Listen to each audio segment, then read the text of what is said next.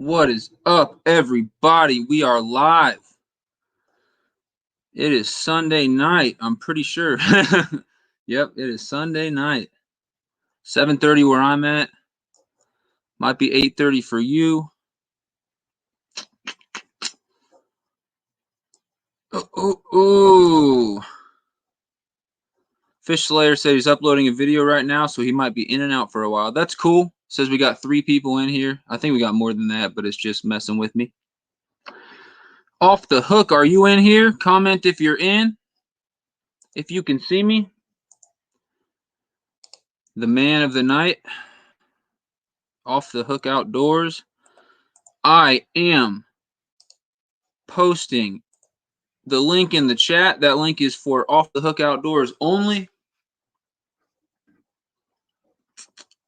Go ahead and click that link to join in, and make sure you close YouTube once I let you in. I'm gonna go ahead and wait for you to join.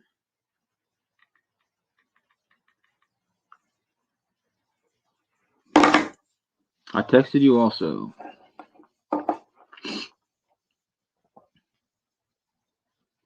So how's everybody's night? Go ahead and comment. How was your weekend? Did you catch any fish? Who was all in here? Buck and Bass was in here. He said he was ready, and then he said he has to eat around that time. That's all good. You can eat and watch at the same time, too, unless you're eating dinner with family or something. Still waiting for Off the Hook. There he is. There's the man. All right, everybody. I'm going to let him in, and we will start this thing. What's up, man? What's up, man? How are you? I'm doing great. How are you? I'm all right. I'm trying to get everything centered here. We're good. Yeah. We got Jake Martin in the house. What's up, Jake Martin? Hey, you got YouTube open in the background?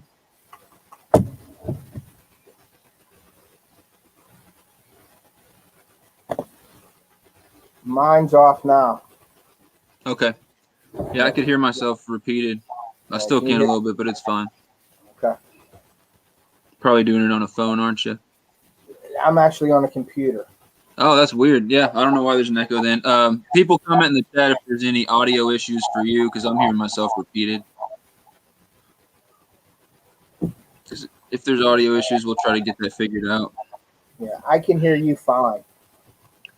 Yeah, I'm coming back through your speaker, so I'm hearing myself talk. So I'm just trying to figure out, what up, Recovery Bass, and what up, Jaden Danger? What up, Jeremy? I'm just trying to figure out if the audio is bad. Anyone comment audio good or audio bad?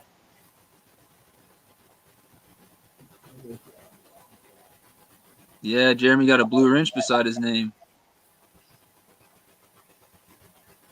Good over here, he said a little echo. I wish I could fix that echo. Yeah, so it's, for some reason, it's playing back through your thing, but if you have YouTube closed, I don't know what's going on. Yeah, YouTube is closed completely. I'm going to look at my volume, though, here, too, and see if I can turn down the volume a little bit. Maybe that would help. I don't know. General, camera, audio. Let's see. Hold on. Is that better? I think so, maybe. All right, let me see. How's it going? Check. Can you hear me? Is it sound with the guest enter, guest mouse authenticate? Well, I think we're just going to do this thing. Yeah, everyone's saying there's an echo. Damn. Yeah, I want to get this figured out. Is there any other device you can join in on? Because the last time we did this with an echo, it was hard to listen to, and nobody really joined in our live stream. Okay, hold on. I can go onto my phone. You want me to leave this and get back on? Yeah, leave this. Join in YouTube on your phone. Make sure there's no case on your phone, because that usually causes a Yep, that'll echo. work. I'll be right back. Don't lean your phone on any surface, so don't have the speakers bouncing off if you have a tripod or some way to hold it up. I don't know. Okay. It's hard. All right, let's see here. I'm going to leave, and then I'll be right back. Okay. If it doesn't work, then we're just going to do it the way we did it, because, all right, we got Jaden Danger saying it's bad, which is, I really don't want it to be like it was when me and Sharp Fishing TV and Forward Fishing did our live stream, because I caught my first ever ice fish in that thing. But I went back and listened to it, and it was like the audio was like screaming back, and it was really bad. Jeremy says it's not that bad, and it seems a little muffled, which I appreciate that, Jeremy. And Fish Slayer Fleshwater, he says a little laggy, but I could make out what's going on. I don't want people to just barely make out what's going on. I want it to be like hearable. All right, so yeah, Off the Hook's joining back. Let's try this. Sorry, guys. We will get this figured out, and if not, we're just gonna do it the way it was. How's that? What's up, man? What's up? Is that better? Yeah, I don't hear an echo at all. Cool. I guess my computer kind of stinks then. My phone's way better. For me, it's the opposite. When I do it on my phone, there's an issue. Yeah, I just got the new iPhone 12 Pro Max, so it's probably better than my computer. Yeah, I need an iPhone, but I'm too broke to get one right now. I mean, they take really nice video and pictures, and they seem to get internet in places where mine doesn't, so. Yeah, Fish Slayer, you left right before I caught my ice fish in that stream. Awesome. Jeremy says sounds great. Thank you guys for the feedback. I appreciate that. So this should hopefully, the reason I wanted to get that fixed is because when people join in a live stream, sometimes if the audio is just really terrible, especially if their volume's up loud, they'll just leave before. No and problem. I wanted to give everyone an opportunity to hear this one. So let me just say hi to all the people I didn't say hi to. Recovery Bassin, what up, dude? I think I did. What up, Weston Hamilton? Cassin with Cass. We got a lot of cool people in here tonight. Fishing with Sawyer. And Jeremy Albritton says nice bucks on the wall Off the Hook. They're my smaller ones thing, but yeah, I have a lot up in the living room. My wife actually lets me put them in the living room, so I'm down in the basement tonight. Oh man, yeah, it looks like a man cave or something to me. little bit. Yes, sir. All right, so tank behind me, and it's still empty. So my last video, I had the guys, pick what kind of fish they want to go in here. It's a 60-gallon tank. I got a lot of bass requests to put bass in there. I had bass in there last year, so I may be putting more bass in there. It's always fun to do feedings with bass, and you can always get like underwater footage if you got a GoPro, or even just normal footage outside the glass, and they'll like kill little like rosy minnows and goldfish and stuff like that. It's pretty cool. Yeah, my kids. NKR, the reason why I didn't make you a mod is because I never had time to go back to a live stream after I was done. I can't make a mod in the middle of a stream, and between the last live stream and this one, I never had time to go back and make you a mod. So if I can make people mods in the middle of the stream, I'm not going to do it on my phone. That's just too much trouble. I'll get distracted. But I will probably make you a mod, NKR. I remember in Fish Slayers, he said something about you and Backbone getting in some argument. So like, don't do anything like that. But I will probably make you a mod. Jeremy Albritton is going to send Off the Hook Outdoors link in the chat, so anybody can hook set to him or go check out his channel. I would really appreciate it. Super cool guy, and you guys are going to find out more about him tonight. Bucking Bass is here. All right, so here's how this thing is going to work, guys. So this is my live interview series. I'm trying to do 2, if not 3, depending on how much live stream time I have, interviews a month, and they're going to be live. And I did one with NKR Fishing and Outdoors. It's up on my channel. You can watch it. I'm going to try to keep it around an hour of me asking the person questions, and then I'm going to give you guys in the chat about 30 minutes to ask me or the person who I'm interviewing, which is Off the Hook Outdoors here in this case, any questions. His link is in the chat right there if you guys want to check him out. So I will give about an hour for me to ask questions, about 30 minutes for you guys to ask questions, and then probably if you guys want to just chat for a few minutes after that, we'll do it. But I can't guarantee it'll go any longer than an hour and a half on most of these, because right now I'm fine on live stream time. But I think once the bite picks up really good and I'm doing live fishing and stuff like that, it's going to be hard to do multiple interviews if they go to like 3-4 hours, which I like to talk a lot, as you guys know.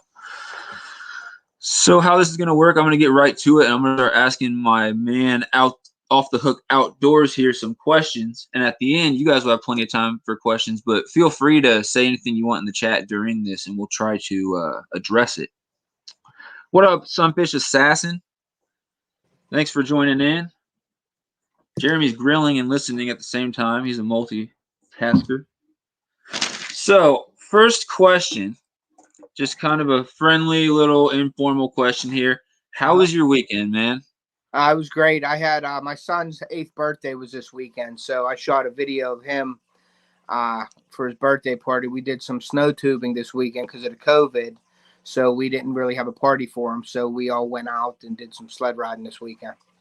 Yeah. With the fish tank and with that snow tubing video, you're already like knocking 2 of my later questions off this list. So I'm like, man, I better have enough questions to ask him. No, that's it's cool. Funny. So did you go fishing at all this weekend? I did not. No, it's still real. It was like 32 degrees here. The pond down in my place, on my camp, is not frozen right now, and we stocked that like 3 years ago. So I'm looking forward to a little bit nicer weather, and get my kids down there and fish the pond. Yeah, for sure, for sure. So it's still cold here. It got into the 50s today, so it's significantly warmer. The water temperatures are still really cold, and we have stock trout, but anything besides stock trout is a grind right now to try to catch. Yeah. This weekend I wanted to make it a point to catch some warm water fish, and I went to Arkansas. Actually, I took a long drive for some smallies and rock bass. I didn't get a rock bass, but I caught 2 smallies, and they were really, really small. And then before leaving, I wanted to go to a creek and try to catch some new species. So I did a little bit of worm fishing. Got, I believe, probably my first largemouth bass out of that creek on just a worm of the year. So first smallie and first largemouth. And if you would have told me, because we don't have smallies in my area, that's why I drove to Arkansas, like literally 2.5 hours just to go fishing for them. If you would have told me, what's up? I was wondering when you said I'm driving 3 hours. I'm like, you might have go on a fishing trip. Yeah, like why? I'm going 3 hours because we don't have smallies or rock bass in my area. They have them in my state, but not my area. And it was actually quicker for me to drive down across the border to Arkansas than to go like St. Louis way or some other places that I might have wanted to go. But yeah, a lot of people say it's not worth it driving all the way out there for 2 smallies. I lost a really nice largemouth, and then I caught 1 largemouth, which was probably around, I don't know, half a pound or something, maybe a little more. It was decent, but still small. And then I caught a banded sculpin, which is a new species for me. So that was species 35 for me total. Oh, wow. And then I caught another fish, which is species 36, but we have no idea what it is. I have absolutely no idea what it is. It looks like a creek chub with a longer nose, and I've looked at pretty much every Arkansas fish, and nothing looks quite like it. So I'm guessing it's a juvenile or a hybrid of some form. So that's pretty crazy. Yeah. Let me check the chat to make sure. But yeah, first smallmouth, first largemouth, and I would have never guessed my first smallmouth this year would be before my first largemouth, since we have so many largemouth in my area and no smallies. Buck and Bass said that was a good video. I watched it. Which one, man? Talking about the ice fishing one or what? Because the audio was pretty bad. I might have mentioned something else. Oh, he was probably talking about your maybe Buck and Bass was talking about your video with Theo's birthday. Maybe you saw that. So Bassman Outdoors is in the chat. That's my friend Dallas. We actually went fishing today. We got skunked. I caught 2 bass this morning and a lot of rainbow trout. Like, got a good trout bite. And then me and him were grinding with a bunch of baits I've never used before, and with my new bait caster, which I still have yet to catch a fish on. So I was more just trying to we threw my first time ever fishing a football head jig, because I'm still, fairly new to all these different techniques. And then I fished cranks, which I've fished plenty of times. I'm gonna have to get a drink. My mouth is getting really dry here. Sorry, guys. Basically, just trying to use new baits that I've never used before. And he got a few bites. I'm not sure if I got bites or not, because I'm still at the point where you're using football jigs and stuff. Was that a rock or was that a bite I just got? Yeah, it takes a while to get used to that bite. Yeah, but that's my goal this year. Get good with more baits that I haven't thrown before. But anyway, that's my boy Dallas. Go check out his channel. He's a hunter and a fisherman. He said, how much was the Arkansas out-of-state license? It's $50 for the year. It's super cheap. You get a 3-day one for like $13 or something. But I literally get the year one, and then that way that you're gonna be forced to go back there. You know what I mean? Like, it's gonna make me take more trips out there, go to those same creeks, try to catch a fat rock bass. Like, basically, I'm trying to set it up so I have good content for my channel, and forcing myself to have good content for my channel. So check out my man Bassman for sure.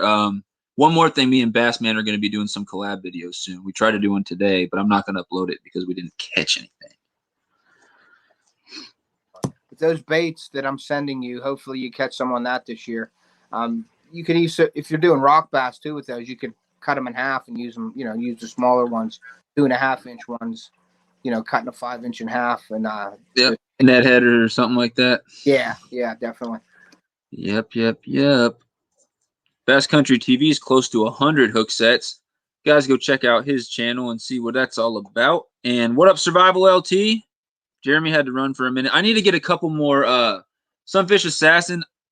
Did I make you a mod or not? Or does Sunfish Assassin have a wrench next to his name? Because I'm on StreamYard. There's no wrenches or anything. If not, I need to make Sunfish Assassin one. And then probably NKR. But yeah, I need to make a few more mods. I keep saying I'm going to do that, but I want to do that as soon as I'm done with this stream. But Jeremy shared the link again. That's Off the Hooks. If you guys are just joining in, this guy I'm talking to here, whose camera just fell, is Off the Hook Outdoors. That's my man right there. Please check out his channel. And I am asking him, Buck and Bass, I will talk to you about that maybe. Maybe you can be a moderator, Buck and Bass. Possibly. Contact me on Fishbrain. Next question for you. And we're going to get right to it right now. Start talking about the channel and the things people really want to know here. When did you start your YouTube channel? Last month. I have only been doing it for about a month. So what really started me was I love to fish, and I have a place up north, and my kids love to fish. So I wanted to get my kids involved. So I started videoing, and YouTube was just a thought at first, and then I'm like, you know what, I'm really gonna do it. I used to watch Deer Meat for Dinner on YouTube all the time. That Robert Harrington. I don't know if anybody's ever saw him, but I just start watching his videos, and I'm like, man, I want to do that. I know I'll never probably get that big. Who knows though? But he inspired me a little bit to start doing stuff and do it with the family and get the kids involved more. Yeah, so that's like crazy impressive to me. Like, I'm not all about numbers and how many hook sets you have, whatever. It's obviously that's a metric of how much you're growing. If those are viewers as well, and you can tell that they're actually watching. Yeah. You get some channels where you'll see they have 300 hook sets, which means subscribers, guys. Just don't say subs or subscriber in the chat. I'm allowed to say it on here, but I'm just going to say hook sets to keep it consistent. If you guys say it in the chat, YouTube will recognize it as a bad word, and I could not get stream time for this. It could get taken down, blah, blah, blah, blah, blah. So please say hook set. Anyway, I've seen people with 300 hook sets who have like 1,000 views on all their videos, and it's crazy. So it's like they're getting a lot of viewers who aren't subs to them, whatever. And then there's people like me who, unless it's a short, I'm getting like 60 to 100 views, sometimes a little more on my videos. And I have 300 something hook sets. So it's like, it's when they're viewers, it matters. But it's just impressive to me that you have as many as you do, and you have as many viewers as you do, and you seem to be as, professional. You have a good logo. You have good editing. Your videos are good. Their content's consistent. It seems like you know what you're doing, and you maybe put some thought into the channel before putting it together, which a lot of people don't do. And I just think it's impressive you did all that in about a month's time. And I'm excited to see what's coming up if you did all that in 1 month. Yeah, it was like I threw it together, and it was like I'm going to start it. And I was nervous, and I'm still kind of nervous about it. But now I'm getting more comfortable with doing things and starting a video, and even being on film, like filming yourself, and that it's going out to all these people. I was getting a little nervous. So now I'm starting to relax, and I'm starting to do my thing. But right now, I can't wait till the spring, because then I'm in my element. When I'm on my boat fishing, then nothing else matters. So I'm just going to be me, and the kids are going to be on the boat, and we're just going to go do it. Yeah, that's kind of how it is with me. Like I know that I'm going to fish as much as I can this spring, this summer, whatever. I know that my goal is to catch some awesome fish, and I want, one, to keep memories of that, and two, just to have the footage just for whatever. But like being able to share it with people is just an added bonus. Yeah. And I like at the beginning, I'm like, all right, I need to get the footage. It's been cold, so it's a grind. I'm going out there grinding, and you don't catch anything for 2 hours. You turn off your camera, and that's when you get a fish. You're like, all right, this is annoying. But you just know that as soon as this bite picks up, I mean, it's going to be second nature. You don't have to do much else. Just film yourself doing a little intro. Make sure you got some good angles or whatever. Just do what you do, and the footage should make itself as long as your editing's decent. So it's going to be really exciting to see. I'm just worried if you're going to have the same problem. What up, Sharp Fishing TV? Everyone, please check out Sharp Fishing TV. Me and him are going live Tuesday, Multi-Species Weekly. So I totally got sidetracked with what I was saying. But anyway, yeah, just basically my issue that I'm dealing with is I've got a lot of footage that I haven't had time to edit and stuff. Yeah. And I wonder, like, how am I going to do this? I think I'm going to have to slowly start putting them. And it's annoying with GoPros, it chapters things. So if you do like a 2-hour video, it's in a bunch of 8-minute segments that are named different stuff. And yeah.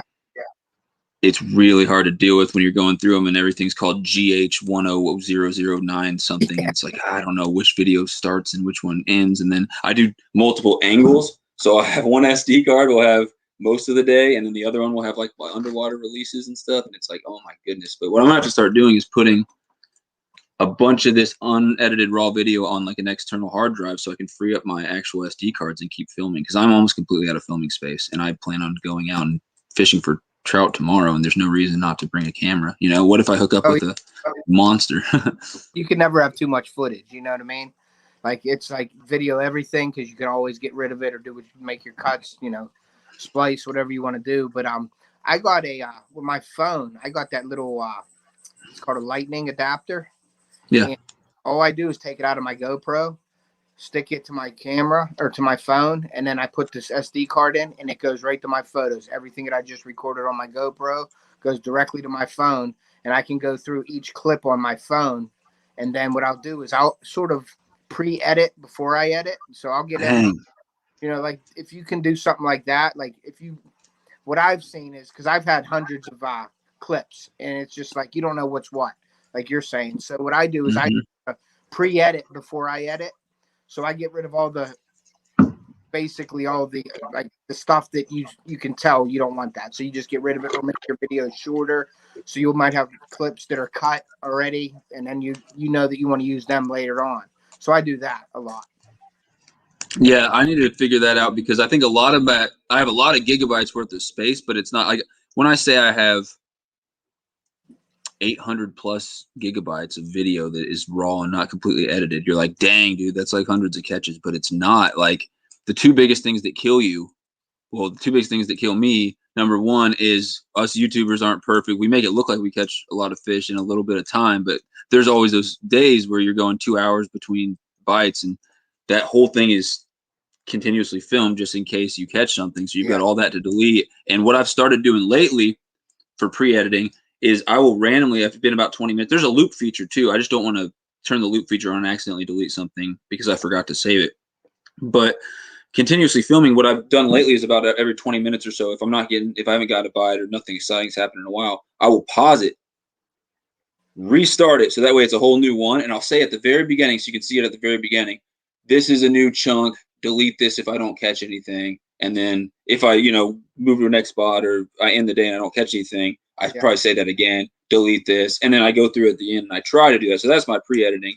The other thing that kills me is lately I've been really dumb and I've been forgetting to turn my camera off. And I'll get home and I'll just do a 35-minute drive where the camera's been on, but I can't delete that whole thing because I caught 2 fish in that same continuous filming session. So it's like, Yeah, I need to do what you're doing, man. Yeah, you got to throw that in and then shorten the video up or whatever. But yeah, that's I find that to be the easiest way for me. Is I do everything basically from my phone. Everything's from my phone.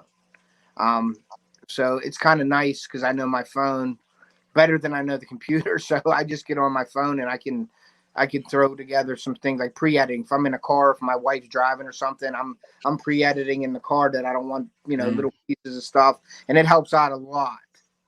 Yeah, maybe if I had an iPhone or something, I made a rule at the beginning that I wasn't going to edit or do anything on my phone because it just seems like there's so many more options. It's so much easier to sit there and do good quality professional editing with the professional editing software on a computer. But I know tons of people who have a lot of viewers and do all their editing on a phone, and it's usually people with iPhones. It's not someone with a 10-year-old Samsung. You're like, what the heck is that? That's not a phone. Yeah, that's a phone.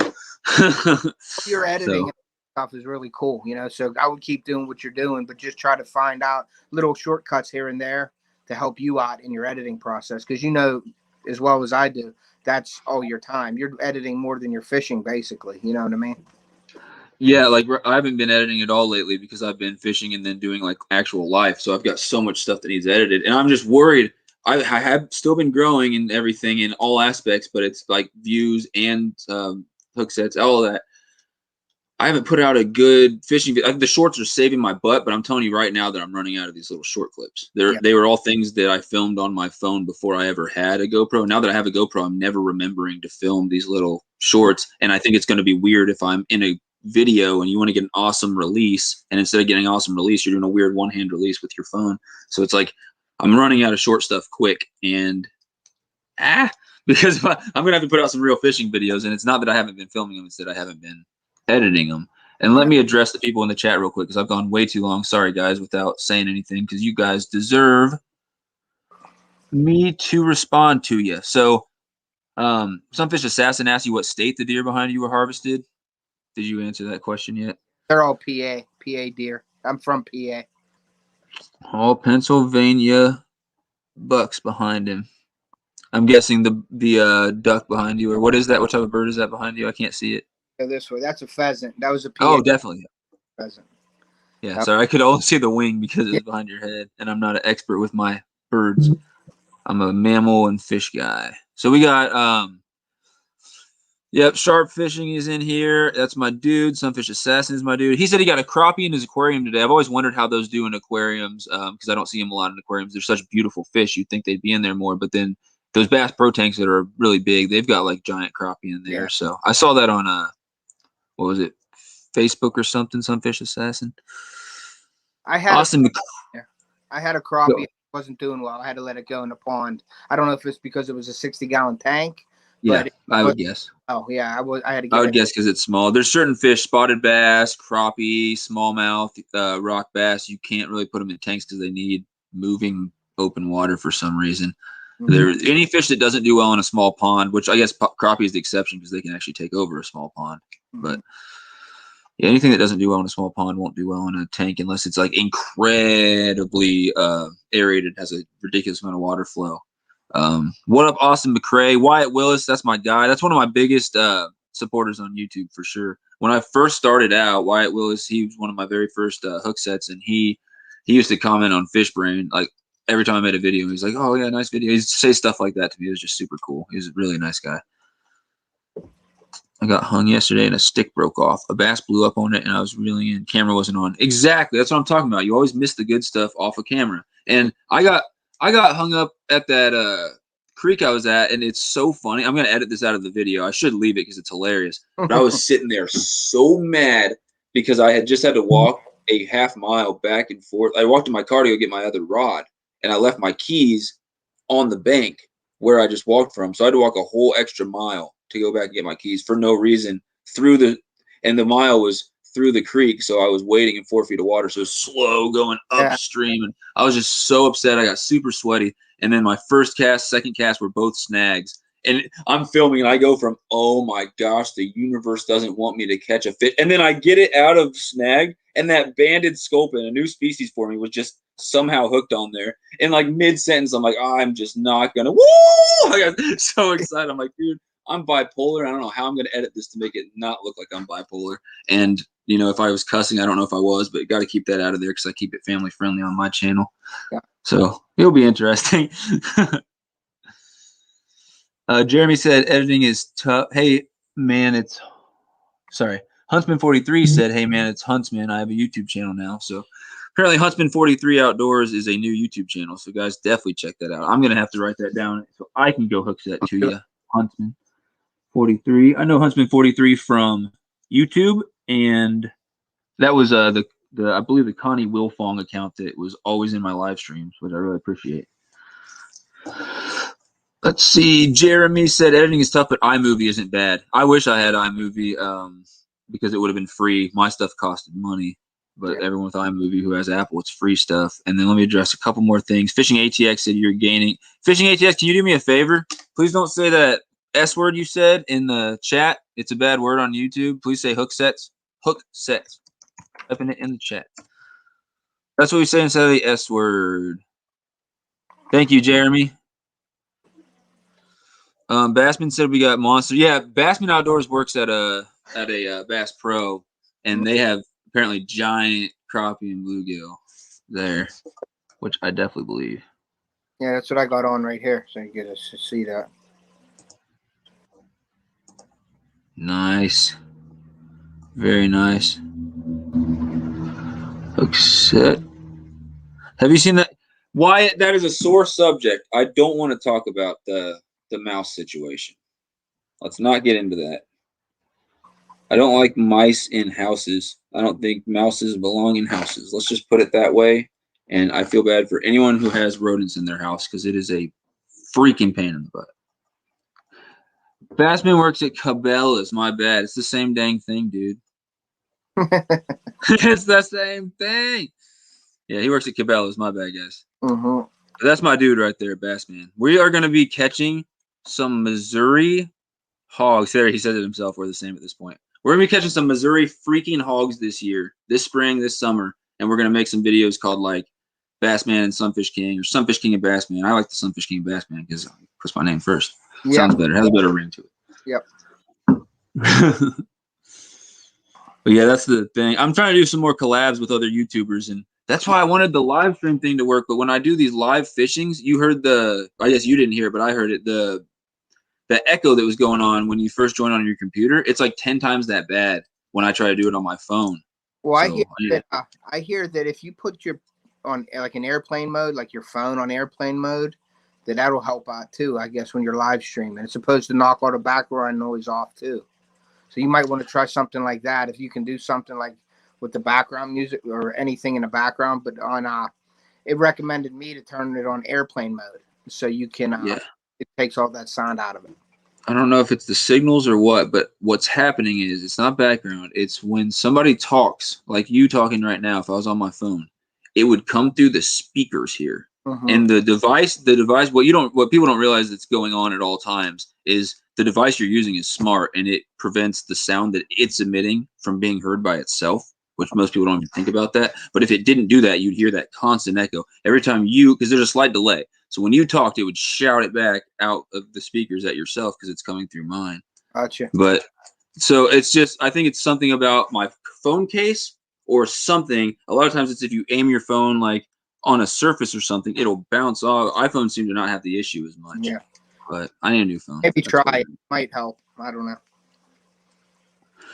The outdoor dude, that's honestly, I don't know how you did that, but that's an even sorer subject. Let's just say that something similar happened with me and it was bad and I feel bad about it, but yes. Something similar happened to me with the mouse and the knife situation. Very sore subject. Let's get back to the interview, guys. I love the people contributing in the chat. Appreciate it. We'll continue to try to adjust the chat, and I apologize for going like 2 minutes there without saying anything to the people in the chat. And my GoPro just started recording randomly, so I'm going to deal with that real quick. It just died also. The GoPro Hero 9 here just randomly started recording and died. Probably haunted. So question for you. You mentioned it already off the hook. Who are your favorite YouTubers to watch? Well, you, of course. So, I guess Sharp's Fishing. I got him. I subscribed to him. I guess that's your boy. Yeah, for sure. That's my dude. We go live every week, and also, we're going to try to do some live fishing at some point. Also, Nick from Kai Guy Fishing. I don't know if anybody really knows him or not, but you might want to give him a shout out also. But he's a good dude. Yeah, check out Kai Guy Fishing on here for sure. I was hook set to that dude before he had his first, I want to say 100, but it might have been before his first 300. Early on. Yeah. And he's growing, and I don't have a lot of videos of me catching a bunch of bass or anything. I think, look, give it some time and let me post some of these videos and stuff like that. And then once I have a channel where there's that type of stuff, then I want to go to some local companies. You're going to need to stop that phone. Fishbrain notifications going off. I want to go to some local companies and try to work out what he's doing because not that he doesn't have an absolutely wonderful channel, but part of what's helping him grow is that he's able to put so much back into his channel. And he's not buying like kayaks and GoPros and stuff. Yeah. He's getting companies to donate those to him, and he's giving them away on his channel, and it's awesome. But he's also got an amazing channel on top of it. He catches really nice fish, and he was grinding over the winter and actually catching some nice fish out of cold water, which I actually fell really short on that when it came to bass this winter. Yeah, it's good to get some supporters behind you. Like I'll go to my local companies around my house, and with this COVID thing going on and everything, what I did was I went to the like a tire station, like that changes tires. And I walked in and I said, hey, I'm local. I do a YouTube channel. I give them my link to my YouTube channel so they can check it out. And I say, I'm actually doing YouTube channels. Would you like to donate to the channel? And I would put your ads on the channel. So it's basically I'm giving them an ad in sort of like a hard time right now. So I'm trying to give them, and I don't ask for any amount of money, whatever they want to give me, and then I'll do an ad or something for them. You know what I mean? On there. And I'll just do something as simple as put their name on there with a phone number and where they're located. And if they give you money like a donation, it supports the channel, obviously. But it's just, even if it's a $10 or $20 donation, I'll try to put an ad on there. You know, that's what I want to do in the future and hit more companies locally to try to help them out, and it supports the channel at the same time. Yeah, that's what I would really love to start doing, some stuff like that. But I mean, I recently partnered with the, I don't know if you can see it, Bad Bass Outdoor or Bad Bass Apparel. Sorry, they're pretty cool. They actually, like a couple of my videos, they've actually shared on their story and like said, go check out this video. So it's a mutually beneficial thing, and it's cool. And I get shared in their stories and their posts on Instagram. And so I today caught an actually decent bass. And I was wearing the shirt under my hoodie, and I didn't even think about it. What I should have done is have my friend who was with me. I actually had someone to film if I wanted to today, and he could have taken a picture of me holding it because there's a really cool logo on the back. I won't show you because I'm just gonna leave my hoodie on, but it's cool. It says Certified Bad Bass, and it would have been cool to have a picture of that bass with the. You got to think about stuff like that to help out your sponsors and stuff. I actually talked to it's called Hooked. They're a shirt company, a gear company. They sent me a contract to look over and sign it or whatever. But I just don't want to rush into anything right now for myself. I just want to grow a little bit, but I don't want, like I said, I don't want to make money. I don't want to get things for free. I mean, if you can, yeah, great. But I just want to pick the right company that I like. I don't want to pick any company that comes up and says, hey, you have to buy my stuff, and then you get a discount, and then you're advertising for them and everything like that. I mean, I want it to be the right deal for me. I'm in no rush to do any of that. Like, that's cool. You got, it worked out for you and everything like that. But some of the stuff that I've seen really wasn't my type of gig. You know what I mean? It wasn't really what I wanted yet. So I'm just sitting back and waiting for something maybe. And I don't even know if I'm going to do that because I want to promote. I have a clothing line coming out myself for Off the Hook. So I'm trying to promote that. And instead of wearing somebody else's shirt, I want to wear my own shirt. Do you know what I'm saying? So, I mean, if you do that, that's, whatever you want to do. But it's just me. What I want to do is I want to promote my own thing. You know what I mean? Yeah, that'd be my biggest advice if anyone's thinking about doing that. It sounds so cool to say, oh, I'm sponsored. I got a sponsorship deal on Pro Staff, whatever. Number one thing you need to make sure is that what are you getting out of it? Make sure that it's beneficial to you as well as being beneficial to the other entity. I'm not going to get too much into like my contract and my deal and everything, but there's not a necessary expectation of me. They don't say every day you have to go do this. You don't have to do this. It's a pretty casual thing with me, and I don't expect too much of them. So you're not getting in. If I was getting into something where they're telling me I have to wear their thing all the time and on my posts, I would rather wear this, especially if I can start selling these cheap and getting people buying my stuff. I'm going to rather, if I were you, I would say definitely don't get sponsored by an apparel company if you're going to be selling apparel. But then as far as you mentioned getting free stuff and asking for stuff, the only thing that I would want to accept or ask for or anything with my channel is things that would directly go back into my channel to make it better. Like, I don't want to ask for anything that's going to go to me personally because I feel like that's just, just asking for something for nothing for no reason. But like, for example, I don't know if you guys can see it. Tell me if you can. What up, Fishing with G? And then Claire Aki, that's my grandpa. What's up, grandpa? How you doing? Very cool. And then Fishing with G just shared Off the Hook Outdoors link and my link. Very cool, dude. Cool. Thank you. But yeah, anything that would give back to the channel or make my videos better. So I don't know if you guys can see it, but in the description, I tried to put in this video. I'm gonna try to put it in videos from now on. For example, I hate asking for stuff. I hate saying stuff, especially like give me money. I have a kayak fund, and this is an example of something that's good for everybody. I'm looking to get something around probably less than $500. So I'm not even trying to go crazy with it. Just a decent fishing kayak for about $400 or so. That is my goal, and I have a PayPal donation link, because if you get YouTube super chat, stuff like that, one, you have to have a lot of hook sets to be able to do that. And two, YouTube takes about 70% out of it. So you only get 30%. If someone gives you $10, you get like $3 out of it. PayPal, I get almost everything that you guys donate. There's sometimes a tiny fee associated with it, which is like less than 10%, whatever. So usually a couple cents. So I've got that, and I'm not asking anybody to do anything, but the whole deal with that is if you want to do something like that, you can put a PayPal donation link. You don't have to ask anyone ever. You can just include it in all your videos. And basically people can click that. And if they wanted to throw $5, $10, they're not even a big amount, towards a kayak fund, towards a fill in the blank fund, it's really cool because if let's say over the course of time, 30 people put $10 in there. It's not unrealistic to think that's $300, and I could spot the other 150, whatever, and there I have a kayak, and now I'm making awesome new videos. And each individual person, okay, you put $10 in. Over the course of time, does it become worth your $10? If you do watch my videos, now I'm doing kayak fishing. Now I can go out and do a whole lot more stuff. Maybe. So things like that can definitely be just as beneficial for you as the people who are donating. And something really cool is, I don't know if anyone knows DMV Whisker King, but he got a hole in his boots in the middle of a live stream. He's a cat fisherman. He posted about it because he has 1,000 hook sets he can post on YouTube. And his people bought him $250 muck boots to replace them. And he's wearing them in the next live stream. I thought that was really cool that his supporters would do that for him. Yeah, that's really cool. I saw that. I think you mentioned that. But that was cool. Yeah, I wouldn't expect anyone to buy me a $250 pair of boots, but you know how cool it would be if like I'm having a good live fishing stream and I get a treble hook through one of these Sunfish King things and just rip it out. Then I find out the next day people donated, enough money for me to buy a new one. It's like, that's freaking sick. You guys are insane. I'm not telling anyone to do anything for me or anything like that. Yeah. I'm just saying it's crazy not crazy. It's awesome that there's that type of support for big YouTubers and small YouTubers as well. Well, that's what I think I think that's what it's all about, is everybody supporting each other, growing together, doing whatever you can to help somebody else out.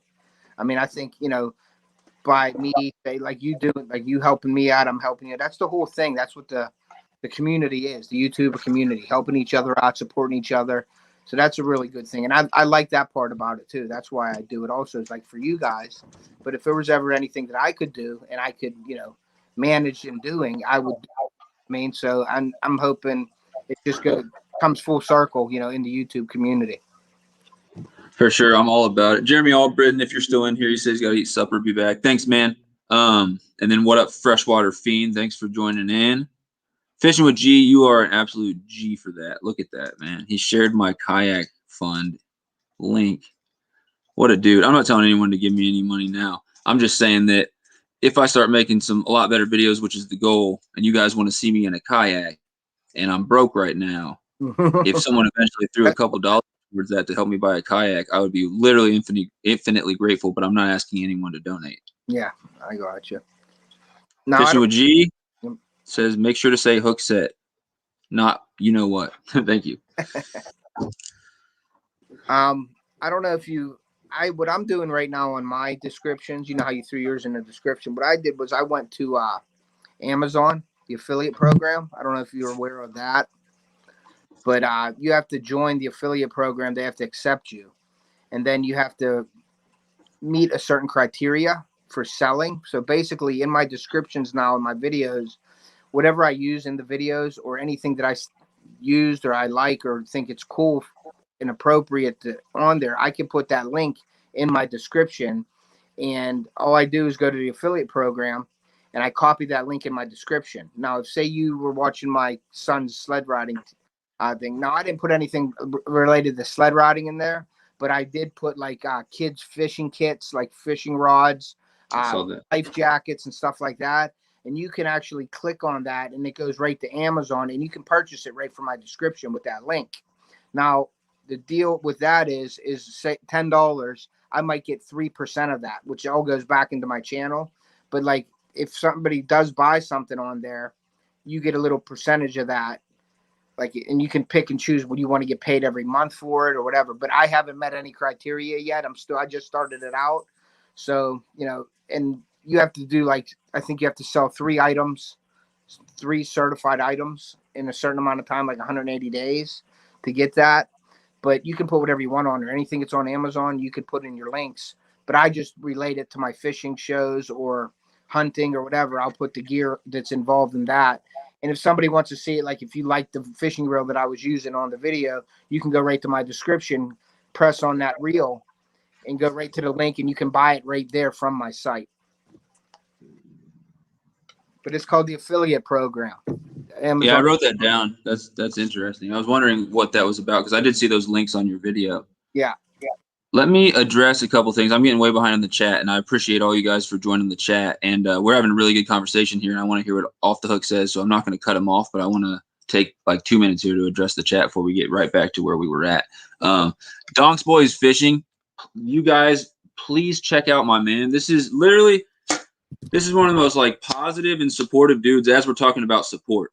This dude, like, I literally joined one of his live streams one time, which his live streams are great. He's so real. He'll sit there, tell you what's going on, tell you how excited he is to get out in the, you know, fishing some creeks, do whatever. And he's always making these videos showing what baits he's using and, you know, how to fish them and stuff like that. Really informative and positive dude. But I joined one of his live streams one time, and it had a Justin 2 Fishing and Family Real TV in it, who now are like two people that I watch all their stuff, and they're really cool people. And it was just cool that, like, I joined in there for a second just to say what was up, and I ended up staying for the whole thing. And Donks told the other guys to check me out. Next thing you know, we're all three hook set to each other and watching. Like, I watch every video Justin 2 Fishing puts out. I watch every video Family Real TV puts out.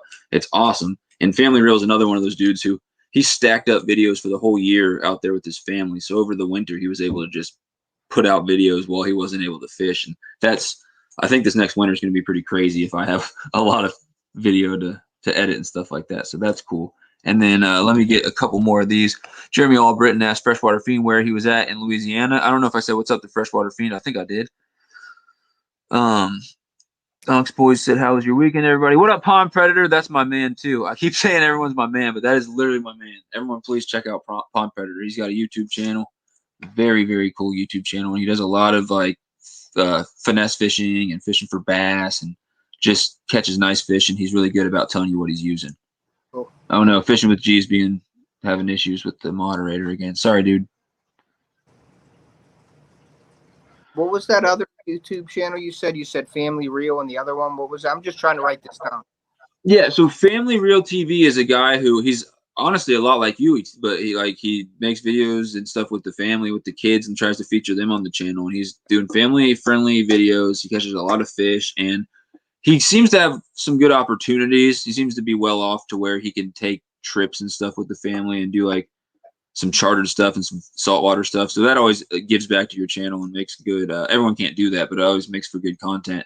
And he does stuff with his kids. And so if you watch his videos, you'll know his kids by name. And so when his kids are catching a fish, you'll say, oh yeah, he caught, he always does better than his brother, blah, blah, blah, blah. And I don't know. It just helps when they introduce you to the family. It's just you feel a little more connected to the video. So he's cool. The other guy is Justin, AD, and then Justin. I'll put both of their things in here real quick. Family Real TV and Justin 2 Fishing in the link. Justin 2 Fishing. He lives, I believe, in Texas, and he catches some really nice fish. He recently bought like a really nice new bait by 10,000 Fish or whatever it's called. It was super nice. It was one of those ones where the hook's inside and the hook doesn't even deploy unless you hook set it. And it got like inhaled by a 6-pound bass, and he didn't tie his knot right, so he lost it. And it's freaking depressing. But he felt so bad for the fish. Like he's sitting there going, "I'm so sorry, bass," afterwards. And I related to him because like that fish probably has that bait stuck in. He went back there with another bait and tried to catch the same fish so he could get it out and everything. It's like I got mad respect to him. But he puts out videos every Saturday at 8 p.m. I think Central Time. Yeah, I'm gonna go definitely check those out. Yeah, Justin 2 Fishing, he's always going to like the Guggen store and buying the brand new stuff and going to fish with it. And he is like me, he's new to fishing. That's why it's called a Justin 2 Fishing. He just started fishing recently, and it doesn't look like it. He tears it up out there. Cool. Fishing with G, I'm seeing your links. I'm sorry if they're getting taken down. Sorry, man. I don't know what to do about that. So if we didn't address anything in the chat, just ask us again. Sorry. I got that bait because it's Karen proof, since you can't see the hook due to the mag. He said it's Karen proof. The people will come up and freak out about you catching fish. I don't think anything's Karen proof. They'll freak out about anything. Sunfish Assassin said the hooks will rust out rather quickly. Look at my man, Pond Predator. Look at that. Is that the thing, Pond Predator? Or so do you know for a fact that you have to watch 4 minutes? Because I know you have to watch part of someone's video to keep the hook set. That's a new YouTube thing because people will hook set you, and if they don't watch a video, it'll unhook set. Do you know for a fact that it's at least 4 minutes, or is that just what we're going to tell people so that we make sure that there's no issue? Because I like that rule. Watch at least 4 minutes. If it's not important enough to you to watch 4 minutes of somebody's video, then you probably shouldn't be hook setting to them in the first place. And unless they're a 13-year-old kid, no offense to the 13-year-old kids in here, they probably don't want your hook set if you're not going to watch. They don't care about numbers. They care about viewers. The real YouTubers care about viewers. So I love that everyone's hook setting, but it'd be super cool if you could sit there and watch like a couple minutes of someone's video so that it solidifies that. And then you just might love their videos and want to come back and watch more. I have a question on that. Do you, like, say you do some short videos like you're doing right now, do you have to make 5 videos, 30 seconds or whatever, you know, to make your 4 minutes? Or is it, if they watch the whole short video, would that be considered a hook set? Would that work? I'm not sure about that, but Pond Predator Nation said that 3 minutes is his minimal. Okay. He meant to say I go 4 just to be safe. However, I will say I have some knowledge on this matter. Hook sets will solidify if you have a channel made of just shorts and nothing else. So it doesn't have to be 30. Like, let me give you an example. Mr. Beast. I'm sure people know who Mr. Beast is. He gives away a bunch of money. He's got a huge YouTube channel. He's like, we don't even hold a candle to him. He's got, he doesn't do fishing stuff, but he has like a lot of freaking viewers and stuff. A lot of money. He made a channel called Mr. Beast Shorts, and it's got a million hook sets or whatever. So clearly, unless, I mean, maybe these people are all, maybe every one of those people did go watch multiple, but like you would imagine that there's some other rule on shorts where if they watch a short or half of a short or something, it counts. But I would just say, to be safe, like Pond Predator Nation, go watch 4 minutes of somebody's video. Go watch 2 minutes of somebody's video and then take a pee for the other 2 if you don't want to watch it and you want your hook set to count. But try to do them the respect of watching their video. Anyone who I'm hook setting to, I try my darndest to watch their videos when they come out, because one, I want to make sure that I'm not hook setting and help, because I like to promote and help the people that I'm hook set to. If they're cussing on their channel and doing stuff that I'm not really super cool with, I want to make sure to kind of not associate myself with them, even if I stay hook set to them because I think it's cool. I don't want to like promote them. And 2, I want to see what stuff they're putting out. 1, so that I can incorporate what I like into my channel, and 2, so that I can just have more experience, and I just like watching fishing videos.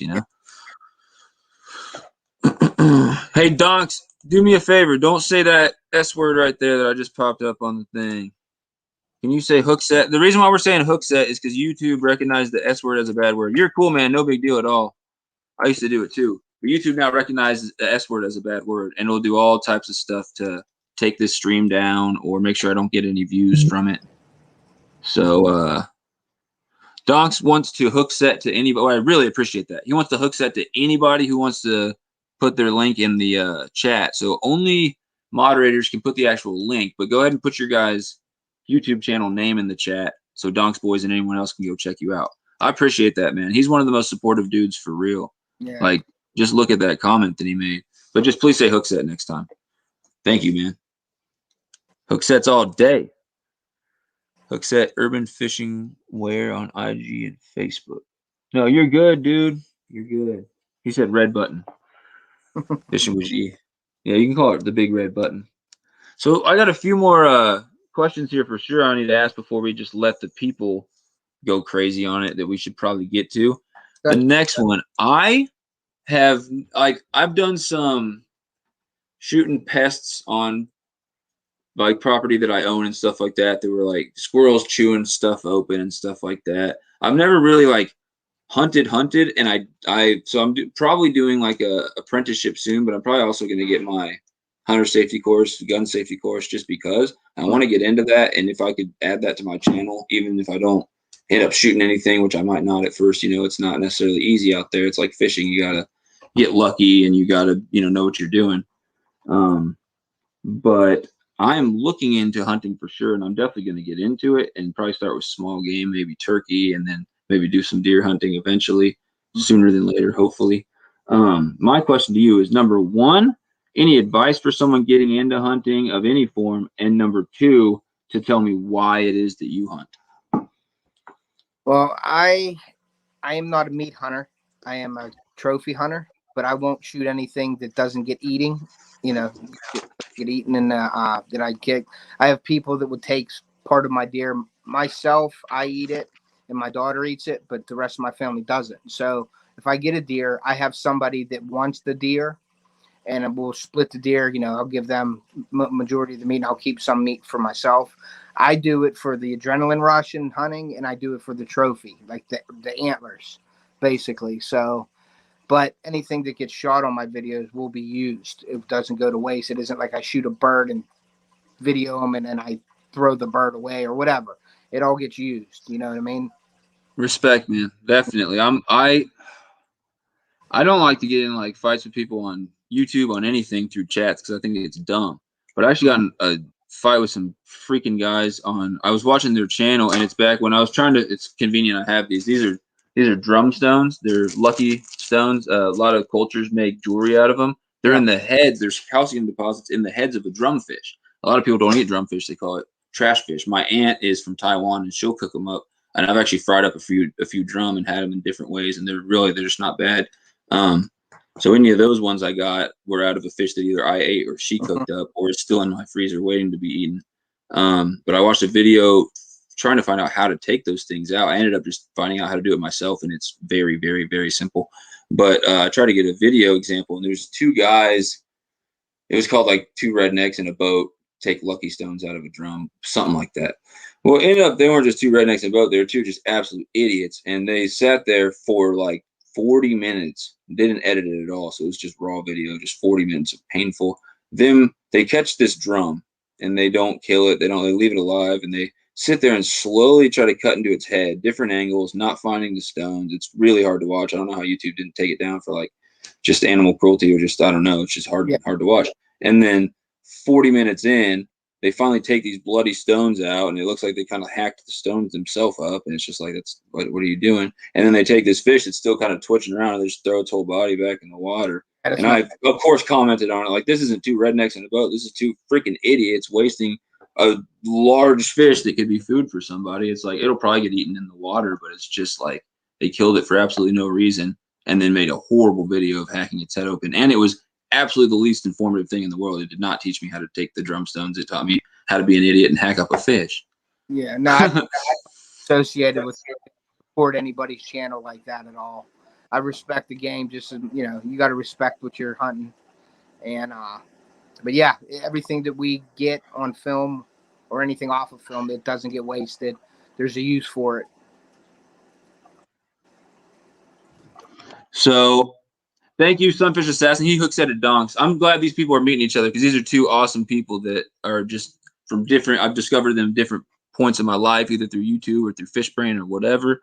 And I'm glad that these people are coming together. That is what it's all about. I don't care if I get a million hook sets. I don't care if I ever get monetized and I'm making a couple cents here and there from my videos. If I do, I can tell you right now, it's going to go back into the channel and making more awesome videos. And maybe if I ever make a bunch of money off of it, that would be, me making more time for myself to make more videos, whatever. I'm not doing it to keep money, get rich, whatever. But the biggest thing is just this support. Like lately, when I first started my channel, I just wanted to save my memories and try to share it with people. And now it's like there's so many people trying to get into it, and there's a lot of people who just don't put any effort into it, and I don't really mess with those people. It's the people with potential and the people who are always uploading and are super passionate about it or have awesome personalities or energy, or you can tell they just want to get better. I don't know. I love the support aspect. And I love the fact that if somebody has a lot of viewers and they try to help someone out who's kind of new, who's doing their own thing, it can literally help them both people out and be mutually beneficial. So yeah. I think the motto of my channel going forward here is just going to be support and love for like all the other YouTubers and all the other anglers and outdoors people that I can reach. Love it. Yeah, we're planning on doing something this year coming up in the summer up at my place up north. I actually fish a lake. It's called Edinburgh Lake, and I'm trying to get a bunch, because we're big on the family and the kid thing. Like I'm trying to introduce a lot of stuff on my channel for young kids to like introduce them into hunting and fishing. And I think I'm going to try to get a kids like fishing fun day or something together for up there for like a Saturday, and have. Yes. And then I already had, I don't know if you know Sam from True Customs. He's on Fishbrain. Have you seen Sam? Yep. Well, he's a big supporter of mine.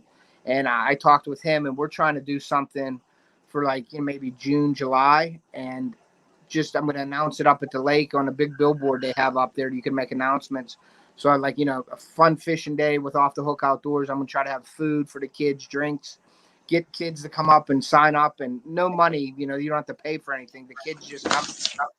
And, we try to, I think Sammy was saying something about he would like to try to supply fishing rods and stuff for that day for the kids that don't have it, and like introduce them to fishing, for the day, and just go up, no contests or anything, just introduce people, their families, kids to come out for the day and fish, cook them some food, and just get to meet people and just introduce kids to fishing. So I'm going to try to do something like that this year on my channel. That's like the coolest thing ever. Like, honestly, I wrote that down just because I wrote kids/fun fishing day with Off the Hook Outdoors. Like, yeah, this is why I have this dude on my this is why I picked this dude to be like one of my first interviews of the interview series, because he's an awesome dude. Like, he doesn't just have an awesome channel. He's not just a super cool guy. Do you guys hear this? He's trying to literally get kids together, get them fishing. And what does that do? That keeps them off their phones and their video games and the stuff that's literally not going to help them be successful at any point, like, and it also keeps them out of trouble. Because honestly, I'm going to be honest with you guys. Part of the reason why I fish and I'm trying to help these younger people who do fish and make YouTube channels, when I was 13, 14, the age of the two people that I do, 15, whatever they are, the people I do the multi-species weekly with, when I was their age, I was not fishing. Yep. And I don't know exactly what I was doing, but it wasn't good. Let's just put it that way. I was probably getting into a little bit of trouble and messing around with stuff I shouldn't have been. So I'm just saying, like, being out in the outdoors and having an appreciation for nature and having something that you want to keep improving on and that you love to do, like fishing, hunting, etc., is going to, when you get some free time or when you're bored, that's going to be what you're going to be focusing on when you're a teenager, when you're a young kid, as opposed to, we're bored, let's go get into trouble or do something illegal for no reason just because it's boring. Exactly. So I'm all about it. Yep. I'll get you more information on that too. So we could talk. We've talked before about some things we maybe want to do coming up here. So we can talk more about that later. For sure. I'm almost like, see, I'm part of the I'm vice president of the American Fisheries Society in Warrensburg, where I go to college, and we do a lot of stuff like that. And it's been questionable whether we get permission to do it with COVID and everything like that. It's like we'd like to do something, and if they have to wear masks, they have to wear masks, whatever. But we're just trying to make it happen and do it as smart as possible. But we have some things we do with veterans where we take out some veterans and stuff like that, and we do fishing with them, provide stuff for them, and it's really cool opportunity. And we'll take veterans sampling where they're helping us get fish with nets out of the creek and stuff, and just identifying them just for fun, and gets their mind off things. But that's a really good idea, doing something with kids, getting them fishing and stuff. I'm trying to think if I could make something like that happen around here too. It's like, that's such a good idea, dude. You got to come up my way and be a part of that too. Yeah, dude. For sure. Like, that's, man, if I could work that out, I would definitely be a part of that, because it's things like that, man. It's so cool. So cool to me. I'm not just doing it to have a channel and say that I have a channel. Like, oh my goodness, if I can be a positive influence on some kids' lives and get some kids fishing, or I don't know, man, it's just super cool to me. What's up, Luke Crane? Hello. Fish Slayer Freshwater's back. I don't need to address the chat real quick. I got a little bit carried away there. Yeah, Luke Crane was also in he was either in that Danny Donks live stream I was telling you about, where I met a Justin DeFishin and Family Reel. Either he was in it or he was mentioned by Donks Boys, but I think he was in the thing. Let's see. Who else? Roadside Fishing Adventures, what up? Thanks for joining in. Sorry I didn't say hi until now. Having good discussions with my man Off the Hook. Let's see. I'll be sharing hook sets with you all. Bro, Donnie, look at this. That's my dude right there. Supporting everybody.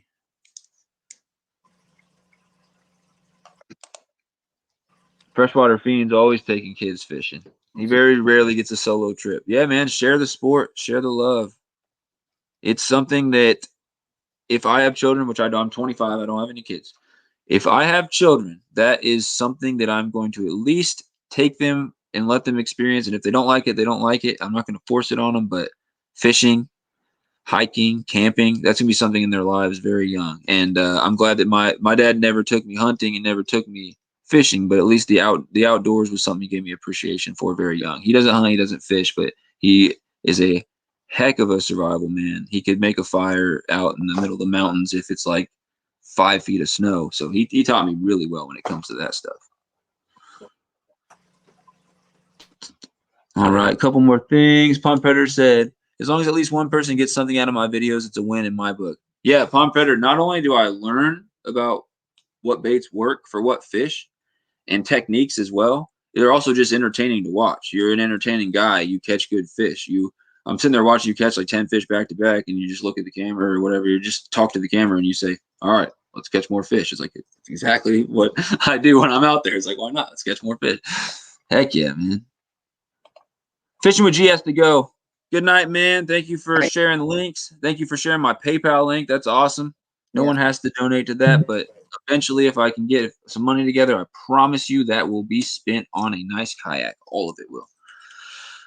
Good night. Sunfish King, thanks for everything, brother. Awesome live and plenty of hook sets. Talk to you soon. Yeah, later, man. If you're heading out, Danny Donks is my man for real, dude. All right, back to the questions. We're going to give you guys some time to ask me or off the hook anything you want here in a little bit. We are just over an hour, but I said I'd try to keep it to an hour. I got a few more questions to ask this guy, so we'll let it run a little long. We'll see how much. If I run out of live stream time, I run out of live stream time. I'm trying to keep track. I'm at just to say I'm at 4 hours right now of live stream time, unless I'm forgetting something. And that was the stream with NKR. So after this, if it could be 7 hours or less, that'd be absolutely perfect. I'd like to keep this thing well under 3 hours if possible, which I think we can do. So the next question I have for you, man. I caught 2 smallies, as I told you, this weekend. They're both pretty small, but I could tell that there was just not many active fish in the creek because it was cold, and the baits I was using would work just fine for larger fish. It wasn't like I was throwing tiny baits, catching tiny fish, whatever. My question for you is, I notice that you like to fish for smallies, and you have a video even talking about baits that you like to use for smallies that I saw. Where does the question go? What's your favorite baits, techniques, whatever? If you want to go fishing for smallies, where are you going and what are you throwing? Okay, well, I fish my lake, Edinburgh Lake, all the time. And I just started learning that lake for smallmouth the past year or two. And I like the drop shot. I don't know if you're familiar with the drop shot, but it's with the weight at the bottom of the line. You have your hook up, and you can put your hook any distance you would like. I usually start it at about 2 foot from the weight, and then I adjust it from there. And basically, you're using like I think I had the trick shot in my video. That's a favorite bait of mine. The Dream Shot, the KVD makes all that drop shotting. Strike King, I mean. And then I pour a little bit of my own baits. So I try to make little worm-like looking things or whatever, you know what I mean? Just something that looks creature-like, that's something soft. And then also Mismo. Mismo makes a good bait, a good drop shot bait. And I think it's called a Mismo Scorpion. And those are basically the baits that I use. Now you can put a Senko style bait on there. Like something like a small worm that you're Ned rigging with. You can put that on there. And you throw it out, and you just keep the line tight, and the hit that you're going to get from a drop shot is not like any other hit you're going to get on a bait. A drop shot, it almost feels like the fish is hitting your bait and coming towards the boat. It almost gives you a slack line when you're getting a hit on the drop shot. So it's really weird. It takes a lot of practice on feeling the hit. Unless they're going to pound the bait, then you know you got a fish on, and it basically hooks himself. But a lot of the times they're very light hits, and it almost feels like you're getting slack line. So it takes a lot of practice to feel that hit and know when to hook set. You know what I mean? So it's and you work them. Yeah, go ahead. You can work them slow. You can work them fast, lifting your rod up, bouncing them off the bottom, or dragging them slowly. And I know you mentioned before with your jig heads, is you're hitting a lot of rock and you're feeling that little ticking and the little bumps and you think they're fish. You get that your whole cast with a drop shot. Whatever's on the bottom, you're feeling that with that weight. I use the tungsten weight, and you're just dragging it very slowly across the bottom and keeping that line as tight as you can to keep that bait moving and tight. So when they hit it, you feel it. But it's very, very, very tricky setup. With like you have to learn it. It takes some time to get used to it. You'll be swinging all the time on nothing. You know what I mean? You'll be swinging, and then finally you'll hook up, and then you try to relate, like, okay, what was different about that than any other time? And then you'll start getting it. And it's just a feel. It's just a feel for your rod and the bait. I use a St. Croix Mojo bass rod for drop shotting. Really fast tip, really soft, and that gives you a lot of action on your bait. So if I was to recommend anything, I would recommend there's a drop shot rod out there. Like you couldn't use a crankbait rod, or you couldn't use like a frog rod to drop shot. You have to get something that is very sensitive. Gotcha. I've actually never really used like true drop shot. It's interesting what you were saying about the bite, the slack line and stuff like that. And I'm assuming some of the, you're getting bites as it's dropping sometimes, even sometimes on the initial drop when you cast out, you're getting a bite pretty quick. Something that reminds me of, I did a lot of fishing with worms last year, like live worms. And I don't usually sit there with the bait on the bottom waiting for a bite with live worms, because people always say, oh, worms don't catch anything. Those are the people who do that. I active fish with them, you could use a lot of artificial baits the same way. I really got confident with using worms, and I really like the fact that even if you're working it like a soft plastic or an artificial bait, you still catch a catfish or a carp or something on a worm that you much less likely, not saying that you won't catch a catfish on a jig or something, because you can, but much less likely. So I use a lot of worms, and the technique I did, you guys will definitely see this probably in the next couple weeks once I make the videos, called drop fishing. And it's something I do when I know that the area's got a lot of fish, and I'm probably going to try to incorporate an actual drop shot into that with really small hooks and baits on there, so that I can catch bass, but also panfish in this area. But I like to throw it out in an area. Well, first off, I'll go, if it's an area I've never fished, I wait until I find a spot where, okay, they're biting here, all right? And instead of letting the bait sit on the bottom, I'll get a couple rods, sometimes get a rod stand, and I'll do it with one rod if I think that I'm going to get bites that quick. But I cast out, and I've got a worm, and I've got, basically looks more like a Carolina rig. So you just got, this is a size 6 hook, which is like, it's pretty small for most stuff. I know with your drop shot, you go smaller than your normal hooks. And multi-species, I like this because it can catch anything, and you think it wouldn't be able to hold anything, but I've landed big bass. I landed my 41-pound carp on this hook right here, this exact hook. And I just have the weight up a little bit from it. So sometimes the line's a little longer, and I'll toss it out there, and it might even be more effective to have the weight under the hook like your drop shot. But I let it sink with the bait on there. And if I don't get anything right away, sometimes I sit it for a couple seconds, or if I'm using 2 rods, I'll switch and let that one go for a second. But I usually just let it fall to the bottom. If I didn't get a bite pretty quick, I'm either reeling in and doing it again, or I'm going to incorporate something else and doing some like jigging on the bottom or something. But a lot of times the bite reminds me of what you were saying. I'm throwing it out there, and you'll see it when I make these videos, and I have my YouTube thing, or I have my GoPro thing. I meant to say, I cast it out, and it's like I'm not feeling anything, and the rod tip's definitely not moving. You see the line, and then all of a sudden it just drops. The line just goes completely slack, and you're like, there is very obviously a fish grabbing it and swimming towards me right now. So at that point, it's like, my biggest thing is, do I wait until the fish is then turned and swimming the other way so that I have a tight line? Or do I really quick try to tighten it and then do that? Because half the time I'll go and pull it out of the fish's mouth. But a lot of times with that live bait, they hang on long enough to then turn around and swim the other way. I don't know if that's the case with your drop shot, how the hook set is. Well, if you do that with a drop shot, you can lose a lot of fish that way, and you're going to lose a lot of fish anyway. Like, I still lose a lot of fish on a drop shot. I mean, it comes with the territory when you're drop shotting. Until you get, really good at it, which hopefully I do in a few years or whatever. But when they're running towards me, what I do is I pick up the line as fast as I can, reel it in, and I won't swing like I normally swing on, like if I'm frog fishing and a bass smashes it, and I let the rod down and I pull back and I set that hook. What I do with the drop shot is I'll reel it till it's tight and I just give it a little snap, because I don't want to waste my cast, basically, is what I'm saying. I don't know. I don't want to throw it out there and rip and scare everything in a 10-foot area when you're ripping that bait through there, because it's a subtle presentation. So you want to be as subtle as possible with the drop shot. You don't want to just go down there and like you're using a jig and you're bouncing it off the bottom and making all kinds of noise. With a drop shot, you're barely finessing that back to the boat. So when a fish hits that and runs to the boat, I just reel in all the slack until it's tight, and I'll give it a little snap up, because usually they're hooking themselves anyway with the drop shot. It ain't like you're hook setting. You're just basically lifting up on it, and that's what I do. I just reel it in. If that line goes slack like you're talking about, you get the big loop and boom, it just looks like the bottom falls out of it. I just reel it in, and I get to where it's fairly straight, and I just give it a little snap of the hook.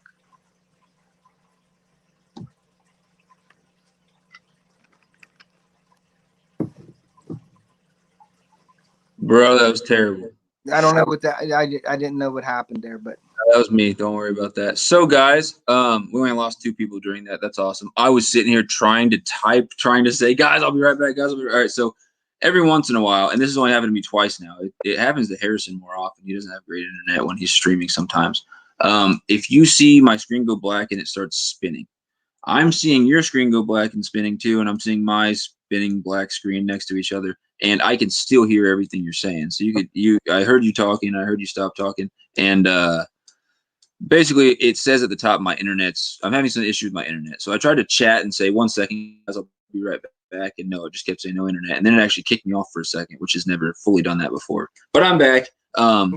I have good internet here, so I don't know what the issue was, but it's definitely on my end, not yours. So sorry, guys, I am back. And before I get back to it, there's a couple things in the chat. Luke Crane said he's close to his time to be monetized. Please message me on Fishbrain. I need to talk to you about that, because I would like to figure out how to get some more watch time. Not for getting monetized, but just because I need more watch time. I need to get more watch time. He said the fish he sent me earlier was a female red breast. I believe you. The clearly obvious where you were catching them was packed with bluegill as well. So there's going to be lots of hybrid red breast bluegill in that area. And the fish you showed me didn't seem, red breasts are more green sunfish shape. They're more long and not as slabby. So they seem more that shape. They have absolutely none of the color that the red breasts normally have on their sides, but I'm guessing juvenile females may be like that. We don't have red breasts. I don't know a lot about them. And the signature 2 blue lines on the face that every red breast had were very faint on them. So only reason why I said they were hybrids, but I definitely believe you. Luke Crane also caught a new species this weekend. I don't know what it is, man. What is it? Crappie. He's never caught a crappie before. Congrats. Yeah, congrats on that, man. Crappie are really awesome. Bass Country asked if anyone knows any lakes in Georgia that has smallie, and Luke Crane said he's never caught one. I'm guessing he's talking about the smallie.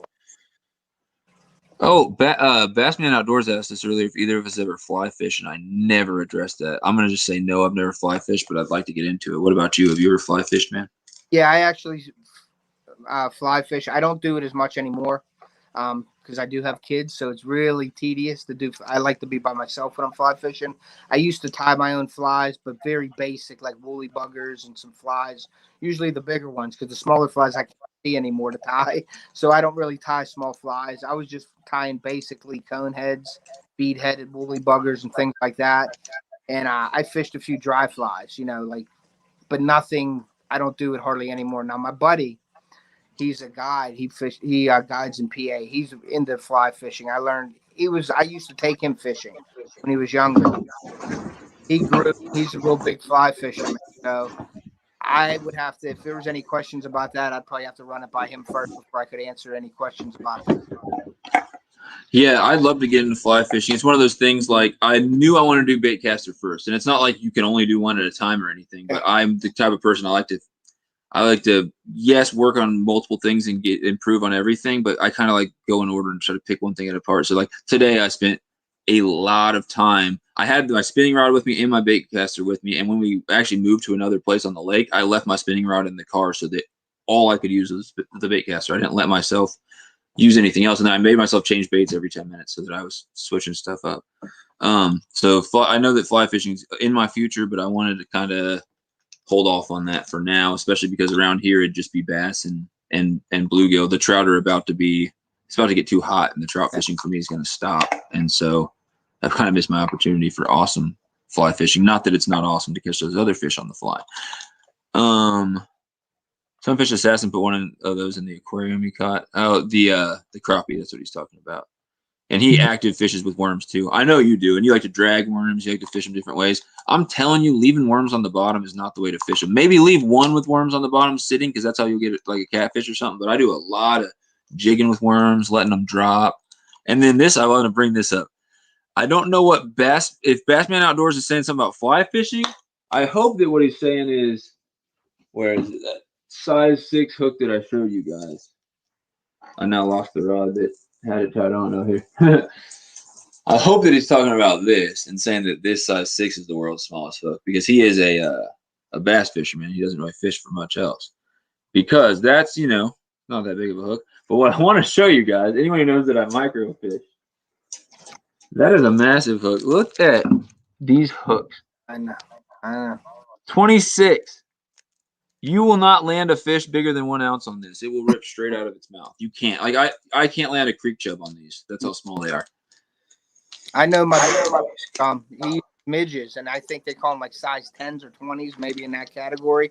But they look like a speck of black pepper. That's how small these flies are that these people use, and I just can't see me using that. Yeah, there's size 22 hooks that I've used actually before. You can't put anything bigger than like 2-pound test through them, and unless you get big eye hooks. And they are made for trout, so they're actually strong enough. And they say that they're on the package. They're strong enough to hold a 5-pound plus fish. So these are. He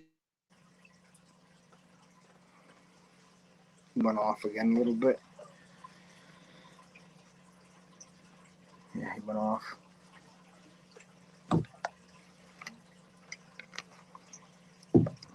Hopefully he gets back on.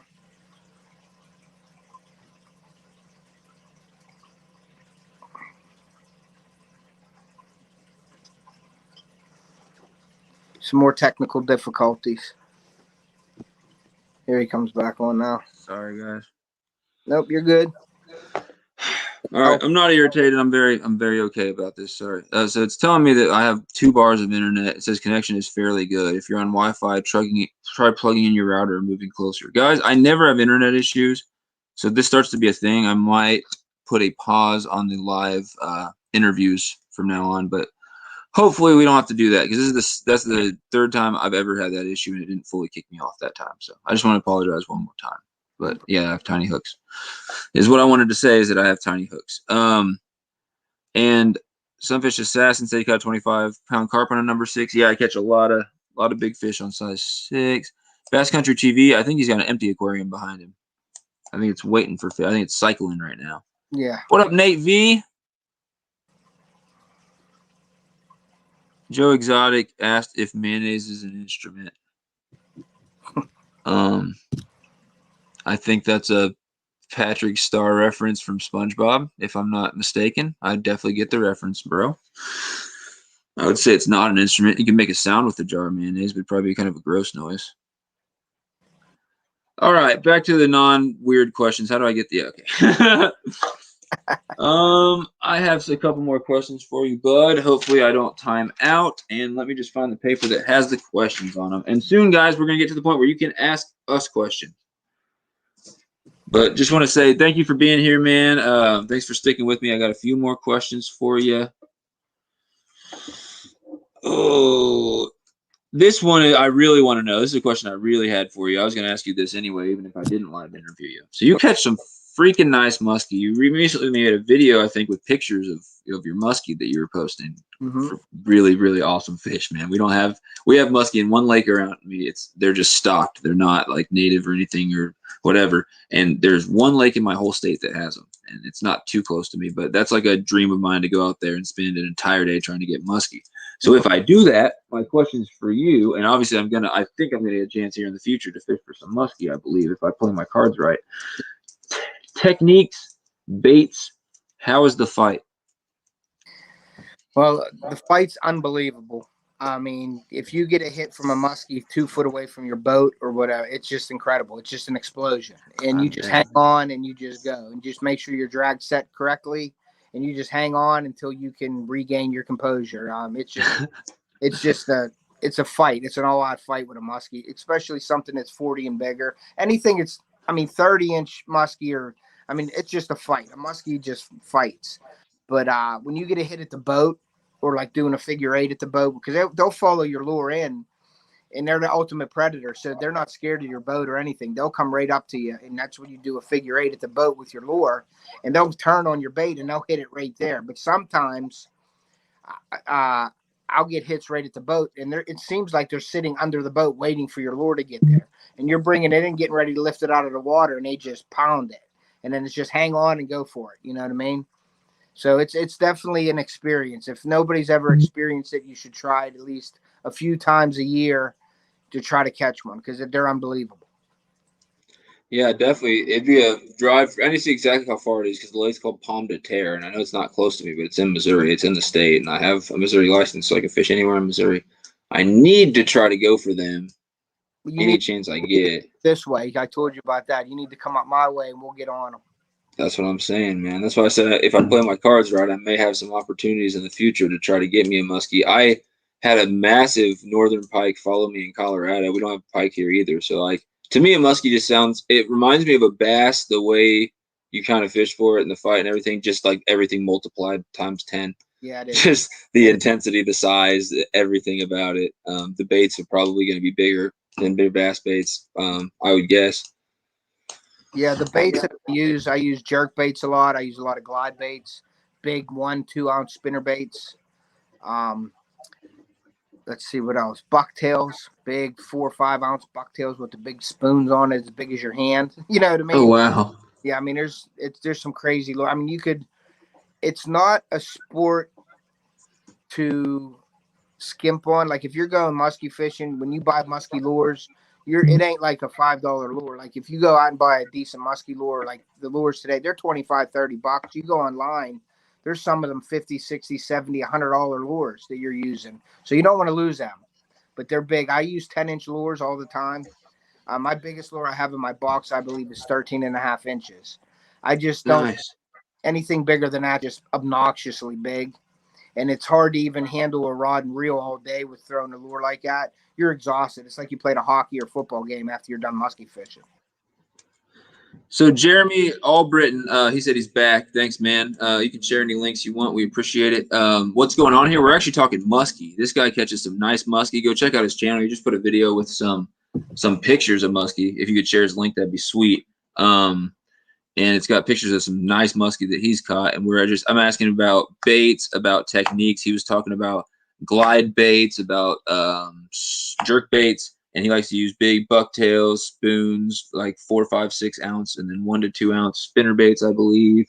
He said it's basically go big or go home with muskie. You're throwing big baits, trying to get big fish, and you don't want to skimp. You don't want to get something tiny. Did I basically sum up everything we've said so far about the muskie? I think you hit the nail on the head there. Now in the springtime, you can go low. Well, small bait in the springtime is 5 or 6 inches.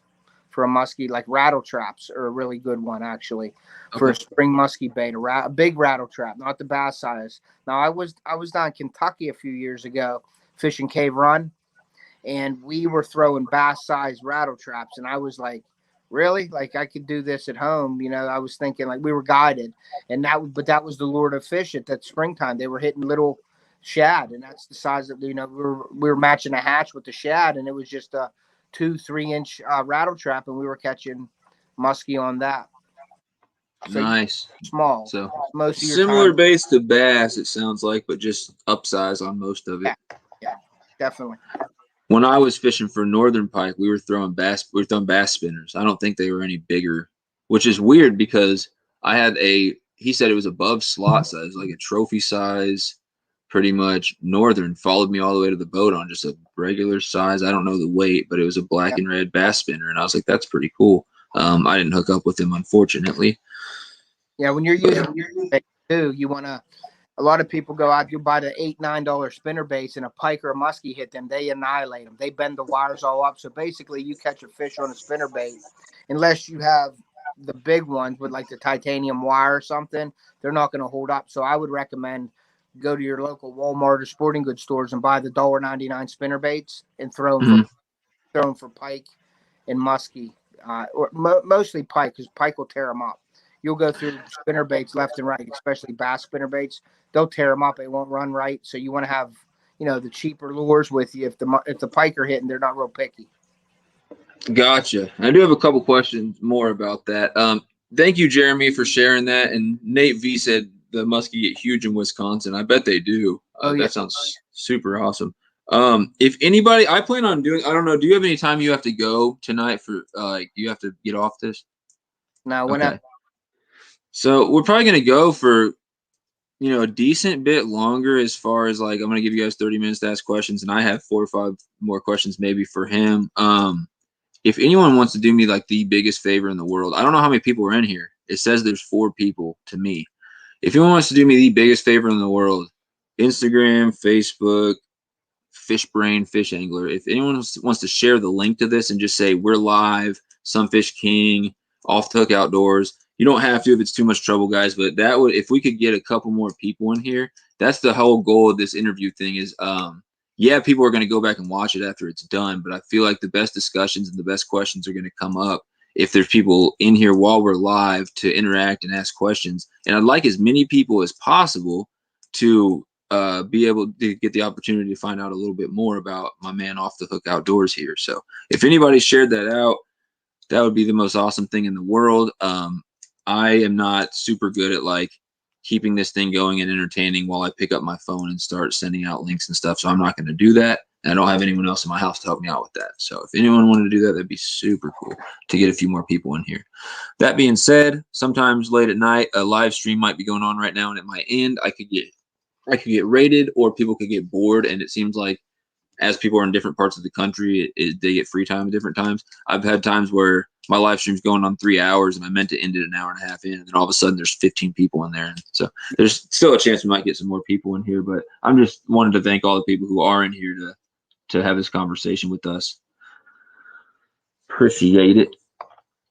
So, what up, Outdoor Fanatics? Thanks for joining in. Really appreciate it. We're talking muskie right now. And the couple questions I had for him, we were just talking about spinner baits and if you can use bass baits for muskie. And he's saying bass type baits, but you normally want to go a little bigger on size.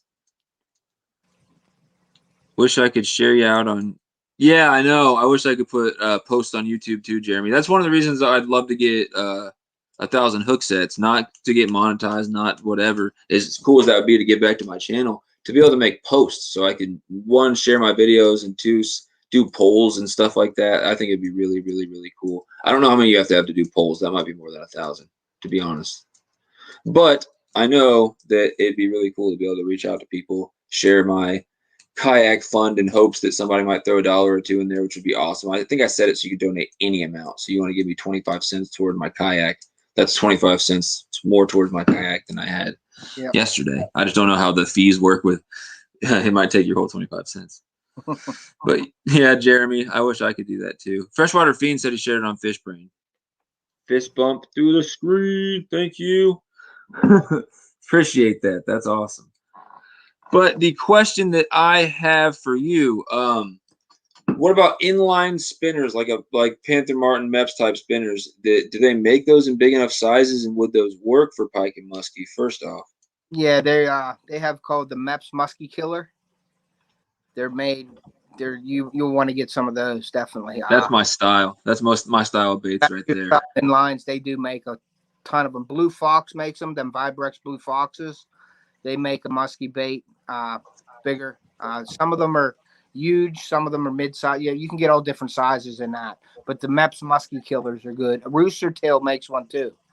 Rooster Tail makes baits. I can't remember what it's called, but my go-to is the Mepps Muskie Killers. I think it's just 1K for poles also, says Jeremy. Yeah, so Off the Hook, that Honestly, my theory and one of my favorite baits to fish is ever since my Colorado trip, I never really threw inline spinners before that. And I knew a lot of people do that for my exact type of fishing, going around creeks, trying to get multi-species. And you can every once in a while land a nice bass on one of those and stuff too, as as opposed to just small fish. But it's a great multi-species bait that can get all types of stuff. I don't know why I didn't throw it beforehand, maybe lack of confidence, lack of experience. But I went out to Colorado.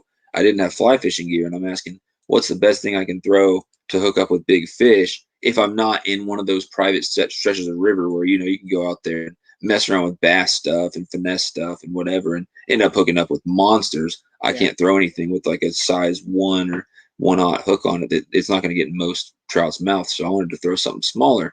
Obviously, you got your little marabou jigs, bucktail type stuff, which it works awesome, and I had thrown those before. But for some reason, a couple people had said Panther Martin's money, throw spinners, throw inline spinners, and someone at the shop I think told me they got their PB brown trout out of a river, and it was like 30-inch like monster brown trout on an inline spinner. So I was like, I'll just buy some of those and throw them. I ended up absolutely loving it. My biggest advice is go up to 8-pound test instead of your normal 4-pound test you throw with trout stuff, because you're going to get stuck in weeds, rocks, and you don't want to lose a $5, $6, $7 spinner or whatever it costs. They're cheap as $3, but sometimes they're up at 7 or 8 if they're an expensive one, or you get it from like a tourist shop.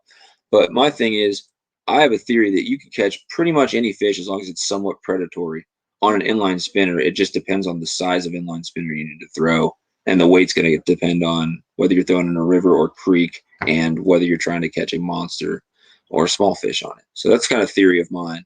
Yep. I think and I also look. Depth is pretty important too when you're doing that. Like if the fish are down low, you want to slow roll it, to get down deeper. So there's different like ways to do things like that, heavier, slower, stuff like that to get the water column where the fish are at.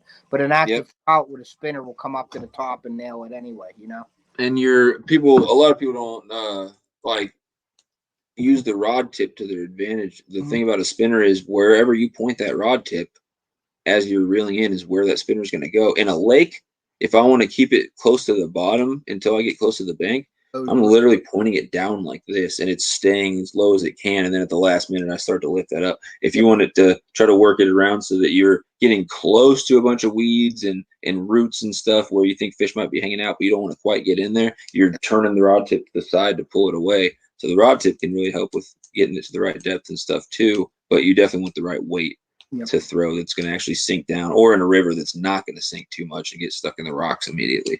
Yep. Ooh. All right. From now on, Nate, can you try not to cuss in the chat for me, man? I'll just try to keep it family friendly. I don't want to. I can't remove your comment, but my only options are block you, which I'm not going to do, or put you in timeout for 5 minutes, which I'm also. That just makes you not chat, so I'm not going to do that. But you're good, man. Just please try not to cuss in here, because I like to have a lot of people of different ages, and I like to keep it family friendly, buddy. So thank you so much, and thank you for trying to share it on FishAngler. I appreciate that. For sure. Last question about the muskie. Do people, and I'm sure they do, I'm sure they try, I'm sure it's a thing. Do people catch muskie on cut bait, on live bait, as opposed to just throwing artificial baits? Yeah. I have some people to come up and do like a weekend with me up at my place, and they'll go and get creek chubs, live creek chubs. They'll actually get them out of the creek, fish for them with a piece of bread or whatever, catch the chubs, bring them to the lake, and they'll hook them up on like a balloon or a bigger bobber or something. And they'll throw a lure. They'll be throwing a lure, but they'll have a rod thrown out with a bobber or a balloon, basically, with a creek chub 2 or 3 foot down from that, just like you're fishing for bass with a minnow, but just bigger size. Gotcha. Yep. And they'll catch them on that. Yeah. Creek chubs, you can catch them on worms, on jigs, rooster tails, stuff like that. Spinners, like I was saying. There's a lot of ways to catch them, but they make good bait for a lot of stuff. I know any creeks that seem to have creek chubs have fatter bass than the other ones, because they seem to be a really good food source for bass and stuff. And there was a point where I went kind of crazy in one of the local creeks, and I was catching a lot of creek chubs and making a bunch of like chub jokes and references on fish. I had a chub face. It was funny, but everybody's posting on there. They're like, you need to use those for muskie. You need to use those for pike. And I'm like, I could use them for muskie and pike, but I guarantee I'm not going to catch any because they just don't have them in my area. Yeah, the cut bait and stuff like that, I have yet to hear anybody using it. I'm sure you probably could, but of muskie or pike, they're predator fish. They want something alive to chase and go after, as opposed to the cut baits. Cut baits, you'll probably catch a lot more catfish on cut baits than you would a muskie. So I probably would stay away from that myself. I would go with the live bait, live creek chubs. It just sounds, everything you're saying to me just sounds like they kind of think like a bass does. Big predatory fish. They like something to be moving and be alive to go for it. I've heard of people catching bass on cut bait, on hot dogs, stuff like that. It's just, hot dogs are actually pretty good for bass. I won't say that, but cut bait just doesn't seem to be the way to go for those species. It seems like you're more likely to catch a catfish or even like a turtle or something than you are to catch a bass or a predatory fish that wants something alive if you're using cut bait. So it's definitely no on the cut bait, but live bait works for them. And you would say chubs probably. Yeah. For bait.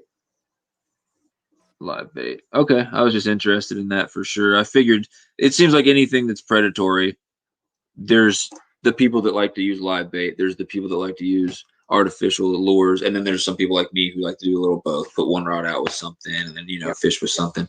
But it seems like they'd be more, any of those fish, kind of like bass, it's a little more fun to fish for them with something artificial, I guess, and try to imitate it, and it makes it more of a challenge, I guess, too, as opposed to just watching a rod. Just personal preference, though. It's all fishing and it's all fun. Yeah, what I would recommend though with the live chubs is if you are throwing a rod out that you're not maintaining all the time, if you're using another lure, either set your drag really light or open your bait, because you have it hanging off the boat, it's going right in the water if you're not paying attention. So yeah, I almost want to do that with big catfish sometimes too, because I don't have like massive reels and massive rods. I'm catching catfish on like 6.6 GX2 with like a 2500 reel on it. It's like, should I really be using this? But you can catch them on there. It's not ideal, but you definitely don't want to have your attention set all the way high. And the next thing you know, where'd my rod go? Yep. Jeremy dozed off for a second. Hello. Sorry, man. I guess we're getting boring if he dozed off for a second. Jake Martin's got to go. He says he's going to do some big – oh, no, he's got to get out and do some big carp fishing. For sure. This dude's on Fishbrain. If anyone has a Fishbrain, check out Jake Martin. He catches some awesome carp. He's always catching nice carp. He does little carp tournaments sometimes, too, with some of his friends, I think. Later, Wyatt. Nate V has caught bass on cut bait. Yeah, I know people have, but it's not – if you're going out and you're bass fishing, it's one of the last go-to things that I'm going to throw if I'm trying to catch, a decent amount of bass or some good bass. I'm not going to throw cut bait because your chances of catching something else on cut bait is much higher than bass. Fish Slayer Freshwater. You got to let me know. All right. Thanks for joining back in, Fish Slayer Freshwater. Jeremy says we're not being boring. He was just lazy as heck. That's funny. Yeah, I fall asleep in class and stuff sometimes, but hopefully we're more entertaining than like a college class or something, because those are boring. But Fish Slayer Freshwater said he was making dough baits. He does something that I've never heard of anyone doing before. He literally forms dough baits and shapes them like lures to use as shapes them like artificial lures, like a crawl or something. And I've never heard of anyone doing that, but it'd be interesting to me to see. I don't know if that's something I would try or not. Very, very different. Let's just put it that way. But I'm interested to see. You definitely please go try that and catch a fish on it, because that'd be incredible to see you catch a fish on that. Fish Slayer. If anyone's interested in that, check out his videos, because he makes dough baits. I'm not 100% sure what he makes them all out of, so you have to check out the videos to see. And he forms them into different lure type things, which is interesting. Yeah, that's definitely different. Yeah, Jake Martin definitely, really. Yeah, he does that. You can check out his channel, Fish Slayer Freshwater. Yep, I wrote it down. Jeremy Albritton, if you want to share the link, you can. So, and I appreciate my mods. Jeremy, I think, is my only mod in here right now. But definitely appreciate it. I need to make more mods. I say that every live stream. Couple more questions before we let the people go crazy and ask whatever they want. We're doing pretty good. I only have a couple more questions left. I'll be 100% honest with you. I've been super busy this weekend, and I had an idea of what I wanted to ask you, but about 7:10, which is about 20 minutes before this live stream started, was when I sat down and really actually put this list on a physical piece of paper. And Yeah. So hopefully the questions are not just random and irrelevant, but it seems like we're doing pretty good so far.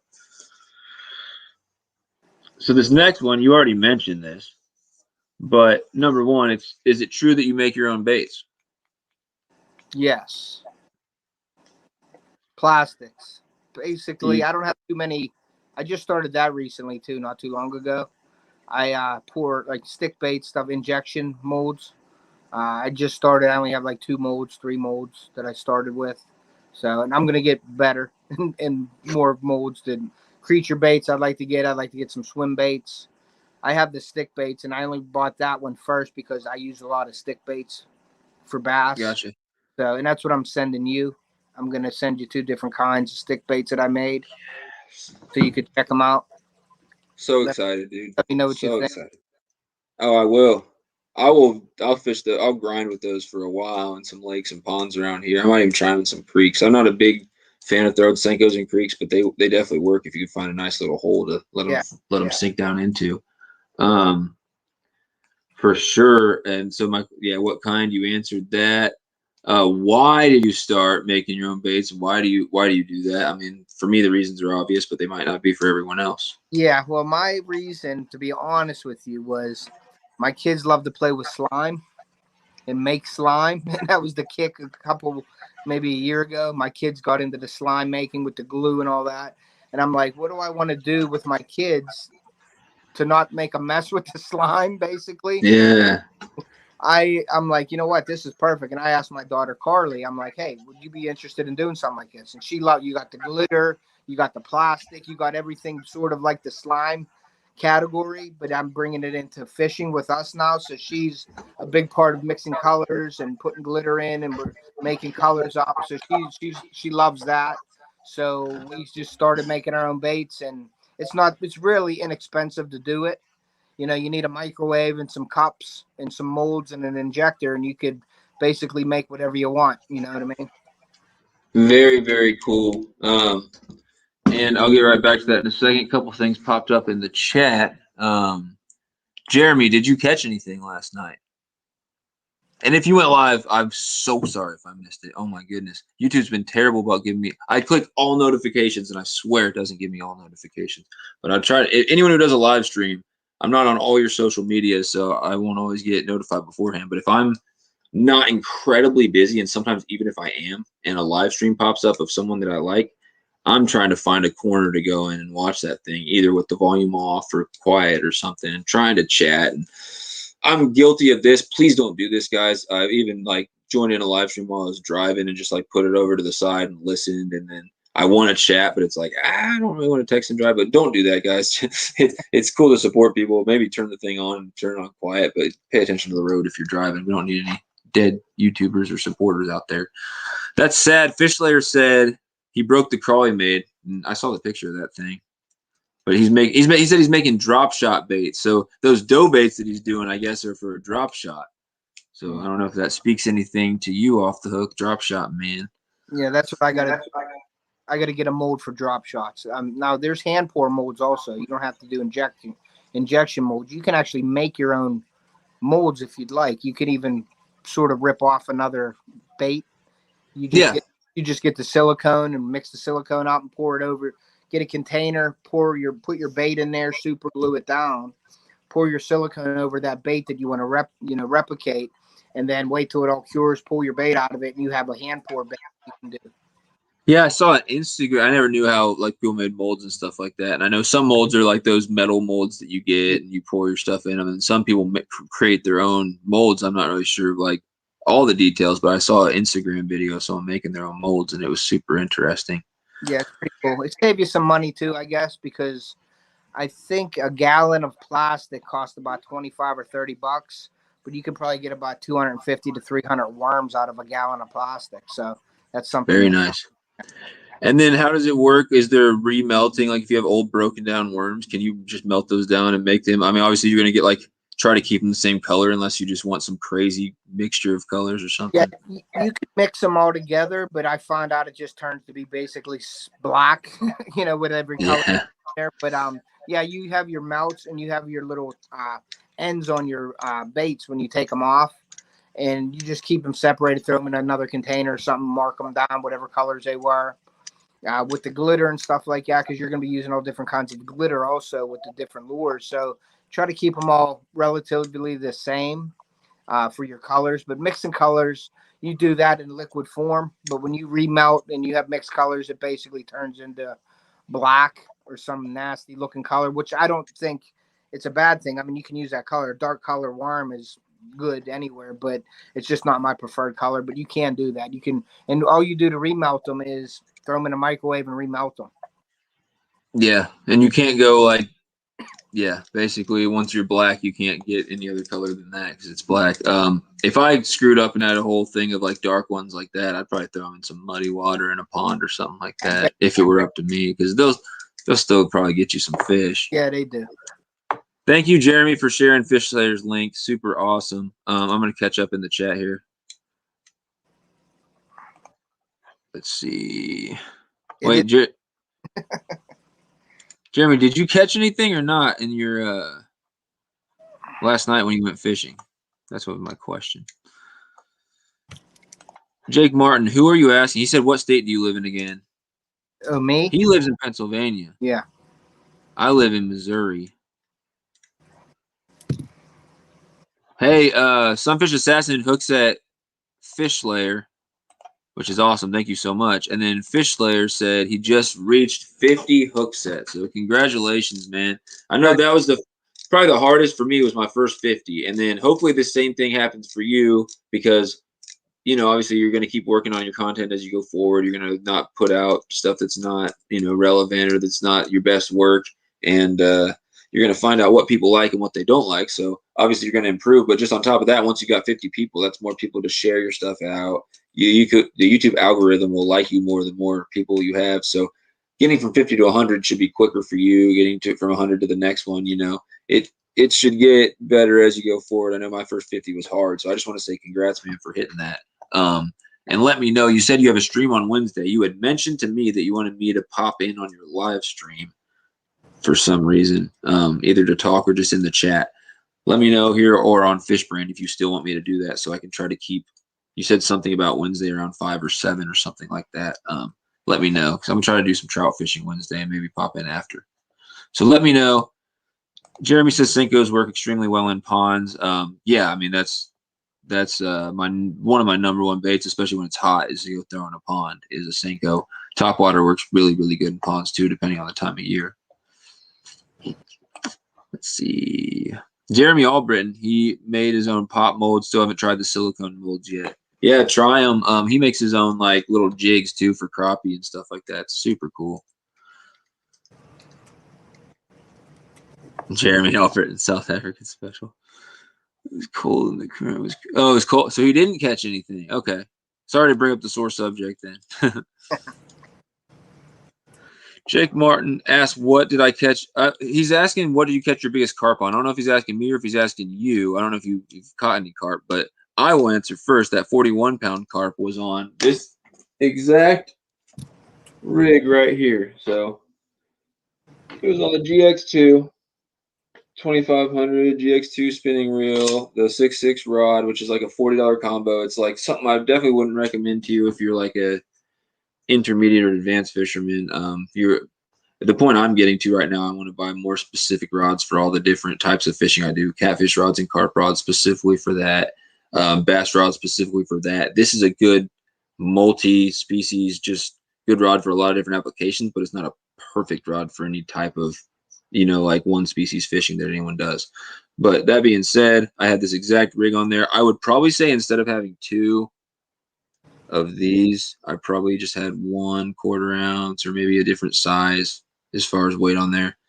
Had a swivel to it and then a snelled hook, and it was this exact hook, I believe. If it wasn't this size, whoo, if it wasn't this size, I almost dropped that on my screen. If it wasn't this size 6 hook right here, then it was a size 6 panfish hook, but there's no way that would bend in half. I think it's just because I had this bait holder hook is the only reason it held, because it was a 41-pound carp.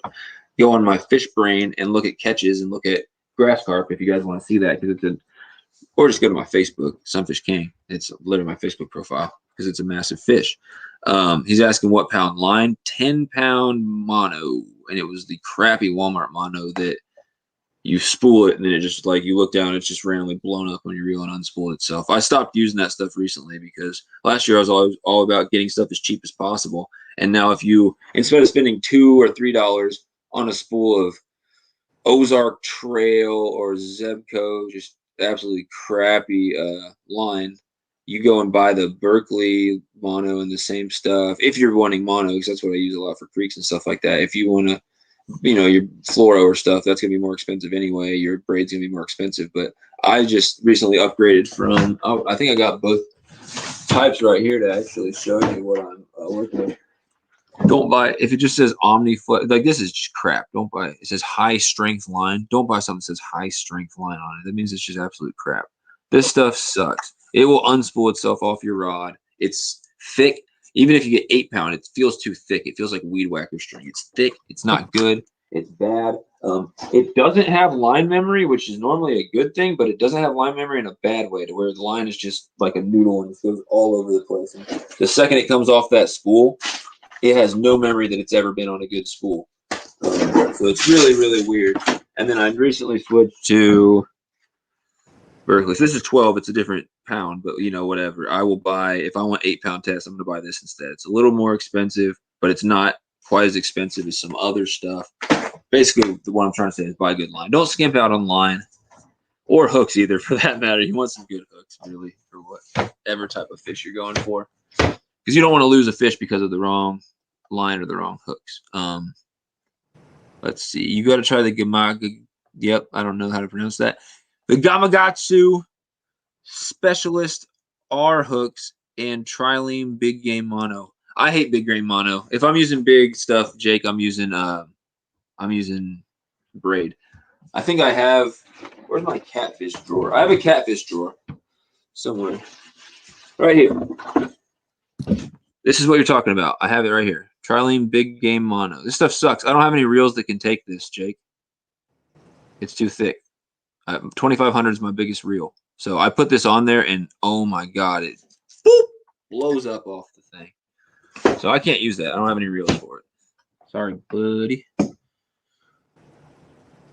FishAngler Freshwater hasn't had any problems yet, but he's fished with it a lot. I would have said that last year. If you're talking about cheap line, I would have said that last year. I would have been like, cheap line works fine. There's no reason to buy more expensive line. It sucks. Don't use it.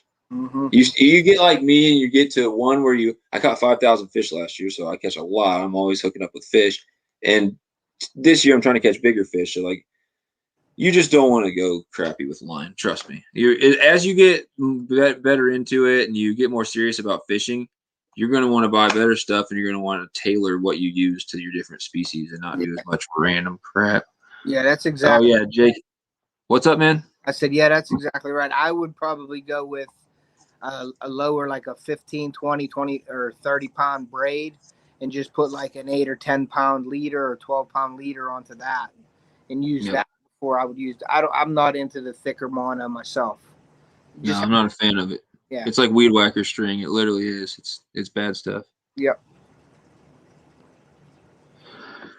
Yeah, he's got a massive reel. The Fox EOS 14,000 or whatever. Mine's like 2,500. Mine's tiny.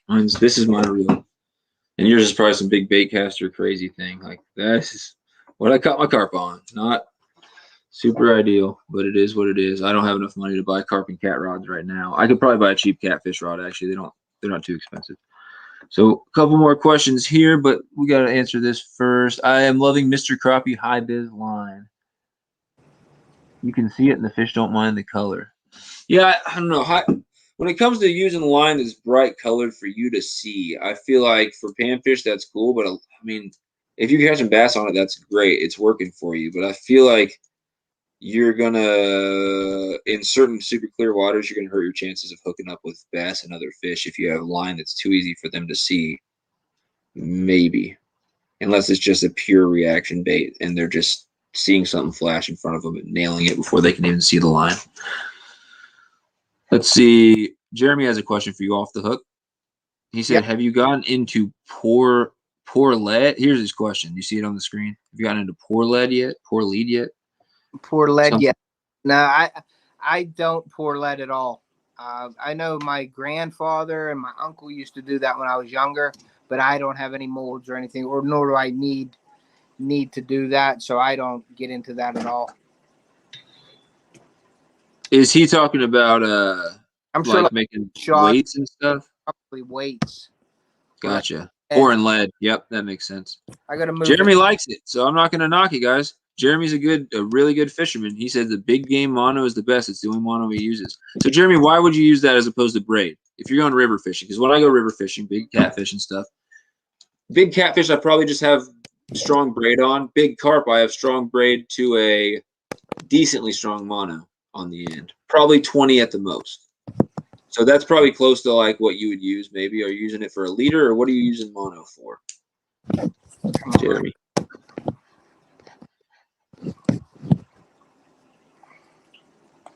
I know, Sunfish Assassin, your water's always muddy. Everything you're releasing fish to is always muddy water, and it's awesome, man. Like, it's harder to catch fish in muddy water unless you know how to catch them. You got to throw darker colored stuff sometimes. Sometimes the lighter, like chartreuse, will actually show up through there. It just depends. Today, for me, I was fishing for trout and bass and stuff in a lake that had, before I fished with Bassman, it got skunked for the second half of the day.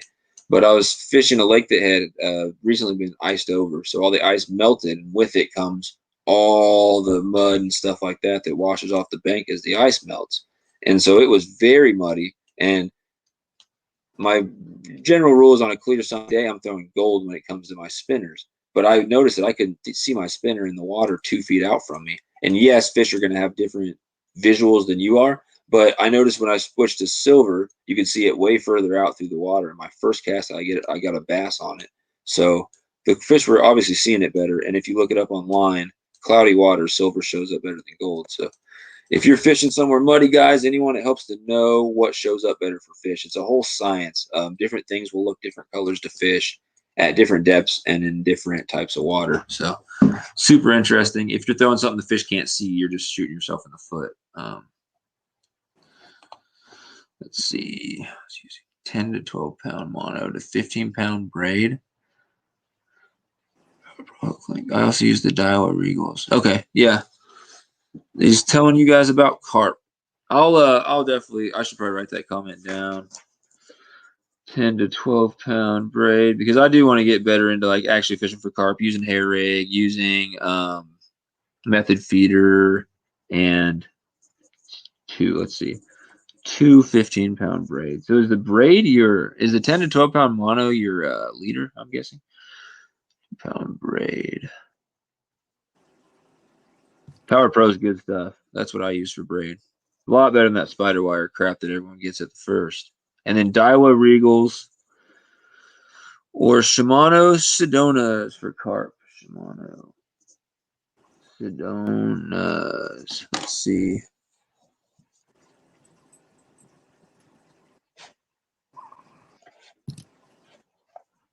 Power Pro is the best braid out there, says Jeremy.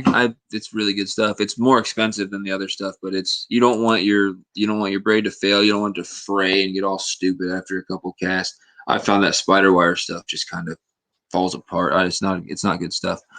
Sunfish Assassin fishes black water. Like when you say black water, is it literally black? Black baits and chartreuse and sometimes white. Cool. Let's see what's next on my list to ask this guy. We got everything pretty much knocked. I actually have a couple more. Well, yeah, we were talking about your baits. Do you have any plans to sell any of those baits, or are those purely for yourself? Maybe in the future. Right now, I wasn't even thinking about selling the baits really. But in the future, yeah, that's a possibility. Okay, I just know I got a friend, Fat Bass's TV. He just got into the bait pouring game, just fun to do. Something you can make custom baits and stuff like that, and also you can reuse old baits and save money, whatever. A lot of reasons to do it. He does live streams where he pours his baits and actually goes live, so it's a cool way to get people to join in. And he actually got the people in the chat to name some of his baits for him, which was super cool. And he is planning on selling them. I don't want to give too much of his stuff away, but he's going to do it a little different than normal people. He's not going to sell in a shop. He's going to have I won't tell you exactly. He's got his own little plan, his own little thing. It's pretty cool. He's got his own idea, and I can tell you about that later, but I just won't say it on the live stream so that I don't want to give away his idea to too many people. But he got a deal. He reached out to Do It Molds, if you've ever heard of them. Yeah. They make molds, and I have. They sponsored him basically. Like, he makes these things and he puts the link for Do It Molds, and I don't know what they do, give him free molds or something. I don't know the details, but I thought that was cool. Yeah, that's cool. Yeah, that's real cool if you can get into a lure company. You know, that's one thing that I would like to do, would get sponsored if I would, like later on or whatever. I'd shoot for the bait companies or something, you know, instead of like a shirt company for myself. I would rather get like a bait company involved. I'm 100% with you there. I would love to get sponsored by a bait company, just enough to where they'd give me some free stuff or help get my name out there, anything. Because clothes, yeah, it's cool, and then whatever. I have my own clothes, so I don't want to compete where it's like I catch a nice bass and I'm doing what the racers do when they win a race and put 7 different hats on to show all their stuff. I catch a bass and it's like, let me get a picture with 7 different hats and logos on, so I'm shouting everybody out. But yeah, Jeremy said Power Pro is the cheapest around where he's at. It's not here. It's much more expensive than spider wire or just any cheap braid. You got your more expensive stuff for sure. I'm not sure what all those brands are. I think it's like Seagar or some crap like that, but there's more expensive stuff. Jake Martin said his favorite is Cast King. I'm gonna put that up there. He uses Seagar Red Label for fluoro. Yeah, it's fluoro. Spider wire sucks. He thinks the strongest is Cast King. He catches some big carp, so I would listen to that guy for sure. Cool. And then yeah, you mentioned you had merch and stuff like that, like a clothing line you're talking about doing, merch, gear, whatever. What's the extent of that? Like, what all things are you thinking of offering, selling, and stuff like that? Yeah, I'm glad you asked that. What I'm doing is I worked with an artist for about a month or so, got my logo up. I don't know if everybody's seen my new logo. It's the deer antlers with the fish hooks combined, and I wanted to incorporate hunting and fishing, so I did the fish hooks with the deer antlers. That's my main logo, and then I got another one just for like if I want to put something, like have 2 options. I actually got logos, but copywriting, I'm only going to copyright I think 2 of them. Which would be the hook, the off the hook one, the original, and then the fish with the antlers on the tail and the hook on the mouth. That's going to be my thing, I think, my go-to logos. And I worked with them, and I got a company that's making my shirts right now. They're ready. I just never went and picked them up yet. But I'm right now, I'm not selling them. I'm just buying them for myself and my family and a few friends that are going to see them on my videos and stuff like that. And I'm not really going to launch it. I'm going to build it up for a little bit before I throw it out there, but I'm going to work on like a web page where you can like if Sunfish, if you wanted to buy my shirt, you don't have to even talk to me about it. You can just go onto the web page, order what you want, do everything right there, boom, and it gets shipped right to you, where I'm not even really too involved with it. It's just a page you go to, order my stuff, and it gets sent to your house, and that's it.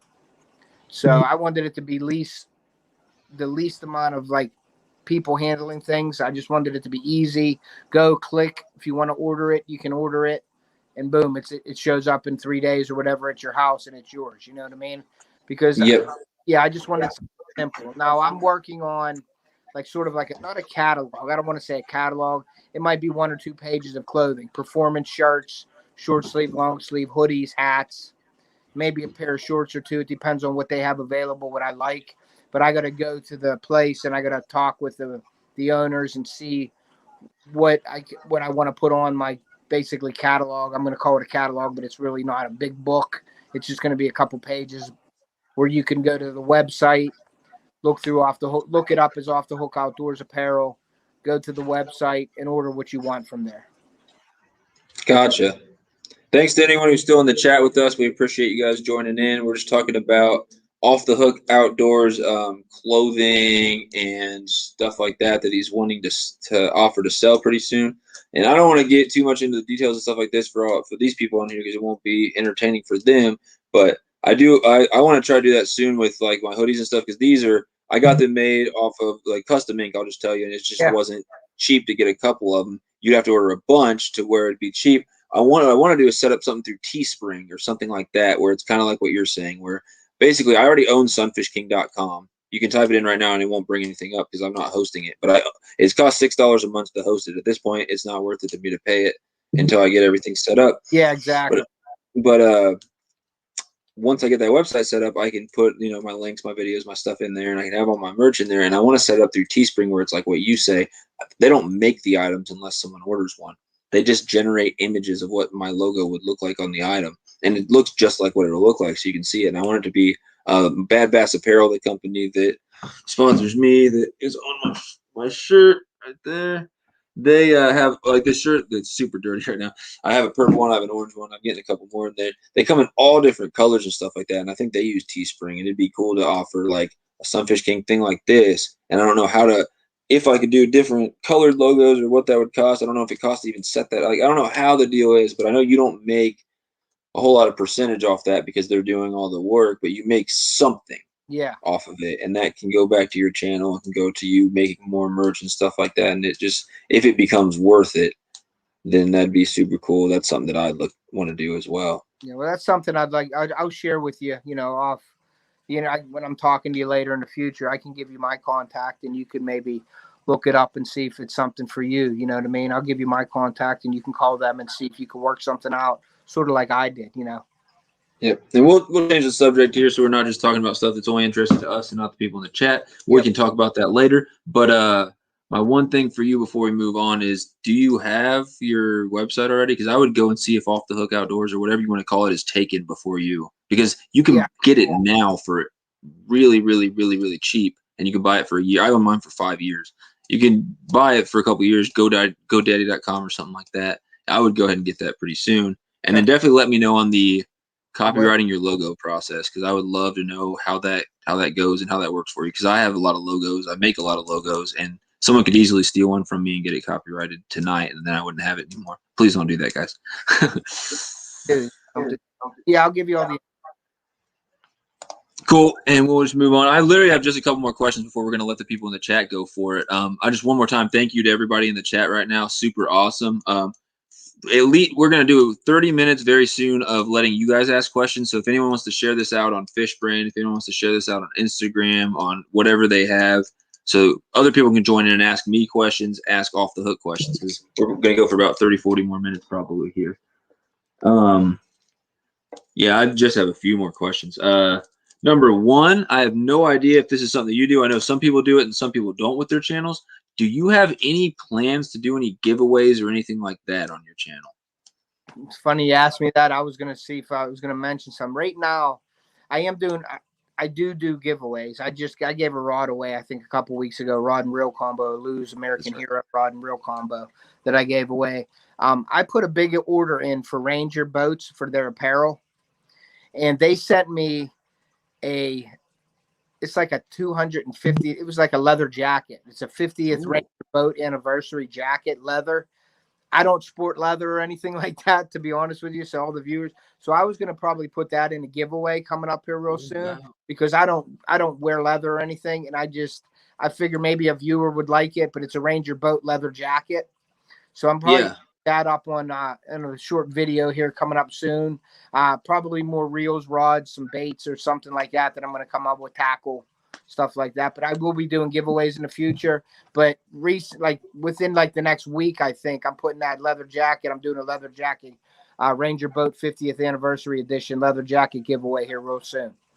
All right, now I'll probably help you out. I'll probably share that video once you make it on my Instagram so other people can enter that. And I might share it on Fishbrain too, so people can go check out the video and find out how to do the giveaway. That's really cool. It's always cool when people try to give back to their viewers and stuff like that. And I'm sure somebody will want that jacket. I'm sure people will definitely try for that. Yes, I'm hoping. Yeah, especially if it's a $200+ jacket. Rangers. I got it it was like a free gift for ordering all this stuff from Ranger.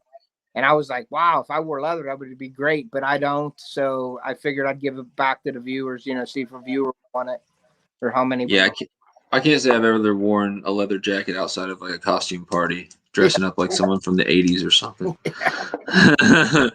No offense to anyone who wears leather. I mean, it's cool. It especially looks cool on the right people. It's just not for me. Yep. All right. So that's cool. Definitely. I've got My giveaway freaking basically ended last night, so I need to make a video very, very, very soon about who won that, and I haven't done the drawing yet, but I will, and I'm giving away some hats and a sticker. So we got 2 winners on that. Let's see, and then I absolutely love the family aspect of your channel and the fact that you like to include your family in there and you like to get outdoors and do stuff with your family. What would you say are like the best parts or the best things about spending time with your family outdoors?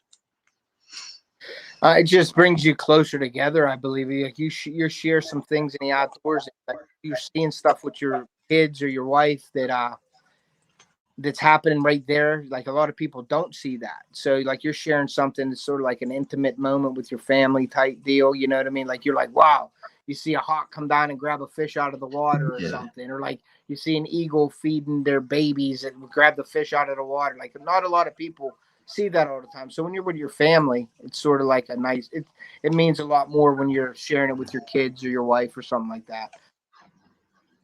Yeah, 100%, man. 100%.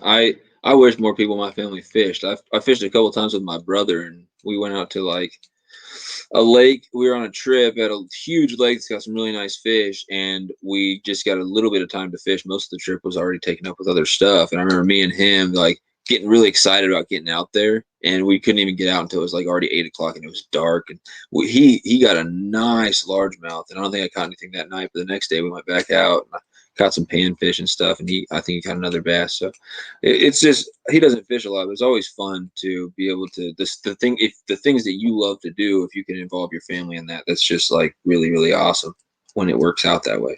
Well, the one video that I made this year, it was my daughter's first year hunting ever.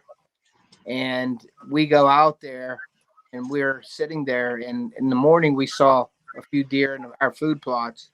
And that evening we went back out, and like I wasn't expecting her to shoot a deer that day because I know me, it took me a while to do that. You know what I mean? So yeah, upper, we're in the blind, we're sitting there, here comes the deer out. I'm like, all right, this might happen tonight.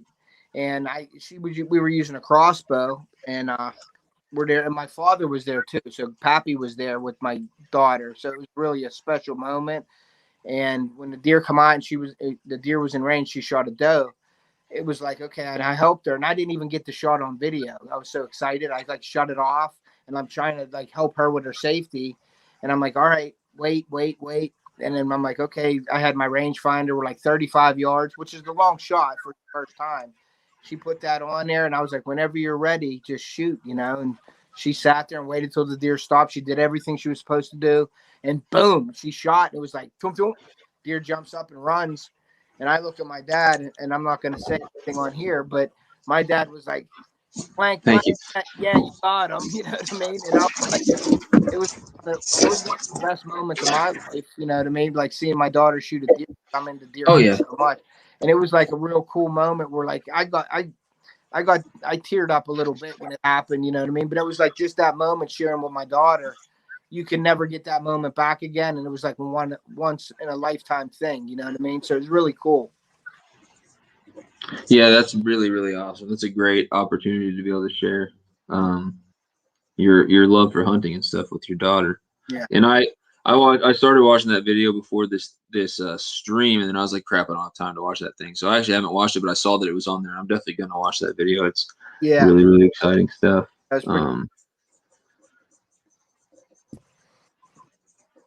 Outdoors. All right. So a couple people in the chat. Thank you so much. Jake said he shared it on he posted on PB Seekers, which is my group that I made in one of my 3 groups that I made in Fishbrain. So thank you so much. I got like 500 people in that group, so that should be pretty good. Snags and Drags, what up? Thank you for joining in. I'm glad that people are joining in and stuff like that. And he said, I followed you on Insta. He said I followed, but still same thing. I followed you on Insta. Are you talking about Sunfish King or are you talking about Off the Hook? Just go ahead and follow both of those people. Yeah, that would follow be you back. Or at least I'll follow you back. He probably will. Ashton Basson. What is up? I know you well enough, I think, to agree to an interview, and I know you well enough to know you're not going to cuss or anything on here, so I think we can work that out, Ashton Basson. I don't want to talk about it too much here on the live stream. Jeremy, get on Fishbrain. I'll share you out on there. I'll try to get you some people quick, and then you can share on Fishbrain. You can share your videos after you post them, and like when my video comes out, I get the initial amount of views, and then after posting on Fishbrain, it's like I came out with the video again. I get a whole bunch more views, so it's really cool. And I post on Insta and stuff like the same time you would post on any social media. You post that. But Ashton Basson, I've got March filled up. I did NKR. I did 3 this month. I did Off the Hook Outdoors, and I'm gonna do Sleepy Hollow. I think it's Sleepy Hollow TV. I'm not 100% sure, but they do fishing and stuff like that, and they're pretty interesting people. April, I think the only, and I couldn't be 100% sure. I think the only guy I have on April is Backyard Boy TV. Backyard Boy TV. So Ashton Basson, you thinking April, you thinking May, whatever, let me know on Fishbrain if you want, and I can pencil you in. I have one opening in April, and there's a lot of people fighting over it, but let me know if you want to try for that, if you want to try for May, whatever. We can try to get you on here. And then Freshwater Fiend, that's awesome. He gets more enjoyment out of seeing his kids catch or shoot than if he's doing it. What do you think about that, Off the Hook? Yeah, now the point of my life now is like, yeah, I want to see them do it. You know what I mean? Because I'm not saying I've shot enormous deer or not, but I've shot a lot of deer. I've caught a lot of fish. So it's cool to sort of see me again through my kids. You know what I mean? Like watching them do everything for the first time and catching stuff and seeing them smile and just enjoying it. It breathes like new life into you when you're doing something like that and you get really into it. And you'll go out of your way to make it happen. Like before you go out and you're catching fish, you're like, okay. But now when you have somebody else involved and you want them to catch an enormous bass or like maybe get my daughter on a muskie this year, that's pretty cool to see. And it's experience that I like. And that's why I try to involve them in my YouTube channel. Gotcha. And I'm going to look into times and stuff like that for this interview, since there's only to me it says only 3 people in here right now. I know I've done some streams, there's like 20 freaking people in there at once, so I need to figure out maybe Sunday's not a good time to do something. We were having a good chat for a little bit, whatever, but the only reason I'm bringing that up is Jeremy Albritton said I'll check it out in a bit. He said I need to get on Fishbrain, and I'm trying to convince anybody who doesn't have a Fishbrain who's here, please get on Fishbrain. It'll help you out immensely. Normally I've got plenty of people in my chat. Normally they are when I'm doing a live stream, and a lot of them are YouTubers and they don't know me from Fishbrain. But I will tell you today, Jeremy, and Freshwater Fiend. I don't know about snags and drags, but I can tell you right now, Ashton Basson would not have been here if I don't have a Fishbrain. Fish Slayer Freshwater wouldn't be here if I didn't have a Fishbrain. Jake Martin, Sunfish Assassin might be, but I don't think I would have met him in the first place without a Fishbrain. There's so many people I'm looking as I'm scrolling through the chat here. This live stream, Wyatt Willis, one of my biggest supporters. This stream would have had nobody in it today if I didn't have a Fishbrain. I met 70% of the people on here on a Fishbrain. So yeah, that's sort of like with me with the Fishbrain with my hook sets. You know, like the Fishbrain is definitely a good tool. I have a question for you whenever you get a second. Also, yeah. Before that, what's your Fishbrain name? I can share it in the chat. Mine's Off the Hook. Yeah, is there any periods, or is it just straight Off the Hook Outdoors? Hook Outdoors. Yeah, my Instagram is the Off the Hook .outdoors, but the Fishbrain is Off the Hook Outdoors. Also, is there spaces between all the words? Okay. Space Hook Outdoors. Yes. All right, so guys, go check out Off the Hook Outdoors on Fishbrain, because I know you guys. Yeah, Freshwater Fiend, definitely. I couldn't remember if you had found us through Fishbrain or not. He found both of us through Fishbrain. Yeah. So like Jeremy Albritton and a couple other people, thank you so much for being here. Those are the only people that would have been in here all night if I didn't have a Fishbrain. So it's definitely helped a lot. That's one of the blessings of having a fishing channel, is that there's literally social media apps for fishing. If I were to make a channel about mountain biking or something, because that's my dad, he likes to mountain bike and stuff like that. His main channel, and I may try to find a way to shout him out. He makes music, and he has like 16 subscribers, but he makes amazing music. So I don't know. I need to get him out there somehow. But he makes like a couple mountain biking videos every once in a while. There's no apps for like this. There might be for music, is whatever, but unless you're on Reddit or something like that and you find a good little subgroup, it's hard to find. Most groups won't let you share YouTube videos on Reddit. Yeah. So it's hard to find somewhere to share your videos if you're not getting any views and you're not getting, like, for this live stream and stuff like that. Fishbrain is amazing, and that's why I got FishAngler as well. It's not quite as good because you can't share a link that people can click. They're still working on that, but you can put a video or put a picture of the video or the thumbnail or whatever, or I put a picture of just your Off the Hook Outdoors logo, like I did in Instagram. Same exact thing as Instagram, because you can't. The links in Instagram, I think you can copy them and actually click them. You can't do that in Fishbrain. So you just have to say link in bio. Someone has to click you and go to, or say Sunfish King on YouTube so people know what to look up. But it's definitely helpful to have all those. Yeah. Social medias. And you said you have a question for me? Like, you were saying about you sharing your YouTube video on Fishbrain. How long when you post your video on Fishbrain, does it play the whole video on Fishbrain, or is there certain like amount of time you have? Like, they give you 30 seconds, they give you the full video, or how does that work? So I go to my videos just like you would try to share it to any other social media. You click the little three dot. No, it's not the three dots. Under the video, it's an arrow that's like pointed sideways and it says share. You click that and you click copy link. So then you've got your link copied. All you have to do is, if you're on a phone, press and hold. I am on most phones, and then click paste or go to clipboard. If you're on a computer, you right click and then paste it. So I type up my whole thing that I want to say on Fishbrain.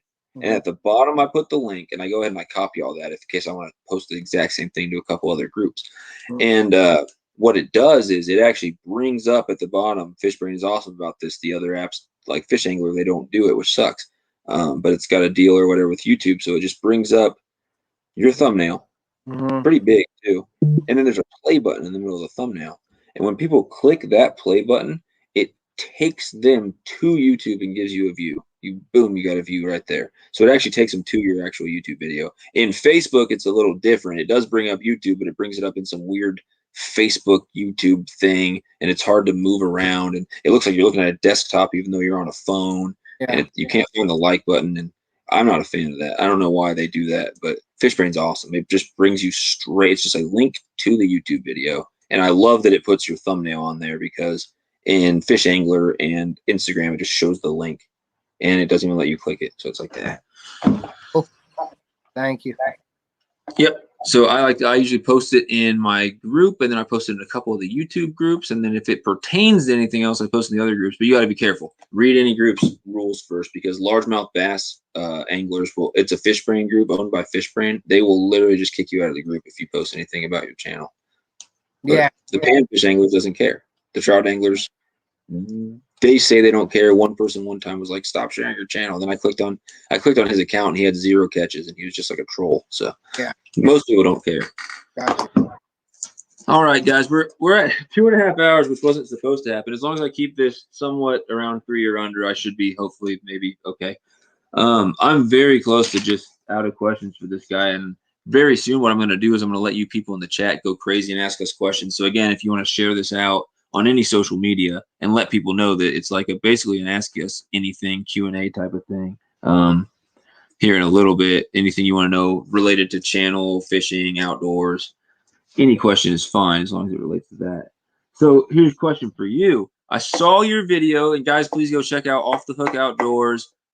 His link is in the description for this video. He recently made a video. I believe it was your son Theo's 8th birthday. I could be wrong. He turned 8. So yeah, happy birthday to him. And it was pretty cool. You did you took him tubing. It was a tubing video, snow tubing. My question for you is, that looks fun. I've never tubed, and I do snowboard, so they have the tubing up there. My question for you is, do you snowboard or ski, or have you ever done any of that? Or ski every once in a while whenever we would go do something. I don't ski regularly, but I have skied before. Basically, I'll sit on a tube. It's safer for me. Yeah, and how did you like that? It looked pretty fun. Oh yeah, it was fun. It was fast. It was fun. It was I guess it got warm here a couple of days, so I guess the snow melted, sort of made like a sheen, like an ice sheen on there. So it's pretty fast. And they have like a little section. There's like 5 lanes. You just go up on a conveyor belt, basically up on top of the hill, come down, get back on the conveyor belt, and just continually do that until you're done. So it was pretty cool. And they did have slopes open there too. They were snowboarding and skiing on a couple other slopes, but they had one slope specifically for the tubing. Yeah, you'd be surprised here in Missouri. We actually have it's not a mountain or anything, but we actually have 2 or 3 snowboard places, and there's one an hour or so away from me. And that's how it is. It's got some slopes, you got the park, and on the other side you got the tubing, and it's like little 2-hour slots you can buy to just go tube.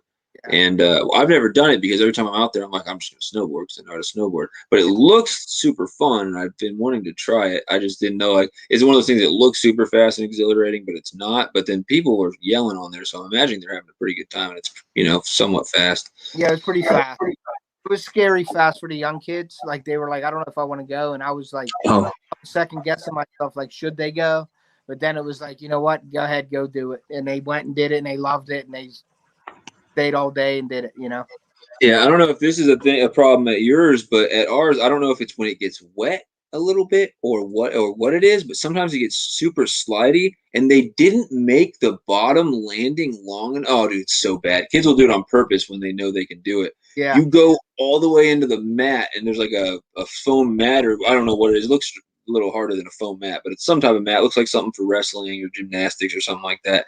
And they just smack into it. It used to be hay bales until they changed it. Yeah, they would just run straight into these hay bales and just nail them. That's what I used to hit into, the hay bales when I was younger. Now they have like an air compressor, and they blow up like a big tube with air. And they have these mats, and they're almost like mats you wipe your feet off, but they have them like 4 or 5 in a row at the end of it. So when you're hitting it, that rubber's slowing you down as you're going. It's like a brake on a roller coaster. You hit them and you just slow down. Yeah, man, it looks crazy. Like, people just slam that thing. We had a question for you. Sunfish Assassin asked if you've ever dog hunted. Have you ever taken dogs hunting? You ever used dogs in your hunting? I've been around people that have used, beagles for rabbits. I haven't been around. I haven't had the pleasure to work with I'd like to do that because I see it on TV all the time. It looks like amazing how to dog. I have 2 labs myself, but I don't do bird hunting, or do I have enough time to train them? What I do with my dogs is I bought a shed training kit to find deer sheds, and I'm training them on that. They're about a year old now, my dogs, so they have the scent and the antler. So I'm training. That's cool. I don't have time really to be training dogs. When 2 kids running around, it's hard to train 2 kids and 2 dogs. Yeah, no, I get you. What's crazy to me is with those sheds is we have like 400,000 deer. Like, we have a crazy overpopulation of deer because we managed for them too well, and now we're just like, yeah, take deer, it's fine. But you'd be surprised that it's so hard to find those sheds with 400,000 deer. You would imagine somewhere around half of them are bucks, and then a lot of those being adults. It's just crazy that, like, I've actually went out looking for sheds and haven't found crap on multiple occasions. It's like, wow, you would think. The same spot where I have my trail cam set up, and you see big bucks all the time going through. Yeah, we might hunt down Ohio also, and my buddy had bought a house or built a house down there, and he was just down there this past weekend. He walked 10 miles and found one shed on 10 miles he walked. So okay. Yeah, it's like a needle in a haystack. You got to know what you're looking for. Try to find. You got to have good eyes. You know, like you're looking for where to look. Deer trap. Sounds like morel mushroom hunting to me, kind of. Exactly. For sure. Yeah, you'll have to let me know how that continues to go if you keep taking your dogs out and training them and trying to catch sheds. Yeah, if they start getting the sheds, I'll probably do video on that also, you know. That'd be cool content for sure. Anything related to fishing and outdoors. I just try not to upload something if it's not fishing or outdoors related, because it'll be too inconsistent and get people confused. Jake Martin asked if we've ever been to Arizona. I have not been to Arizona. I have a people that lives there, but I have not been there. He has not been there. So, Jake, I don't think I've been to Arizona. I might have been through Arizona, but I will say I had an option. So before coronavirus really even anyone knew about it, I'd say it was the fall before that. We had planned a spring break for 2020, right when everything happened. And we were trying to decide whether we wanted to go to Arizona, and this is with my horticulture club, which is plants, and we do a plant sale, and we grow a bunch of stuff, and I'm just into anything that has to do with outside nature and stuff. So I like planting the plants and growing them and selling them. It's cool. And learning about that stuff. There's like a survival aspect to it. But basically, we were going to go on a trip, and we didn't have to pay for it. It was like paid for and everything because we did fundraisers, and it was either to Louisiana or Arizona. And no matter which one we picked, I think we ended up going to Louisiana, but it never happened because of coronavirus. Everything just stopped happening. But Arizona, there's a bunch. It was a hard decision because I just voted, I don't care, let's go either one, because we're gonna do the Audubon Zoo, go to a swamp and do like the little jet boat thing, and there's so many things planned at Louisiana. But then Arizona was the same. Arizona was more seeing sights, and Louisiana was more doing stuff. It seems like, not that there wasn't plenty of stuff to do in Arizona, but Arizona seemed to just have a lot of beautiful places to go see. So I definitely thought that would be cool. But I can't say I've ever been there for any extended time or anything. Sunfish Assassin said squirrels and rats eat the sheds, so that's why they don't last. I have to look into that. I mean, they chew on a lot of stuff. He said you have to get sheds right when they drop. That'd probably be a reason why. If we had more time in this chat, I would actually go and search that online and verify that and see what was up with it, because I'm sure he knows what he's talking about. But we're going on 2.5 hours here, and I want to kind of keep things on track. So, yeah, my dad skis as well, but he's more like getting crazy into it now, where he wants to go every single year, and he wants to go all the way to Colorado. Yeah. And we buy season passes to Colorado, even though we live here, to a place in Colorado. So I got 3 more fishing and YouTube related questions, and then a couple I always like to end it with a couple just random questions, and then we're going to go to Q&A, if that sounds good. Yeah. So here, what brands of rods or reels do you like to use? Do you have any like preferred brands for any types of fish or anything? I do. I do do muskie and bass fishing mostly. I do some trout fishing. I just have ultralight rods for that. But my go-to reels are Shimano and Abu Garcia. I'm a round reel guy for like muskie. So I have like the Ambassador or Abu Garcia Record Series reels. I have the Calcuttas, Corvalises for muskie. For bass, I'm a Shimano guy. My rods are usually St. Croix. I have St. Croix rods, a lot of them. I just started getting into the Lew's rods a little bit. They're nice rods. I think KVD actually just switched, and he's got away from Daiwa, and Kevin Van Dam, he switched from Daiwa, and he's got Lew's now. I think that's coming out in October with him. His new line of rods and reels through Lew's. But I tried to Lew's, but my main rods are like St. Croix and Shimano reels, and I have a few Ambassador reels. And I haven't had enough experience. I did go on a guided trip, so I got to throw some St. Croix and some other nice stuff. And basically, I haven't had enough experience to throw like really, really nice rods. So I'm sure there are much, much, much better ones than Lew's. But as far as the rods that I've thrown, Lew's is like, if I could get sponsored by any freaking company related to fishing in the world, it would be Lew's, because they just haven't done me wrong. I like their spinning stuff isn't great, but that going into it. And when you buy some of their spinning combos, I wish I had some to show you guys right now, like the Lew's XJ Xfinity Speed Stick and then the regular Lew's Xfinity Speed Stick. They're a little lighter. They both have pictures of trout on it, so I'm imagining they're more for trout, but one's 6 foot, one's 6'6", and I've caught plenty. They're what I was using for those smallmouth and stuff, and they're in Arkansas. So I mean, they work for bass and different stuff like that. They're just not like a big, strong, stiff, long rod. If you're not going to take it for trying to power fish for big largemouth or anything like that. Yeah. But they work. They're fun. And then my Lew's American Hero, which is I think the one you said you gave away. That's what I was using all day today, and it's a really good all around rod, and it's my only bait caster, so I'm going to be throwing everything on it. And then it's not till I can put some money away when I start getting more specific and get a rod that's a little heavier, longer, maybe stiffer for jigs and stuff like that, so it doesn't have quite as much bend when you're dragging like a football jig or something like that. I'll get more specific as I go, but it's a good beginner rod, intermediate rod. The St. Croix, the Mojo series, they're Mojo bass rods. They're all specific, like drop shot, pitching, crankbait. They have a lot of, and they're about 110 bucks. I think it's 99 to 125, which is a lot of money if you're looking at it, but it's not a lot of money going to the more like the higher end stuff. So that's nice. If you bought you get a nice rod and reel combo for like 200 bucks. I mean, when you want to spend that, when you can spend that money, but the durability of a Shimano and an Abu Garcia is, I mean, I use them every weekend, all the time.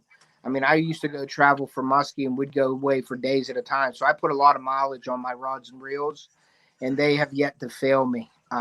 You know, with as long as you keep them clean, oil them and grease them every year or every other year, you know, or something starts making a little noise that you're not used to, you lube them up and you're good to go. And I have had no trouble with those rods and reels.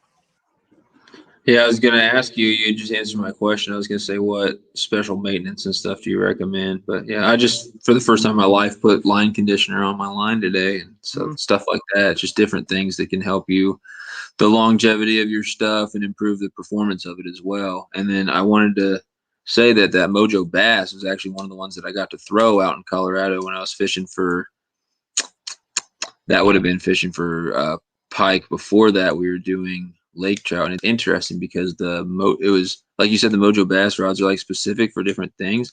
The guide told me that it was a Mojo Bass walleye rod, and I don't know what that means, but it was a walleye rod, and something about it had really good action for popping up, I guess, for doing like jigging off the bottom and stuff. For me, like how I would fish for maybe crappie, maybe like lake trout or something like that.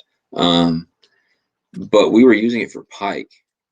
So I don't know if what we were doing was similar. I would imagine maybe not similar to how you'd fish for walleye, but it worked and it was a good rod and he really liked it. He was sponsored by St. Croix, and so he posted on his website that they only use St. Croix rods, but then half the time he had other rods out there that he liked better and we were throwing them too. But you just have to say that for your guiding service or whatever. But they were definitely good rods. Yeah, good quality rods. That walleye rod was probably had a fast action tip that was softer, more sensitive. But yeah, but that was like what you just said right there is what I really don't want to get into. It was like, you know, someone sponsors you and you don't even use their stuff and you're trying to say it just to say it. That's like we were talking about that earlier. That's what I don't want to do. I want to make sure that I get a sponsor or something, that the stuff that I use and I would stand behind. That's why I wouldn't just go pick any sponsor and just say their name because I have to. You know what I mean? Right. I think he's got a great deal. They gave him a whole arsenal of St. Croix rods, and he just makes sure that when people catch stuff on St. Croix rods, I mean, he uses them. He obviously, there's not going to be any company in the world that makes every rod that you want for your guided boat. So it's not like he's screwing them over. He said that he would only use the St. Croix rods, I think, to them, or he just at least, maybe not only, but he posts on his website, you know, we use St. Croix rods on this thing. And in his pictures that he posts where people are holding nice fish, he tries to keep that in mind and only post the ones where people catch on St. Croix.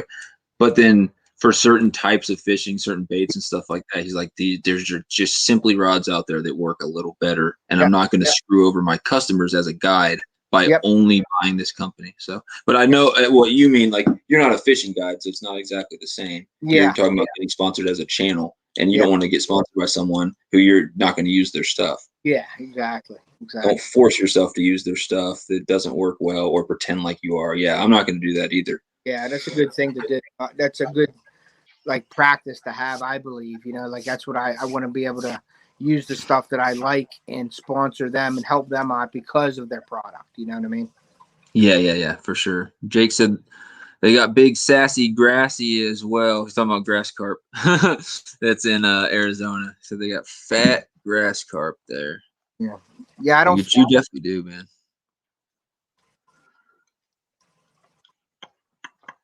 Let's see. Sunfish Assassin just bought 2 different lose combos, but his GX2, he has a GX2 and lose combos. Man, we have like a lot of the same stuff, Sunfish Assassin. He said a Sedona spinning reel he bought used to throw farther. So you like that Sedona spinning reel? All right. Let's see. What do we got next? You answered that. So 2 more questions. Okay. So I have this was one of the questions you had already kind of mentioned already. I have an aquarium, and I also have plans coming up soon for a native tank. I'm going to put some native species in, kind of like what you were talking about. So my question was going to be, do you have any fish? And obviously, if that's your only aquarium behind you, then you don't have any right now, but you will soon. Yep. Yeah. And then my next question is, do you have any other pets? And I think I already know the answer to that. Yeah, I have two Labradors. I have a silver lab and I have a yellow lab, male and female. Very cool. And don't you have your dogs in one of your videos or something like that, or on the thumbnail?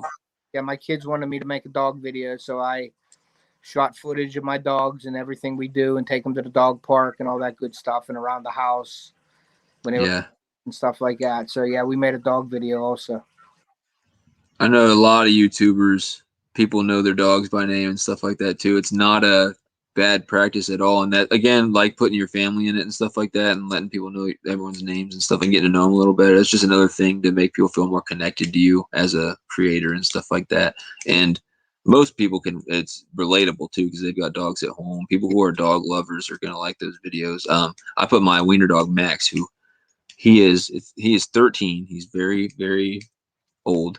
He was paralyzed for 4 months straight, and the doctor told us they were going to put him down. They couldn't do anything. And I had this weird, I don't know if it's a blessing, I don't know what it is, but I had this weird thing. I don't want to do it. I don't want to put him down. I have a feeling he's going to get better. And so we stuck with him for a while and did all this physical therapy so his muscles wouldn't atrophy. And we spent so much time. He was like peeing on himself, and it was just terrible. He was fully paralyzed. And we finally found one doctor who said, if you see progress as you're doing all this stuff, then there's some hope for him. And she believed in him. We did a couple things, and one day he just randomly started like twitching his legs, and it was a process, but we got him going again. So, and I included him in one of my recent videos. I don't know which one. It was like I was holding him at the beginning, like a thank you for 200 subs or something like that, hook sets.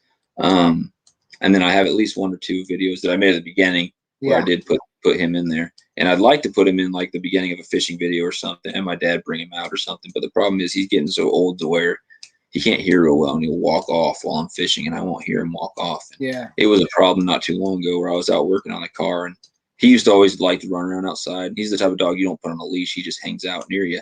And I didn't realize he's getting so old that he was in the middle of the street sniffing a dead squirrel, and a car almost hit him. I'm like, all right, we can't be doing this. But I think it's cool to put your dogs and your pets on your channel. Yeah, they're like our family. I mean, they're like our kids. That's like having 2 more kids. You know what I mean? We treat our dogs good. They have whatever we can afford to get them. You know what I mean? We try to give them everything that we can, and they're part of our family. So we include them in the videos. You know. Later, Freshwater Fiend. Thanks for joining in. Yeah, later. Jeremy Albritton has a ferret. He said, I got a weenie rat. He literally has a pet ferret. Is that on any of your videos? Because if it's not, it needs to be, Jeremy. I didn't know you had a ferret, man. That's crazy. So what's that like, having a ferret? You can go ahead and comment in the chat. Yeah, that is anything interesting about that, because I don't think any of us else have owned a ferret. That's just like one of those non-basic pets. That's like just way out there. Yep. Most people here have probably either had a dog or a cat or maybe some fish, maybe even a reptile. I have all those things. I don't have a cat here, but my sister has cats and stuff. All right, Sunfish Assassin. I've kept native fish several times over 20 years. They're awesome. My goal is to make some spawn. He wants to make some spawn in his tank. Yeah, that'd be sick. You got to get the conditions just right though for that. Yeah, it has to be. Sunfish Assassin. You could get native minnows and creek chubs to spawn if you put really cold water in there and kept it flowing. All right, last fishing and YouTube related question before we get to the random questions, and then we're going to give people just a little time to ask us whatever. Yep. So do you have any big trips or exciting news related to your channel coming up soon? Anything exciting going on? Well, I'm waiting for the spring, waiting for the lakes to thaw to get out to do videos. I can't wait for that. Trips, we usually hit like Ocean City every year. So I usually try to do a charter trip with the kids on that one. On my videos, you see the shark fishing, you see the flounder fishing. So this year, I think we're going to try to do a mahi-mahi, like a dolphin fishing trip. My daughter, she likes the dolphins the way they look, so we're going to probably do something like that. Or they have a shark fish, you catch the shark and they tag them. and they do all that, like tag the fish and mark it. So it's like a fishing trip, but it's still doing something for like research for the sharks. So we may do something like that this year. That's cool. I know FishAngler did something recently, and I don't know if they were doing any research or anything actually useful, but I think they were. Someone had tagged a shark for some reason, and they were tracking its movements. FishAngler was doing something where they were tracking it on the app, and they were showing people like, how far is this mako shark gone over the last day or something like that. That was pretty interesting. It was weird, but it's cool that they actually do so. Like a lot of states like to do that, where they like the anglers and the hunters and stuff like that. They in some way contribute to the research, because that I always think that they can work together. I mean, that's a valuable resource. You got someone out there who's constantly dealing with the wildlife in your area, constantly encountering them. They can provide lots of useful data. You know what I mean? So, yeah. Missouri Department of Conservation is good about that, about working with the hunters and working with the fishers on some of this stuff. But I wish they would do it a little more. Yeah. Yeah, that's about it for my big trips. I just, like I said, I can't wait to get back up there and do something down there. Now, something that's I guess it's kind of exciting. I mean, it's fishing. I have a sportsman's club that I'm a member of. I've been a member down there for 25, 28 years or something like that. And my dad is actually the president of the club, and I'm the treasurer of the club. And we have a vice president and secretary. And we only have 12 members. We have like 100 acres we hunt on, and we're doing some deer management, planting food plots and stuff like that. And then we have a pond down there, and it's only a 50-yard pond by maybe 50 yards, 8 to 10 foot deep. And I actually stocked it 3 years ago with bass, perch, shellcracker, bluegill, and catfish.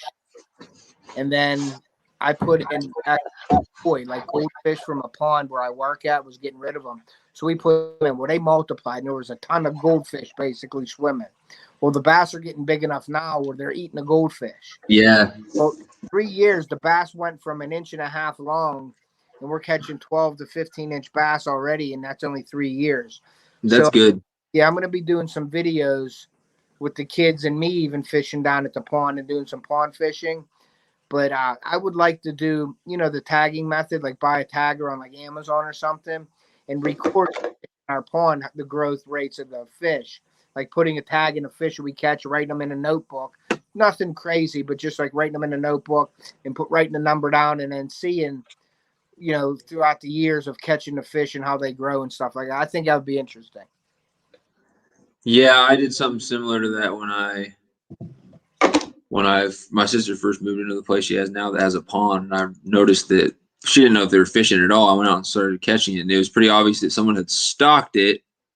And all right, so it's a bunch of tiny fish. So it was one of two things, but the fact that there's a couple big fish in there tells me that it was the second one. At first, I thought that someone had recently stocked it. It was a bunch of small fish, but then I caught a couple bigger fish in there as well. So what that told me that it was actually stocked a while ago and then never managed, and no one ever took any fish out. So it's just a crap ton of tiny bass, and there's just no management at all, and it was getting overpopulated. So I did some of that research too as well. I didn't. Besides the couple bass that had noticeable, there's one that I named Stripe because he had like a burn mark on his side. There's a couple bass with noticeable markings that I would catch and be like, oh, wow, you've literally gained 3 ounces in the last week. That was impressive. I had one fish, and he could have just ate a bluegill right before that, but he had gained like 3 or 4 ounces in like a week. And I was like, it's really impressive to see as it gets warmer how much the fish really pack on a bunch of weight for the spawn and for all that stuff. But it would be cool to be able to tag him or something like you're saying so that you could know him. Yeah, it'd be kind of interesting, you know what I mean, just to do that and see. There's a ton of frogs down there too, so you'll be up at the house and you'll hear like a big splash, and something got a frog. You know what I mean? It's pretty cool, and to have something that close and you can work with it is pretty interesting. You know what I mean? Like watching them grow and feeding them and stuff like that. It's pretty cool. Yeah, there's a lot of wildlife around my sister's pond, and just when you're fishing for an hour and you're not really getting too many bites, or everything you're catching is small, and you're like, I wonder where all the bass went. Did they get washed out of here? Did something happen? Freaking something will nail a frog or something along the side, and you'll hear the splash, and you'll be like, there are still monsters lurking in here for sure. It's cool. The people in my chat, there's like a bunch of Fishbrain. There's a Fishbrain thing, like Fish Slayer Freshwater. He's from Fishbrain. He said, hey, y'all. Jake Martin, which, by the way, hi, Fish Slayer. Then Jake Martin said, what's up? then Sunfish Assassin said, at Jake Martin, what's up? It's like all the people that met through Fishbrain are saying what's up to each other. I thought that was cool. The Fishbrain is a cool app. I used to complain about it when I first got it and still to this day it does this. It glitches a lot, especially for Android users and people with old phones. And it'll kick me out. It'll mess up my posts and then not let me edit them. If you look at my followers, on Instagram, I follow like every single person who follows me pretty much. I just follow back. I see no reason not to, unless it's like some weird account or just completely like you can tell it's like some freaking girl in a bikini. It's a fake account or something. I'm not following those. Same on Fishbrain. Yeah, there's a lot of those. But the reason why I'm following so much less people than are following, because I'm not one of those people where I would go unfollow a bunch of people because I don't care about ratios or whatever. I think it's more genuine to just follow people back. But on Fishbrain, I'm following like 400, but I'm being followed by like 900. And the reason for that is when someone follows me and I want to go check out their profile and I click it on Fishbrain, 90% of the time it just shuts down the app. Really? And so I would have to, when I click on someone's new profile that I've never followed, so I have to go back to them and then I have to click on them and hope that it loads that second time and then follow them. So a lot of times if I'm really busy, I'm not going to have the time to do that if 5 people just followed me all at once. It kind of sucks, honestly. Well, I know Nick from that Guy Fishing, he had an incident not too long ago where I think with Fishbrain, it wiped everything out on Fishbrain. And I threw up a few posts to try to help him get it out there, saying that he got wiped out. I don't know what that was all about. But I think he emailed him and everything and had a talk with like their corporate or something on what went wrong with it. And I don't know the details of that. That's happened to a few people lately, and most of the people were originally, most of the people, as I understand it, somebody reported them, and Fishbrain went crazy and just deleted. Like they reported them for nothing most of the time. It was just some stupid argument or some dumb crap, and then Fishbrain just deleted it without even giving. And I think Fishbrain said we deleted an error. My bad. We're not supposed to delete this without a review, but it just happened to a couple people. Yeah. But then it happened to a guy who I cannot imagine. It's this young kid. He's just super friendly. So I can't imagine someone reported him. I guess maybe they could have, but I was just like, after I saw that, I was like, maybe there's just something crazy going on because I can't imagine. Yeah, that's crazy. All right. Jeremy, head out. See you, Jeremy, if you're still in here later.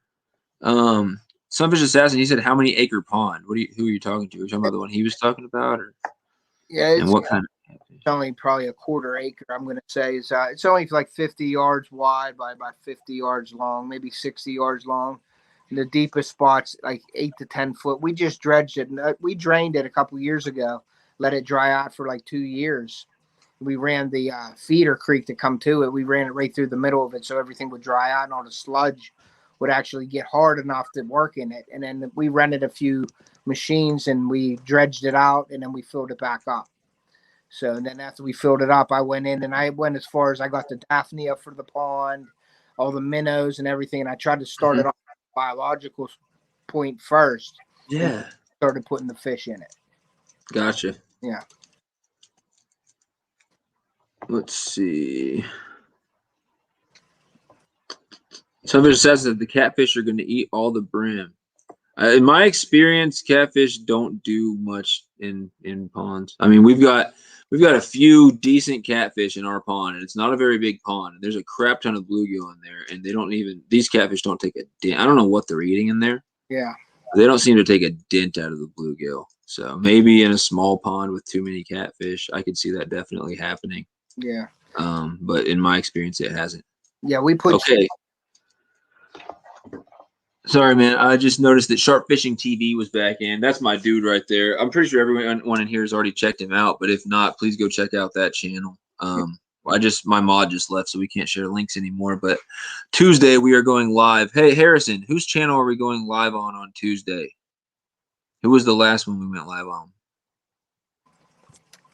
So, Harrison, Sharp Fishing TV, please let me know what channel we're going live on because I totally forgot. And all we got to do is figure out whose we went on last time. If we went live on yours last time, which we think we might have, then it might be my turn. And then Griffin's next. I'm not sure. And then Jake Martin says, Fishbrain works okay for me. Weird that it does that. Yeah, I don't know if you have an iPhone or what. Fishbrain totally does not work for me very well, but I still use it because it's like my #1 app. And then what's up again, Fish Slayer, Freshwater. Fat Bass is in the house. This is my boy Joel. He's the dude I was telling you about who was doing the Do It molds, and he was doing the live streams, and he was making live baits. Yeah, that's the guy. We were just talking about you. Not bad, nothing bad though, man. All good, all love. This guy, he says, who's this guy? This is Off the Hook Outdoors.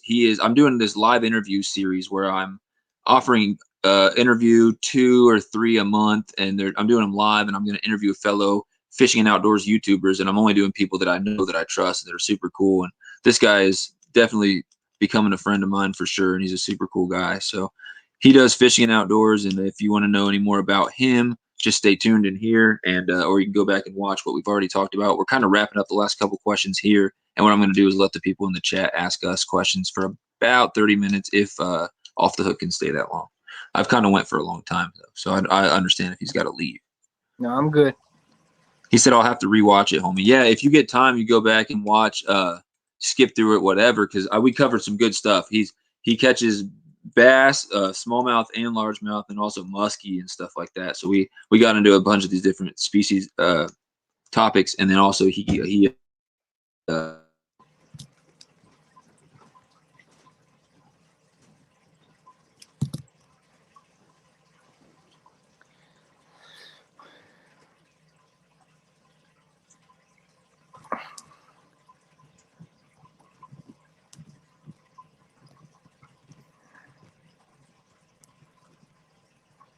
Freshwater. He got off again.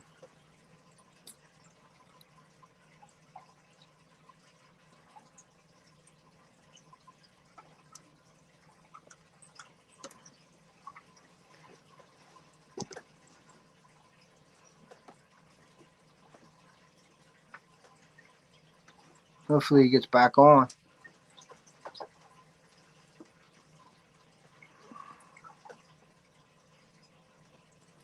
This is very unfortunate because I don't want to have to rethink this whole live stream thing, but this is the second time that it's fully kicked me off today. And in no live stream before today have I ever had issues with this. I'm really sorry that got super awkward because I just disappeared.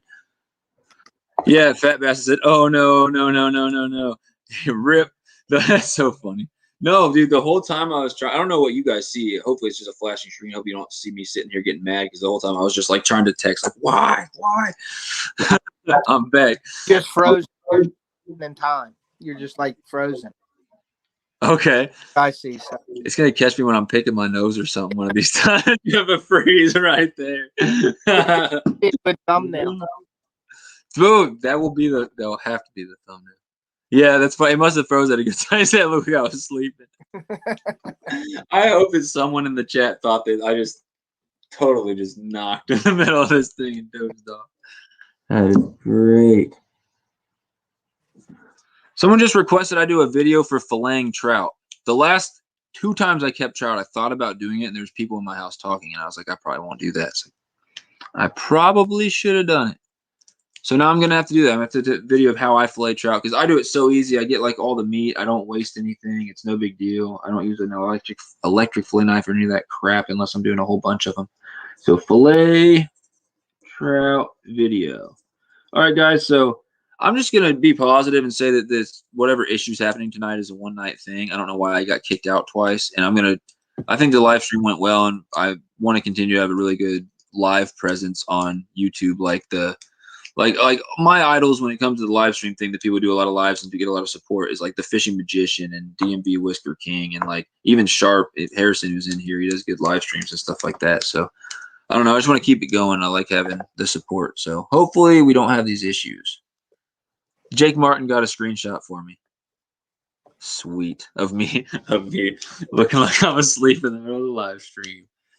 All right. So that was my last fishing. The last question I asked him: any big trips or outdoors or exciting channel news? And he said he's going to Ocean City and maybe doing some charter fishing, which would be super exciting. And he also said on his channel there's some of that stuff already uploaded on there. So like some shark and flounder fishing, I believe, which is super good stuff. Check that out. If you come my way, that'll be exciting too. So I'll put that in there.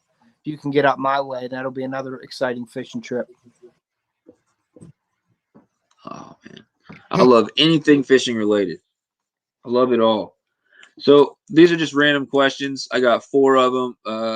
yeah, 4 of them, and then we're gonna let the people in the chat ask us whatever they want. I'll probably set a 30-minute since I said 30-minute, and then we're gonna probably end it pretty quick after that because this has been going on 3 hours already, and I'm sorry for this. I'll try to keep it short in the future. I know that doesn't help you, but that's my issue. I talk too much, and I let the live streams go too much, and I try to address everything in the chat, so they end up being a 4-hour live stream, and it gets me watch time and stuff, and it's cool, but. Come out. Okay. My dog wants out. So my daughter let my dog out. So if you hear a bell ringing, that's what he hits when he wants to go out. Oh, yeah. So for you, what is your favorite place you've ever fished? And that's probably a hard question, but just curious. Florida. Lake Okeechobee was probably my favorite. For big bass? Yeah. Oh, yeah. Yep. Close the door. Yeah. Yeah, that was probably my favorite. Yeah, that's like bucket list for a lot of bass fishermen. I definitely want to get out there. And the Florida strain bass, they just get bigger and beefier than the ones that we have around here. Yeah, I think what are they called? Ossawa line or something? The bass they have down there, Ossawa strain line. Something like that. Yeah, I forget what the strain is called. It's more north and it's not in Florida, but we only have a more northern strain of bass. And I know just in Arkansas, just down the next state south of me, they stock Florida strain bass in some of their lakes and stuff like that, but they just don't do that here. I think that'd be super cool. I know our state record would be bigger than 13 pounds if they did that. It'd be closer to 15 or so, probably. My bucket would be like a peacock bass or a tarpon. Oh, yeah. Peacock bass is way up there on my bucket list. And then any big fighting saltwater fish is definitely up there as well. But the peacock bass I'm sure they fight just, like a normal bass, and they look so freaking pretty, man. Yeah. Their colors are awesome. Yeah, they're awesome. Sunfish Assassin said Florida has a subspecies of bluegills called lavender bluegills also. Have you guys heard of the copper-nosed bluegill also? It's got like a gold face. No. There's definitely different types of bluegills. Yeah. I didn't even know that. Yeah. All right. Random question time. What's your favorite restaurant, man? What are you eating out there in Pennsylvania? I love gyros, man. I love gyros. I don't know if any of you guys like that, but yeah, gyros. Yeah. I love steakhouses, like the Japanese steakhouses, like the Nakama. There's a restaurant around here. It's like a filet mignon and lobster. They cook it in front of you type deal. I love that stuff. But I love to eat. Yeah, me too, man. You can't tell by how not obese I am, but I eat a lot. Yeah, me too. One of the main things I do. But yeah, we got a place, gyros, whatever you call them. We got a Greek place around us, and they serve those, and they are so freaking good. I'm surprised they stay in business because where I live, I never see people going to that place. It's like when I go in there, I'm one of the only people there, and I feel bad, but they still stay a thing. I think they do donuts and something else as well, so that they can actually, have something else to sell. But I just wish more people like that stuff because it's fire, and I would hate for them to close. Yeah. I go there and I get 2 of those gyro sandwich, whatever they are, the little wrap things, and I just tear them up. I don't get sides or anything. Yeah, they're good. Yes, on the copper nose. You guys heard about the copper nose. Fat Bass wants to know what's my plan to improve my viewership and retention time this month. Well, Fat Basses, I'm going to try to be quick about that. Well, that's something we can talk about more in a multi-species. We're getting late in the chat, and I don't want to get into it too much, but I do want to eventually, pretty soon, because I have a lot of video that I've edited. Number 1 is put that out, edit it, and put it out. I've got a crazy amount of video that I've edited. I mean, I am already improving my viewership and retention time, so it's already on an upward trend. Just with the shorts without me putting out fishing content. I've been filming great fishing content, and I've been so busy that I haven't been able to put it out. And one of the sacrifices I'm going to have to make soon, which sucks, as you guys know, I think I'm going to have to take some days when I have off, when I could be fishing and the weather's great coming up soon, to just sit there and edit in the middle of the day when it's nice. If I don't do that, I'm going to have to start stockpiling all this video, and I honestly don't see when I'm going to get time to edit. It's really kind of annoying. But yeah, edit the video. And once I get a couple of these videos edited, then I want to take that and I want to redo my intro. So I want my intro to be, instead of a bunch of pictures, I want it to be a couple catches. Maybe I want to change the song, kind of get into the same song. So I want to do that intro, keep it about as short as it is. I don't want to get any longer with the intro. And then work more into, you probably saw it in one of my videos, but I haven't done it in the older videos. For retention, some people will leave during the intro or a couple seconds after the intro, because you see an intro and then see a guy walking to a lake to fish, and it's like, all right, I'm already bored. If you don't know me, you don't know the fact that I'm probably going to catch some fish. I'm not going to put it on there unless I'm catching fish. So what I'm going to do is, I'm trying to keep this short, guys. Sorry. Put a couple catches at the beginning, and maybe not even the full catches, just, oh, I hooked up some exciting stuff. So people are like, oh, okay. And then go to my intro. And then go, so that way, boom, you know there's going to be something good to watch. Boom, there's the intro. Now you know who I am, and it gives you a little bit more of my character, my personality. And then boom, we get to the fishing. And then obviously I'm going to keep working on trying to get the editing good, trying to just keep out anything that's not. And I think overall, keeping my videos a little shorter. I've noticed the 22-minute videos don't get a lot of people watching the whole thing. You're more likely to get someone to stay for the whole thing if they see that the video is short. Let me give you an example. Someone sends you a text, or you see a comment, you see that it's 3 pages long, you're probably going to skim through that and not read the whole thing. If you know from the get-go that it's a short text, you're probably going to read the whole thing. YouTube video, if you ever find yourself clicking on the screen on your phone to have it pop up to say how much longer is left in this dang thing on that little red bar on the bottom, if you click that, you're already bored. So I'm trying to keep people from clicking that. I want people to go, oh, wow, he caught something. Oh, just constant action. And I know some channels, that's not the way. Like Show Me Creeks is my dude, and he's more of a calm vibe. He does a lot of like folk or country type of music in the background, and he's just fishing creeks, and it's just a real laid back vibe. If you can pull that off, you can pull that off. I think to keep people more entertained, I might have to do some more fast paced stuff. So there's a lot of stuff I have planned, and I will get into that more in the Multi-Species Weekly if you want to talk about it.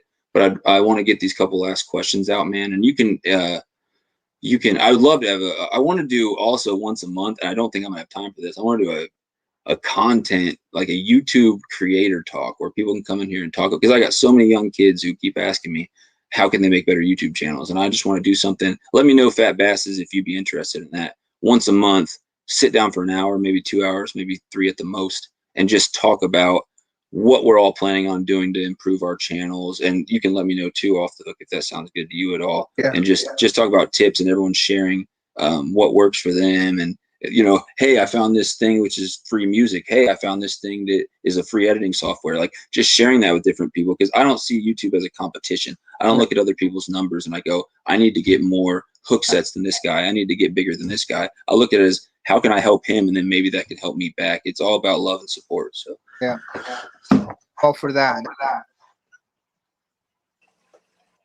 And then Sunfish Assassin asked you, have you ever dog hunted for deer with shotguns? He said he hasn't dog hunted really. So yeah, how has he done all that? Yeah, no. Deer with shotguns? That sounds crazy. I feel like rifle would be my way to go for deer. Well, in PA, let me just click. In PA, you can use a rifle or a shotgun. But in Ohio, where I hunt, it's shotgun only. Now, really? They just passed a law in Ohio that you can use a straight-walled cartridge, a rifle cartridge, but it was shotgun and archery only in Ohio. Why do you think that is?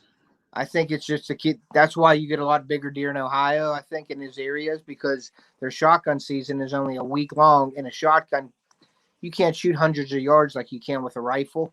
A rifle, reach out there 300, 400 yards and hit a deer. A shotgun, you're at about 100, 150 yards, at maybe 200 accurately with a shotgun. So you're not, and you're only, and the seasons are shortened down there too.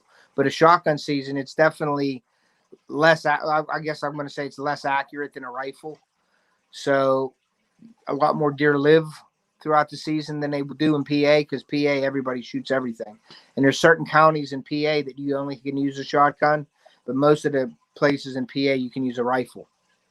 Okay, that's interesting. And this is going to be a really, really, really stupid question because I'm not a hunter, but is this buckshot or is this slugs that people are shooting? In PA, you have to use slugs, and I believe Ohio, you have to use slugs. I don't know the states that you're allowed to use buckshot. Sunfish may know. Okay. Fish Assassin may know that. I don't know buckshot because, like I said, I don't use shotgun. I'm an archery. Right. I'm an archery guy, and sometimes I'll shoot a rifle with them, but I'm usually an archery guy. Gotcha. I don't know if you wrote down my man, Bassman Outdoors, who joined in here for a second, but he's going to be making he won't be shooting turkeys with a bow. He will be using a gun for that, but He takes deer. Bassman Outdoors. He takes deer with a bow. He's definitely an archer, and he's pretty good. He said he's working on getting some different angles so we can have him taking the shot, and he wants something on the gun too. Yeah. So, or on something mounted so you can see on the bow if he's shooting. So that's what I got this year. I just got a mount for my crossbow and bow, and I can actually, it's a mount for my phone, or you can put your GoPro on it. So like I have, the GoPro, you could have a chest mount or a head mount. But now they make an iPhone mount just like the GoPro. You put your phone on your chest or your phone on your head. Fat Bass is asked you. I'm gonna leave this up to you since we're going so long. He said, "How about you too?" And that's him. He's probably asking like what your plans are to grow your viewership and stuff like that. You don't have to answer that if you want because we've been going so long. But if you want to, you can answer that question. I'll leave that one up to you. I was thinking the same thing like you were, like an intro. Like I have a trailer on mine. Like when I link my YouTube channel, it goes right to my trailer, which is like I think it's like a minute long, and it's like all kinds of stuff coming at you at once. You know what I mean? Yeah, so I've seen. I like it. I like that.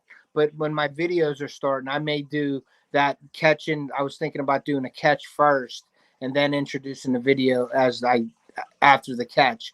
And I don't really consider it leaving the secret out, but like the best, like on my fishing trip, the best catch that I have will probably be first. Like the most interesting catch of my video will probably be first, and then roll into the other catches. You know what I mean? So it's more exciting up front, and it might keep the audience a little bit longer to get the minutes or the hours on the views. That brings up a really, really good point. So this is something that I'm going to have to work so hard to get out of. I am a save the best for last person, and I've always been. When I eat a sandwich, I eat the crust first because I hate it, and then I save the freaking middle part. I'm a weirdo. I save the best for last in everything in life. Yeah. In everything. I always go for whatever I don't want to do first, and I save the best for last. It's shooting me in the foot with YouTube because I keep putting all this stuff out there, and then I've made like my shorts. I made a couple shorts that have much better thumbnails. They have music in the background. They have a little bit of slow motion in them. They're just overall better shorts, I believe. And I want to put out more like that.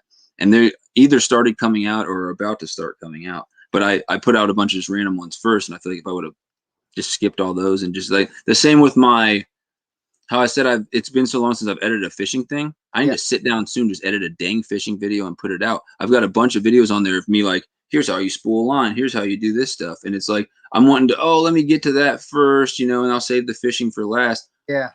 It's the opposite. I believe it's the opposite.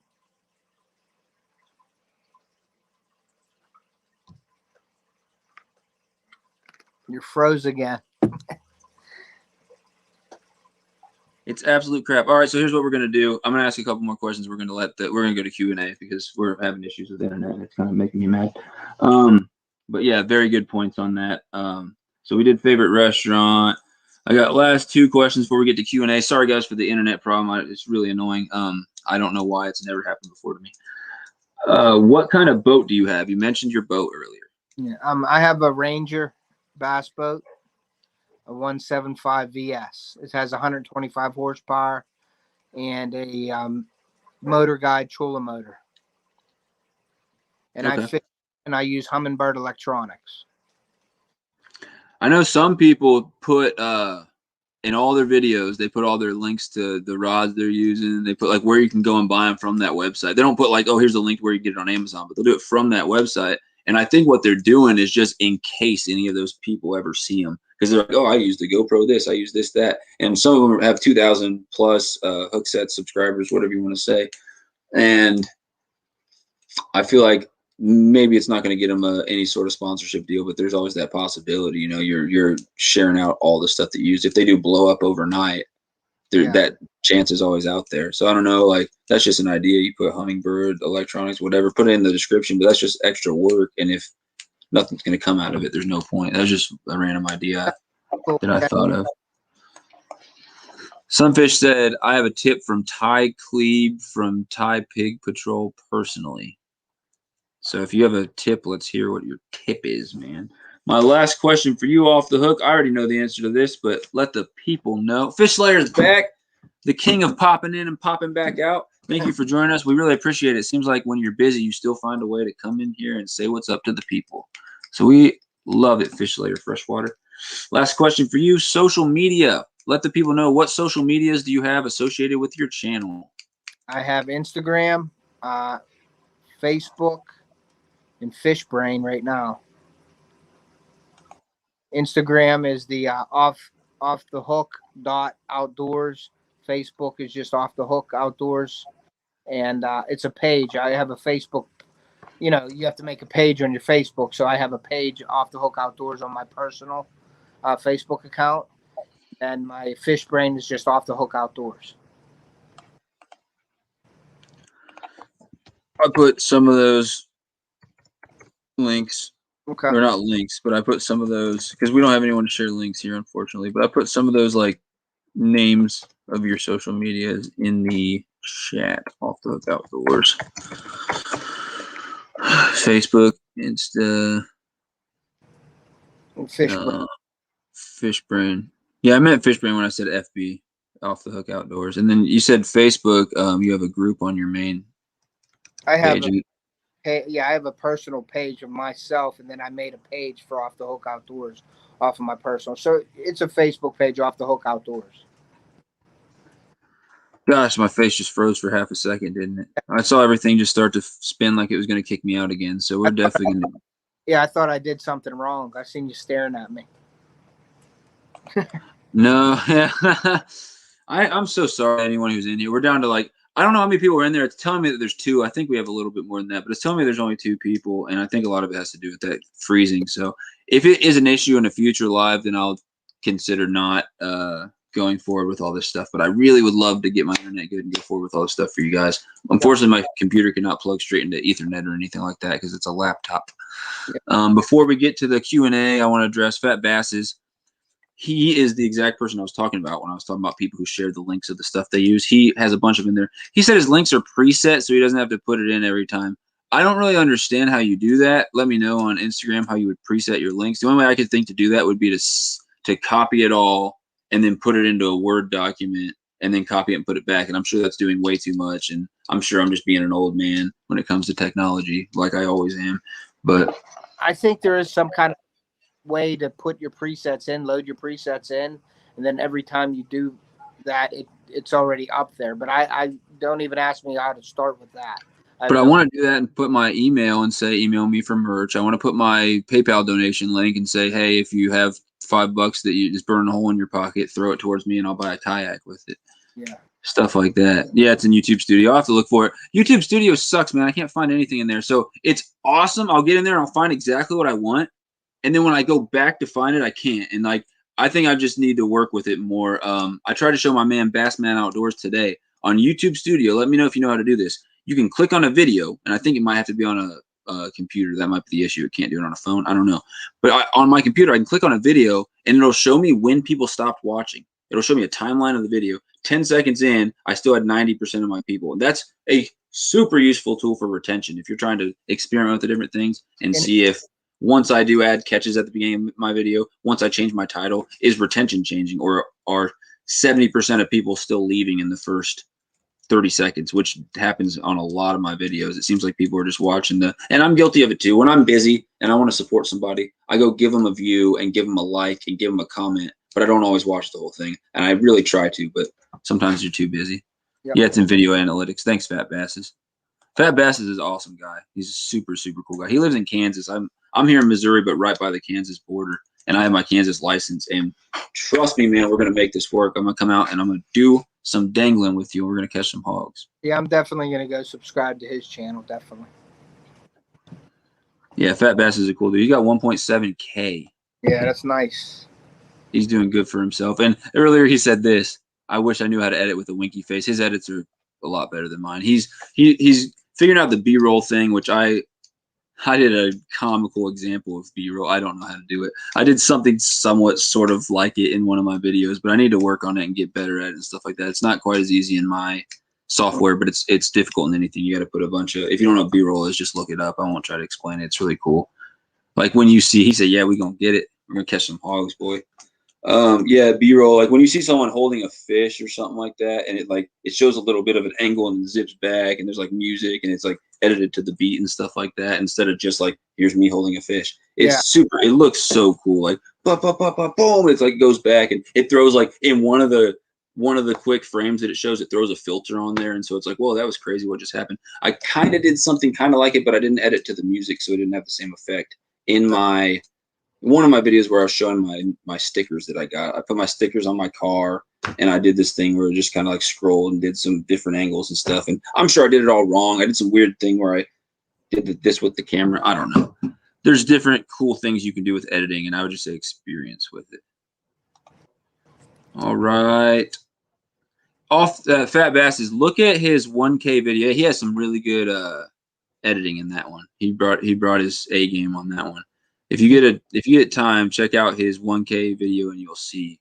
And then FishAngler Freshwater said, "Do you guys have channel managers?" I mean, me and Off the Hook, we're not big enough to need a channel manager or anything. As far as I know, maybe he has one. And Fat Basses, that was a good question for him, but no, he doesn't have one. If Fat Basses blew up and got to, 100K hook sets, maybe he would get a channel manager. I don't know how that works. I know it frees up your time and stuff like that. And I always wish that there was someone who could be kind of in charge of some of those aspects while I'm out there just fishing and filming. Yeah. But I'm so crazy about stuff. I don't know if I'd let someone edit anything. I don't know if I'd let someone, I'd want someone to run my social media for me. I definitely would love someone to just go, just send them all my fish pictures and be like, hey, use the Hagrid filter on Pixlr. That's the one that turns your old crappy fish pictures looking beautiful like all mine look on Instagram. I know exactly how to do it. I just don't want to sit there and do it monotonously all day every time I get a free time. Yeah, I wish someone would post about my videos and post about my fish and stuff for me. That'd be awesome. Yeah, as far as a channel manager. I think the editing part is that's what makes your YouTube. That's what makes you and your YouTube channel is your editing. You know what I mean? So like, I wouldn't want nobody to do my editing either. I would do the social media thing like you said, but the editing, I'd like to do the edit. It's part of the fun of it too,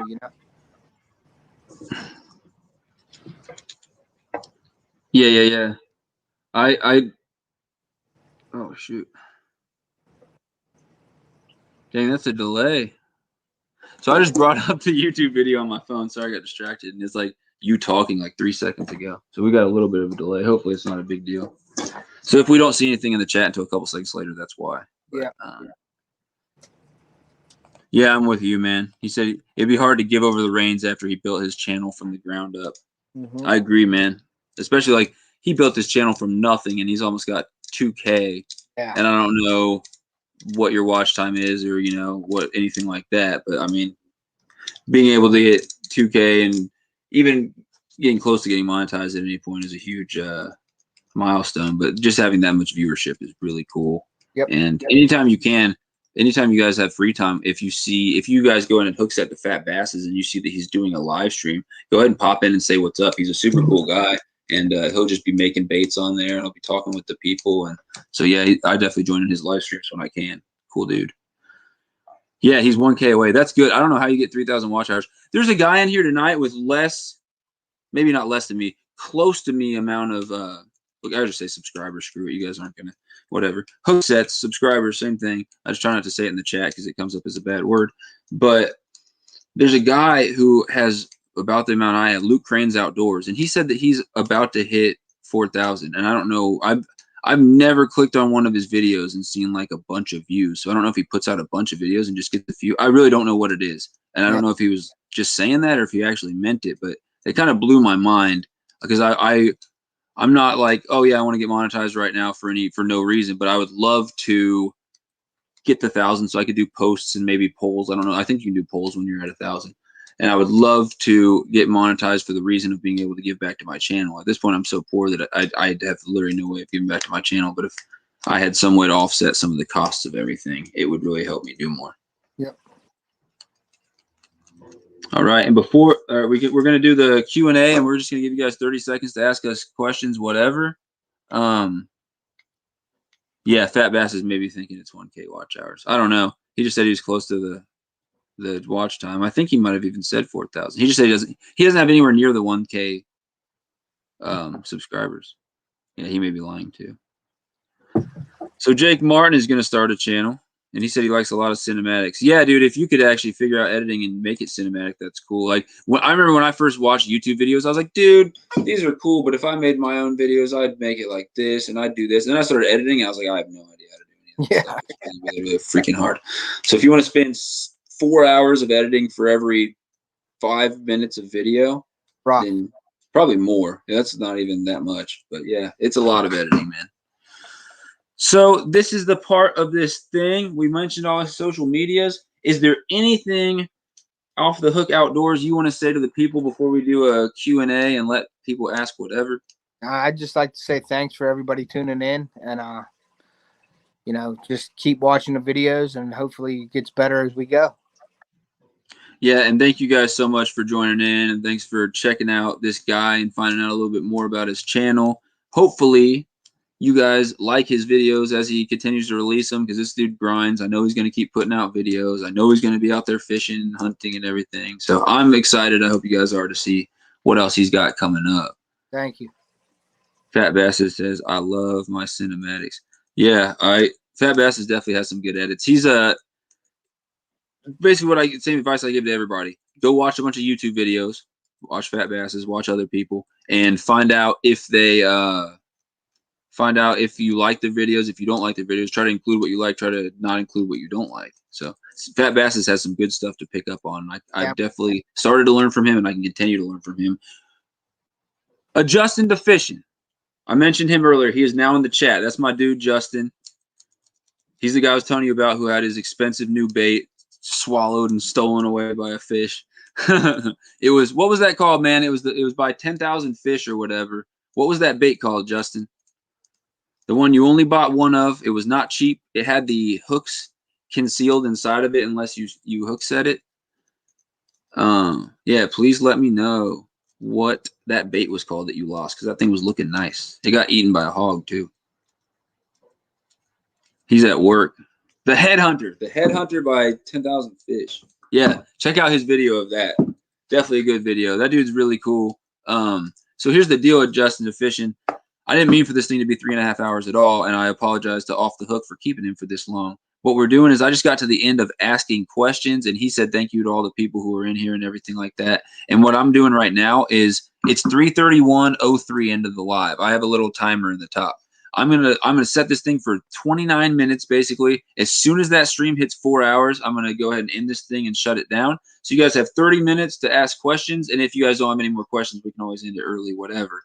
But if you have any questions for me, Sunfish King, if you have any questions for my man, Off the Hook Outdoors, or anything else you guys want to discuss, we're gonna leave this thing running for about 29 minutes, 28 minutes now, unless there's nothing you guys want to ask. So this is the time, this is the part of the live stream that I always leave at the end for you guys to ask us what you want to ask. And there is a little delay in the chat. Fat Basses, thank you. He said he's going to watch that 10K fish, Justin. Yeah, Justin to Fishing's got a good channel. He grinded over the winter, and he got himself some cold water bass, which I unfortunately was not really able to do. I got a couple bass recently, but Fish Later Freshwater said y'all should do a fishing tournament. I can't. I have no way of doing a fishing. The only way I can think of to do a fishing tournament is I do a live stream, someone else does a live stream on their own channel, and then Fish Later Freshwater, someone like you, a supporter, can have them both open on different tabs, and you can comment, hey, he just caught this. Hey, he just caught this. Because it was a super good idea what we did with Forward Fishing and Sharp Fishing TV. They went carp fishing, and I went trout fishing. It was whoever caught more and whoever caught more species and whoever caught the biggest fish. They got a point for biggest fish. I caught 2 trout to the ice, so I got a point. We tied. But the audio was horrible, and I can't figure out how to do it on my phone without the audio screaming back. So unfortunately, I can't do any fishing tournaments unless we're doing some separate stream or something like that. As far as you Off the Hook Outdoors, you have any plans to do any live streams or anything on your channel, or are you just going to stick to recorded videos? I'm going to do recorded for a while until I get more comfortable with the live stream. And like I've talked to you about that before. I'm going to talk to you a little bit about it, about maybe doing live streams coming up, but nothing right off the bat right now. I'm going to stick to just trying to get my stuff established and the way I feel comfortable with doing it, and then I'll probably go with the live stream. Yeah, there's pros and cons. So number one, when I'm not putting out videos, I got content and I got all this support and stuff like that. And it's really cool. He said that's such a sick idea, though. All right, I'll check them out too. Yeah, the turn. It was, man. We did. So what we did was, you can check it out. Actually, I don't even know if it's on my channel. I think it's on Forward Fishing's channel. So I'll put that name in the chat. You go Forward Fishing. I don't know. Just type in Forward Fishing and then live, and hopefully it'll come up. Look for one with Sunfish King in it. And what we did was, I was fishing on the ice, and I had my camera set up on the tripod, and it was just off cellular data. And they were fishing at a pond, and it was super cool. It's just like you see me and Off the Hook right now with our faces next to each other, and the audio was just bad. Everything else, it would have been perfect, but the audio was so bad it was hard to listen to. So if I got a new phone, I bet it would work fine. I bet we could figure it out. And I know the big catfish tournaments, they'll do like 10 different guys in the same stream, and yeah, they're talking over each other and it gets hard to hear, but they don't have the audio issue where it's echoing and stuff. What about? Let me ask you a question about this. Did you see that on Fishbrain? They have those groups, and they have group tournaments in like a certain group. That might be something to look into, where you can get you make your own Fishbrain group, like tournament group, and then do a tournament like through Fishbrain. Now it won't be live, but it would be like a picture with like. Yeah, that's the problem with that. It's just hard to. Yeah. I have 14,000 pictures of fish on my phone. Yeah. And I guarantee some of those are bigger than Yep. some fish that someone else might post. And you guys have no way of knowing when I caught these fish. So my thing to that is the winner going to be the one who caught the best fish during the tournament time, or is it going to be somebody who cheated and just posted a random fish in there? I don't know. That's always been my problem with that. Is I would do it honestly, but I don't know if everybody else would. What you would have to do is you would have to make up some kind of like card or something that you put on the fish when you take it, that's dated or something, or have some kind of saying or something. Hand, just hold up, just something random that no one would do. Hold your pinky down like this and hold the fish, like something not as weird, but you'd have to hold this in your hand while you're holding a fish, something random like that. And the card is a good idea. You put like hashtag bass tournament or whatever it's called, and you hold that up while you're holding the fish. That's a really good idea, actually, man. I might look into that, because I have a group on there called PB Seekers, and that would be a really good group to do a tournament on. Yeah, or like you said, if you just had a certain amount of people that you wanted, you'd invite them into your group, and that would be your tournament group, or like call it Fishbrain tournament or something like that. Yeah, invite who you want, or who you know that would participate in the tournament, and then you could start adding people as you go and get bigger and bigger. Do small ones and work your way up and to get bigger ones.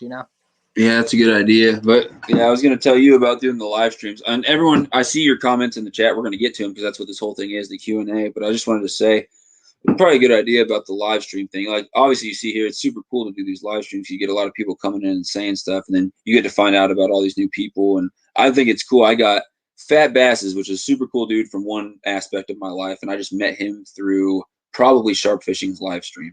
Then I've got Justin to Fishing, who was another awesome dude. Met him through another aspect of my life, another YouTuber, and I met him through Danny Donks' live stream. And these are two awesome dudes, and I watch their videos like when they put them out, and I think they're super cool. And they just literally are like, "Hey, I'll check your stuff out." I don't know, something about that's so cool to me. If I sound like a nerd or something like that, whatever. I just think it's sweet, the support. Like, it's literally unreal to me. It's so cool. Yeah. So cool. But yeah, the live stream, doing it like that, if you were to do a lot of live streams, one thing I could have done when I got home today, after I could have edited for the last 3 hours and 37 minutes, and then now I'd have at least half of a video to put up. I'd at least be that much closer to doing one. So, and I didn't put any of I have SD cards that are 100% full right now, so I can't even film because I don't have any more SD cards. I need to put all that stuff slowly and organize it into folders in an external hard drive. I've got so much stuff that I could have done tonight that I just did the live stream instead. So, like, not saying there's anything wrong with it, but just keep that in mind. If you start, that's one thing that I'm worried about, because I said I want to do 2 interviews a month, and then I also want to do this. And no one commented this. Actually, I don't know if anyone commented. Go ahead and comment again, and I'm going to get to all the comments, guys. If anyone thinks it'd be cool, I mentioned this, doing once a month a YouTube content creator live stream. So I would live stream. It would just be me talking, probably, unless someone in the chat had some really good stuff they wanted to pop on and say. I'd let them on for a minute. But it'd basically be me talking, and I would just say, here's the basic things that I'm going to be working on to improve, like Fat Basses says, my viewership and stuff like that. Yeah. And then what are you guys planning on doing? And then we can share sources for free music, sources for stuff like that, anything to help each other. So let me know if you think that would be a good idea to add to my live streams. Obviously, it would take away from my 20 hours, but I think it'd be a really, really good idea. Cool. So yeah, anyone comment that? We're going to get to all these questions, and we got 22 minutes, it looks like, to go. So he says, and I don't know if you catch carp or have ever caught carp off the hook, but he says, what's your personal best common, mirror, and grass carp? So I'll let you do that first if you've ever caught any of those. I really don't fish for carp. I have a buddy that does. I mean, he makes his own bait, you know, and fishes. It's like a science to me. So I really haven't fished for carp or anything like that. Catfish I'll do every once in a while with the kids, but carp I've never really got into the carp fishing. All right. So I'll answer that question. Common and mirror is the same thing. So I caught a 6-pound common carp. They're exactly the same species. A mirror carp is just a, if you believe in subspecies, it's a subspecies. If you just think that everything's just genetic variance in one species, then it's just some common carp from a different area that look a little bit different. So I've never caught what you would call a mirror carp. I can't even tell you if I've ever caught an F1 or crucian or anything like that, because when I caught my common carp, I just knew common carp. I didn't know the other subspecies. But I can tell you I've never caught a leather carp. I've never caught a ghost carp. I've never got, all those are just common carp. That's all they are. But they're just, I know you know that. You're the carp fisherman, Jake. But I've never caught a mirror carp. Sorry, man. But yeah, 6 pounds even for common carp. And then, 40 pounds, 15 ounces. So I like to be honest, just under 41 pounds for grass carp. And they were both on worms. The common was in a river that's more like a creek, and the grass was in my local lake. So, PB trout, go ahead off the hook. What's your PB trout? Fish Slayer wants to know.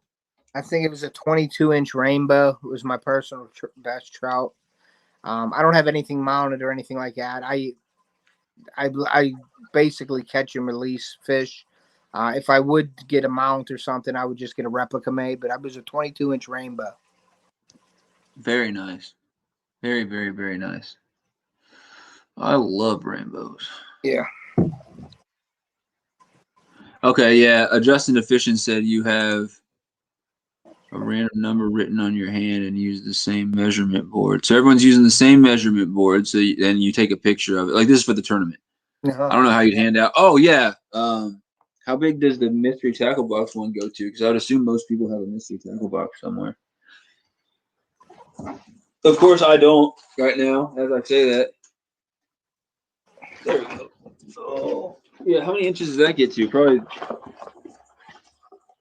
18. So as long as no one's catching absolutely massive bass, that would work. But 18 isn't super big. Yeah, as long as everyone used the same measuring board somehow. I don't know how you'd work that out so that you make sure they weren't, putting something false. And then he said has a number written on their hand. So you write a number on your hand, I guess. I don't know. Yeah. A random number. Kayak fishing too. They'll do like everybody will go buy Walmart a Rapala plastic fish fish tape, and then they would put, like, for the color of the tournament, they would put like an orange sticker on it or like a red sticker. Gotcha. For every tournament, a different sticker. You know what I mean? Yep. And Fat Basses says you just put a certain code on a piece of paper. Yeah, that'd be just like writing bass tourney or whatever the tournament's called or whatever. But yeah, that way you could make the code make the code and don't tell anyone until bam, we're going live. Here's the code. And then so it's going at that point. So that way there's a 0% chance that if you make the code like 1743, that someone's going to have a picture somewhere in their phone of a bass with a thing that says 1743 on it. Yeah. Yeah. For sure. Yep. And then Jake Martin. But that's not what we're talking about. Like, that sounded all good. He said he mentioned everyone who lived near me. See, that's the thing. That's not a Fishbrain tournament. That's just a tournament. He's just talking about getting people together. We're not talking about people that live near us. We're talking about like having a tournament with like me, him in Pennsylvania, my someone over in Kansas, stuff like that. So yeah, but I think it'd be a good idea. But I think if I tried to set that up, it would take too much away from my editing time right now. So a man's got to know his limitations. Yep. Man's got to know his limitations, and mine is not getting so busy that I can't possibly manage a YouTube channel. And fish. Which I'm starting to get to that point. Adjusting like it feed off each other. Adjusting. Boy, I got a 6-pound carp before. That thing felt heavier. Yeah. If anyone gets on my Fishbrain and looks at my 6-pound carp, I thought it was bigger too. It felt heavier. It fought really hard. I thought I was looking at a 10-pounder or so, but it was 6 pounds even. All right, Jake Martin. You ever caught a state record fish or close to the state record? He says no. They don't do. Maybe they do. Yeah, they do state record grass carp in Missouri. I don't think that my 41 pounds was anywhere near. I'd say the state record grass carp's got to be closer to like 60, 80 pounds, something like that. Probably 80. But that 41-pound grass carp is a hometown record. No one in my town's caught a bigger fish, and it's a lake record. Of all fish ever caught out of that lake, there's never been a 41-pound fish caught. So cool that a dude in his first year of fishing, became a hometown hero, I guess. Catching the biggest fish that's ever been caught out of Raymore, Missouri, and definitely the biggest fish ever out of that lake. So that was cool. And then I catch a lot of shiners and stuff like that no one marks. So technically everyone's a state record as far as that goes. Those little tiny microfish, there is no state record. So everyone's a state record, but also not at the same time. That's not really impressive. And then I caught a fish in Arkansas that no one can identify. So I'm sure it has some species, and I'm sure someone knows, and it's probably just either a hybrid, a juvenile, or it's not where it's supposed to be. It's like hundreds of miles upstream from where it's supposed to be. But if that's some new species that no one's ever identified, that's literally my goal. That's what I've always wanted to catch. So I'm going to keep working on that and trying to get that figured out. What the heck I caught out of Arkansas. I've caught citation fish. Like, in New York, I got a award for just a citation, like a 23-inch bass, and you get a little plaque with a little pin on it or something like that. Or like Lake Erie catching steelhead, you can take them in to get a citation for that. You know what I mean? Nice. When I hear citation, it sounds bad to me. It sounds like something the cops are going to give you. But yeah, we have in states near us, like Kansas, they have master angler. So if you catch a fish a certain size, you get a master angler. My friend didn't know they had that, and we were talking about it. He looks it up, and he had 3 species in last year. He caught 3 different species: bass, crappie, and I don't know what the other one was, a bluegill, I think, or green sunfish or something. But yeah, he had 3 different species of master angler. It was super impressive. And he was just like, dang it, I didn't know, or else I would have got these awards. So yeah, that's probably answers that question pretty good.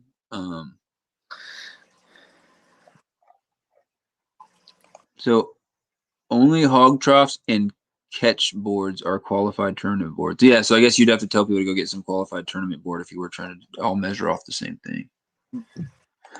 There's my man Harrison joining back in.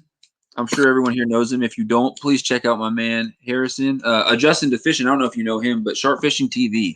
That's my dude. Every Tuesday, me, him, and Forward Fishing. That's his name on YouTube. We go live. We do multi-species weekly. And Harrison, is it live on my channel Tuesday? And then Griffin's next time? Do I have the order right? Please let me know if you're still in here, because I asked you last time, and I don't know if you answered or if I just missed it. But is it my channel, or is it I believe it's my channel this time. But let me know so I can figure that out. I want to tell people the right thing. I think it was yours last time, mine this time, Griffin next time. But if I'm totally drunk right now, let me know. And then we got right here. Justin says he bought the red and chartreuse lipless crankbait after asking us if reds were the sauce in the spring. Bro, so they're supposed to be, and it's just too early right now. It's kind of winter, not spring really. But we went out today, and I was working my bait caster, and I definitely threw, I want to say 2 different red crawls. I threw a red. Yeah, mine aren't lipless. Mine both have like one's a square bill and one's a wiggle wart. So I got a red wiggle wart that looks like a crawl, and it's got a rattle to it. It's got some bearings in there, so it's got a nice action to it as you slow retrieve it, and it makes some sound. And then I also did just a silent square bill crankbait in red crawl colors. Neither of those got anything. My friend got a couple bites. I think one on a shad colored crankbait And then you got a really good bite on a, oh man, was it a tube jig? I think he was on a big white tube jig. And he, oh man, whole freaking rod bent over. And I don't know, he just wasn't ready or something. He was complaining about the fish biting at the wrong time or something like that. Some excuse of why he didn't catch it. So it is. He said, I believe so. It should be on my channel on Tuesday. So on Tuesday, guys, 7:30 Central, 8:30 Eastern, we're doing multi-species weekly. And if you haven't joined in that, then you need to join in and find out what it's all about. Because, sneak preview, next week, not this week, next week, next Tuesday, the Tuesday upcoming, we're going to talk about combos, gear, line, tackle, hook size, line size, making baits, jigs, ties, etc. What does it say? Flies? Yeah. So basically, people who, we're just talking about gear, we're talking about, people wanted to talk about gear and lines and tackle and anything from waders to what sunglasses you're using to rods and reels. So next time it's just going to be all about gear, which is, we try to keep it seasonal. It's little before everyone's really going out and starting to tackle the fish and everything like that. The bite hasn't picked up everywhere yet. I know here it's still pretty slow. Pennsylvania, they're still waiting for thaw at some places, I guess. So I think it'd be a really good time to talk about what you guys need to go out and buy if you don't have, and what stuff you have and how good it is, and we can all discuss it and stuff like that. So definitely next week. And then the week after that, as I was saying, it's going to be pre-spawn. The whole thing's going to be dedicated to pre-spawn because that's going to be the middle of March, which is going to be around here right at the beginning. I would say mid-March to early April is probably pre-spawn, and then mid-April to end of May and June is going to be your main spawn time. You got bedding bass and stuff like that. So I think it's going to be a really good time to talk about pre-spawns. We're going to talk about what works, what baits to throw, how the techniques and the baits differ during this time of year than they do other times, and what opportunities you have during pre-spawn, where you think the fish are going to be, where are you fishing, what are you using, all that stuff we're going to talk about in the next one. So these multi-species weeklies are pretty sweet. Jake Martin asked me a question. Everyone asks me this. Where do I get my micro fishing hooks? Everyone asks me this. I don't know, man. So they're size 26 hooks that I'm using now. I probably got those from Amazon or something. And then and they're micro barb. My size 30 hooks I haven't really put out yet. I haven't really thrown those out yet. But I'm going to be honest with you, I have absolutely no idea where those are. So that kind of sucks. I bought some size 30 hooks, and I actually don't even, those might be gone. I have no idea where those things are. That's kind of sad. Actually, I'm just realizing that now. But I did buy some size 30 hooks, and they're barbless, and they were from Bass Pro, and they were a little more expensive. But I'm kind of crying inside because I'm not realizing. What I do is I buy a bunch of baits, and then I don't know what happens. I misplace them, and I never get to throw them, and it's just a waste of money. It's really starting to kill me because I know there's a lot of nice stuff I bought, and I have an entire thing of drawers. Like every time you see me stand up and come back with a bait in my hand, literally, this is my bait chamber here, and I've got like a couple thousands of dollars probably in fishing gear and baits just right here that I've accrued over the last year or so of either inheriting it or just buying it. And what happens is I buy a bunch of shit and I can never find it. So yeah, that's where I got my micro fishing hooks, Bass Pro or Amazon. Justin's got to get into square bills. I'm the other way around. I've thrown a couple different bill. I've never thrown anything lipless, and I've really never thrown rattle trap. So I've got to get into everything. Justin, I got respect because you say you're kind of new to fishing. I don't know when you started, but I started like December 2019, like right before 2020 started. You go out and you throw a bunch of different types of baits, and you don't seem to have any issue with going to like the store and buying some brand new Guggen thing that's never been thrown before and just going out and tossing it with absolute confidence. And I know everyone edits the part out of the video where they're not catching anything, but I do not. You're a better angler than me for bass. Let's just put it that way. You buy like that 10,000 fish. What did you say it was called? I already forgot the name. See, this is how terrible I am with stuff. It was a headhunter. The headhunter. Yeah, he remembered. I'm gonna write that down so I don't forget. Yeah, 10,000 fish headhunter. Like things like that. I'd go out there and I feel like I wouldn't have like full confidence with it, and I feel like I might go a couple hours and not catch anything on it. And it's like, dang. And I heard you even saying at the beginning of your video, you're like, oh, this is my one main bait that I'm throwing today. But if I don't get anything, I'll throw some other stuff. But like, you seem to do good when you're out there experimenting with a new bait, and you seem to still get bites on it and catch stuff. So I don't know. for me, it's a big confidence thing. I think it's super cool that you can pick up a bait you've never even thought about throwing before. Who do we got here off the hook? Yeah, that was my dog. He's running around like a nut. Dash. His name's Dash. That's the silver. Dash. Cool. We all love dogs here, I'm pretty sure. I got 3 of my own here. So yeah, Justin, I was just talking about how awesome you are and how you're a better angler than me. So, Fish Slayer Freshwater said he wishes school had a fishing elective class. Dude, if there was a fishing class in school, I would do all my homework. I would never miss a day. Yeah. That's where they screwed up in school. If they would have put a fishing class halfway through the day, I would have never been absent to class.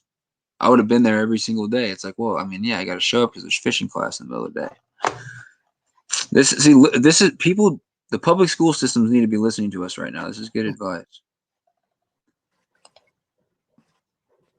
Oh yeah, I don't know why Off the Hook Outdoor. What your name disappeared off the screen? It says, oh no, it's on the screen for me. He says it's not on the screen for him. It's Off the Hook Outdoors. Justin to Fishin. Yeah. Check my man out. He's growing super fast. Yeah, I don't know why you.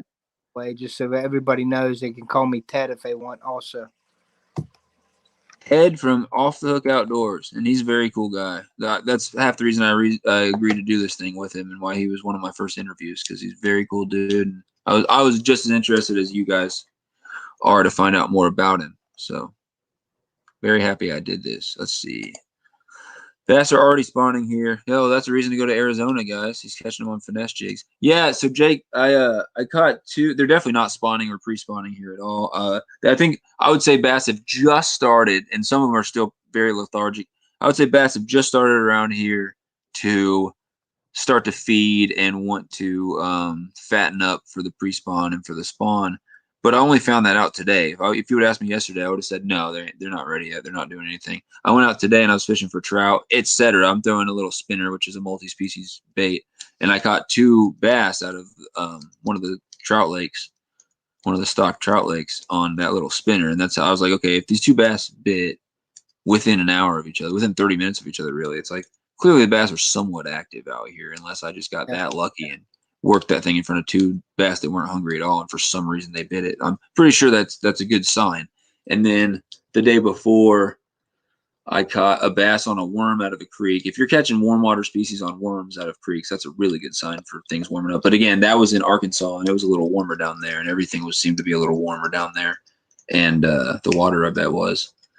And then I caught 2 smallies out in Arkansas as well, and that was on finesse stuff. I was throwing the do I have it here?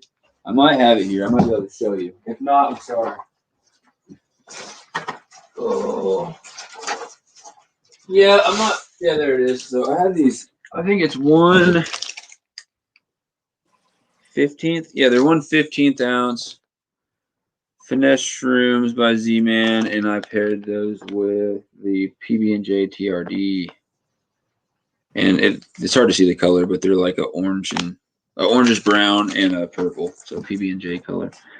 And I was just tossing it. We had a good flow to the water. One of the places was flowing too strong, and the Ned rig was not the way to go. We didn't catch anything there, but it was a good flow to the water, and I just kind of throw the thing out, and I let the current take it. I would even leave the bail open for a little bit, and just let it go and go and go, and then I would shut the bail, and it's still going, getting closer to the bottom, and then I would just kind of slow retrieve it in, and then do a little bit of that twitching on the bottom stuff. But I didn't do a whole lot of the finesse, like twitching on the bottom, because it was just such a strong flow. It's a little different than working it in a lake. You're kind of moving it along against the current and letting it do this weird thing along the bottom. And I got 2.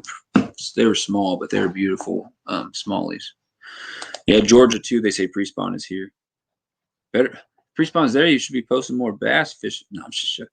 I saw you catch some nice fish. Was it today out of the kayak? I saw the pictures today. Was that bass that you were releasing, was that out of the kayak today in that chocolate milk water Sunfish Assassin? That looked fun, man. I need to get out in the kayak. How in the world do you tie knots? Everyone asks me that. It's not the tying the knots on the micro hooks that's hard. It's getting the line through. So you can 4 pound. I use big eye micro hooks, so I can use up to 4 pound. If you use normal micro hooks, you're using 2 pound test at the most if you're using mono. Wow. And So the hardest part is getting it through that tiny little hole. Then once you've got it through, you just feed it all the way through the hole. And it might sound like it's not, but it is just as easy to tie as anything else. I put my finger on there just like the hook's, 10 times the size. I tie the improved clench knot is what I use with it, and it works. So it's not hard at all the time. It's just hard to get the eye through. I had one of my friends ask me that, and he wanted to see me do it because he's like, I don't understand how you do it. And I just showed him real quick. I was like, this is the hardest part. Sat there forever, squinting my eyes, and then boom, finally got the thing through. And then bam, once you get it through, it's just tie it on. It's pretty easy actually. But everyone asks me that. He says size 12 hooks will catch small fish. It's not true. Sunfish Assassin size 12 hooks will catch massive trout if you put the right bait on them. It's all about mouth size. Minnows, they will not catch minnows, Sunfish Assassin. Tell me what minnow species you can catch on a size 12 hook. A true minnow. You won't catch any true minnows. You got to go to size 20 or smaller for true minnows. But different people call different things minnows. Some people call any small fish a minnow. When I say minnows, I'm just talking about shiners, basically. Yep. Shiners, top minnows, stuff like that. Yeah, basically. Let's see. He caught a red breast and a catfish on cranks. Yeah, some fish will definitely bite on cranks. Everyone's like, oh, that's an ambitious fish. He was really trying to eat something bigger than him. Unless it's a bitsy crank, I don't think that sunfish is trying to eat it. I think it's getting irritated by a fish swimming right in its dojo, and it's trying to bite that tail. If you have fish in an aquarium, they nip each other's tails all the time, especially same species. They always nip each other's tails. I think that's what's going on. You're working this bait in front of him. It's pissing that fish off, and he's like, hey, doing a quick snap at it, and like, oh, crap, there's a treble hook attached to that tail.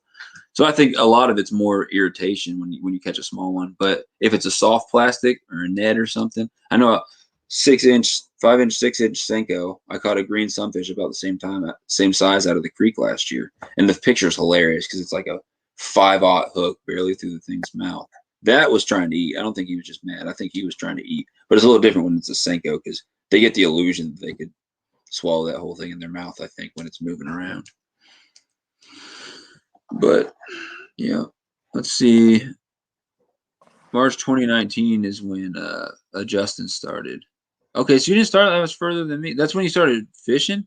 Yeah, he really likes to try things out is what he's saying.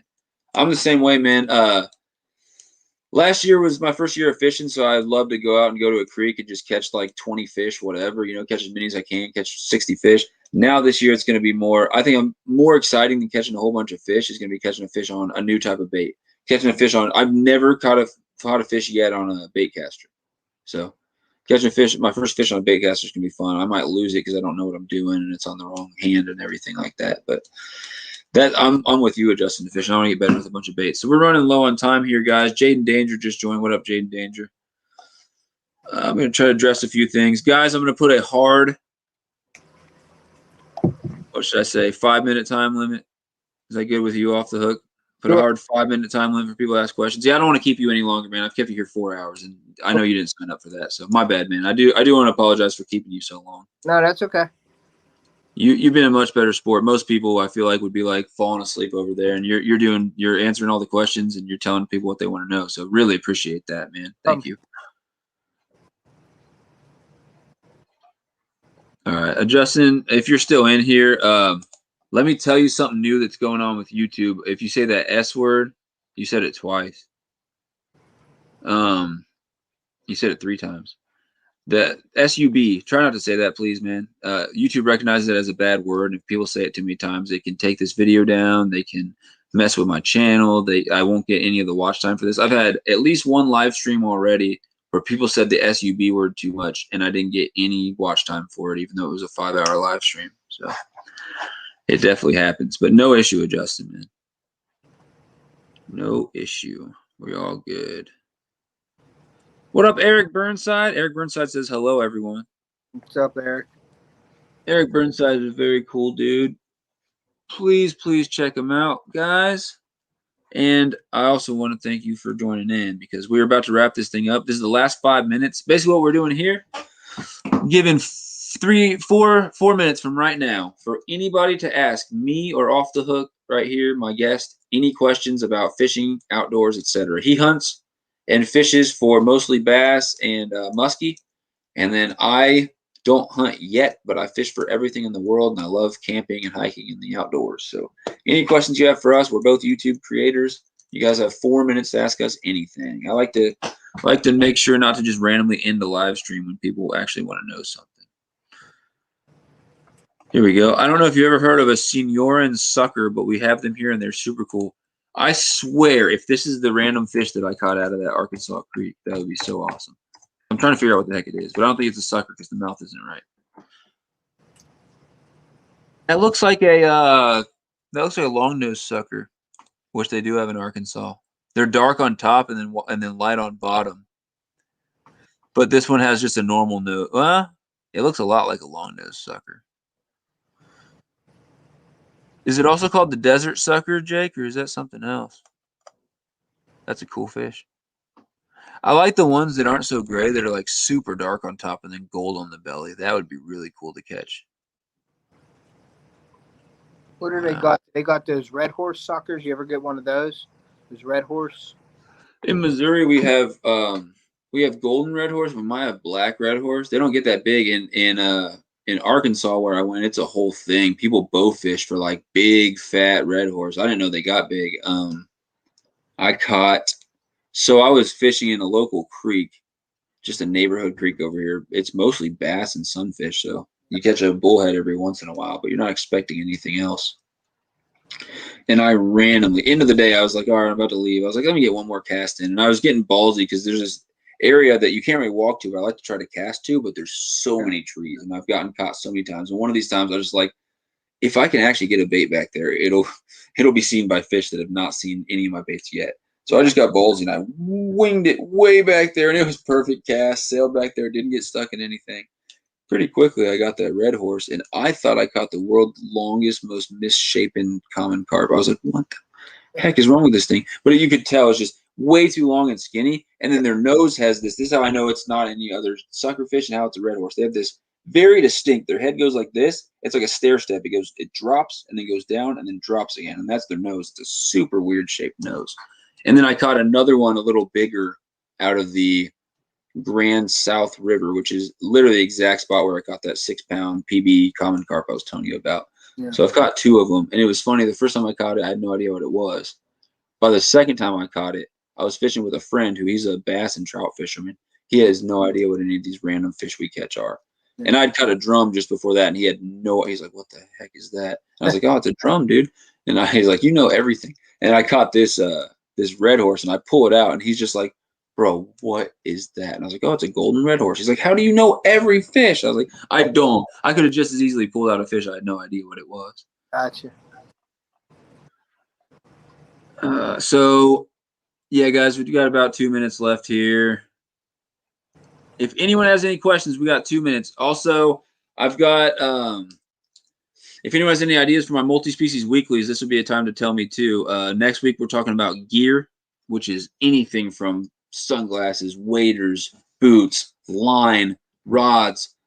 It can get into baits a little bit, but I don't want to get too much into baits. We will talk about baits, but it's like that could be a whole thing in itself. So we're going to talk about basically gear, anything that you bring fishing that like isn't the bait, and then like knives and stuff like that. Just whatever is awesome. But basically, it's a good time to talk about that because it's a good time to go out and buy stuff since it's about to be fishing season if it's not already where you're at.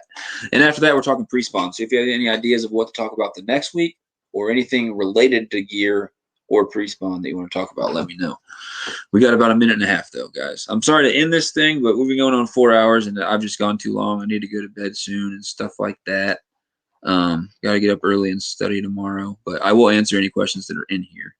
Sunfish Assassin's got a question for you, my man. He said, do you catch muskies on hard baits or swim baits? He might not have been in here earlier when you were talking about all your muskie baits. So yeah, the most of my muskie that I catch, I don't use too much rubber with them, but it's usually a jerk bait, hard jerk baits, bucktails, glide baits, and they're all hard baits, what I would consider. I don't throw rubber for muskie too much. I'll throw a bulldog every once in a while. They could be 8 inches to 13 inches long, and all that is just looks like a big flappy tail with a piece of rubber. It looks like a fish, basically, but it's not a swim bait. Let's see. For this, I'm not quite for sure. Most of them are dark on top, orange.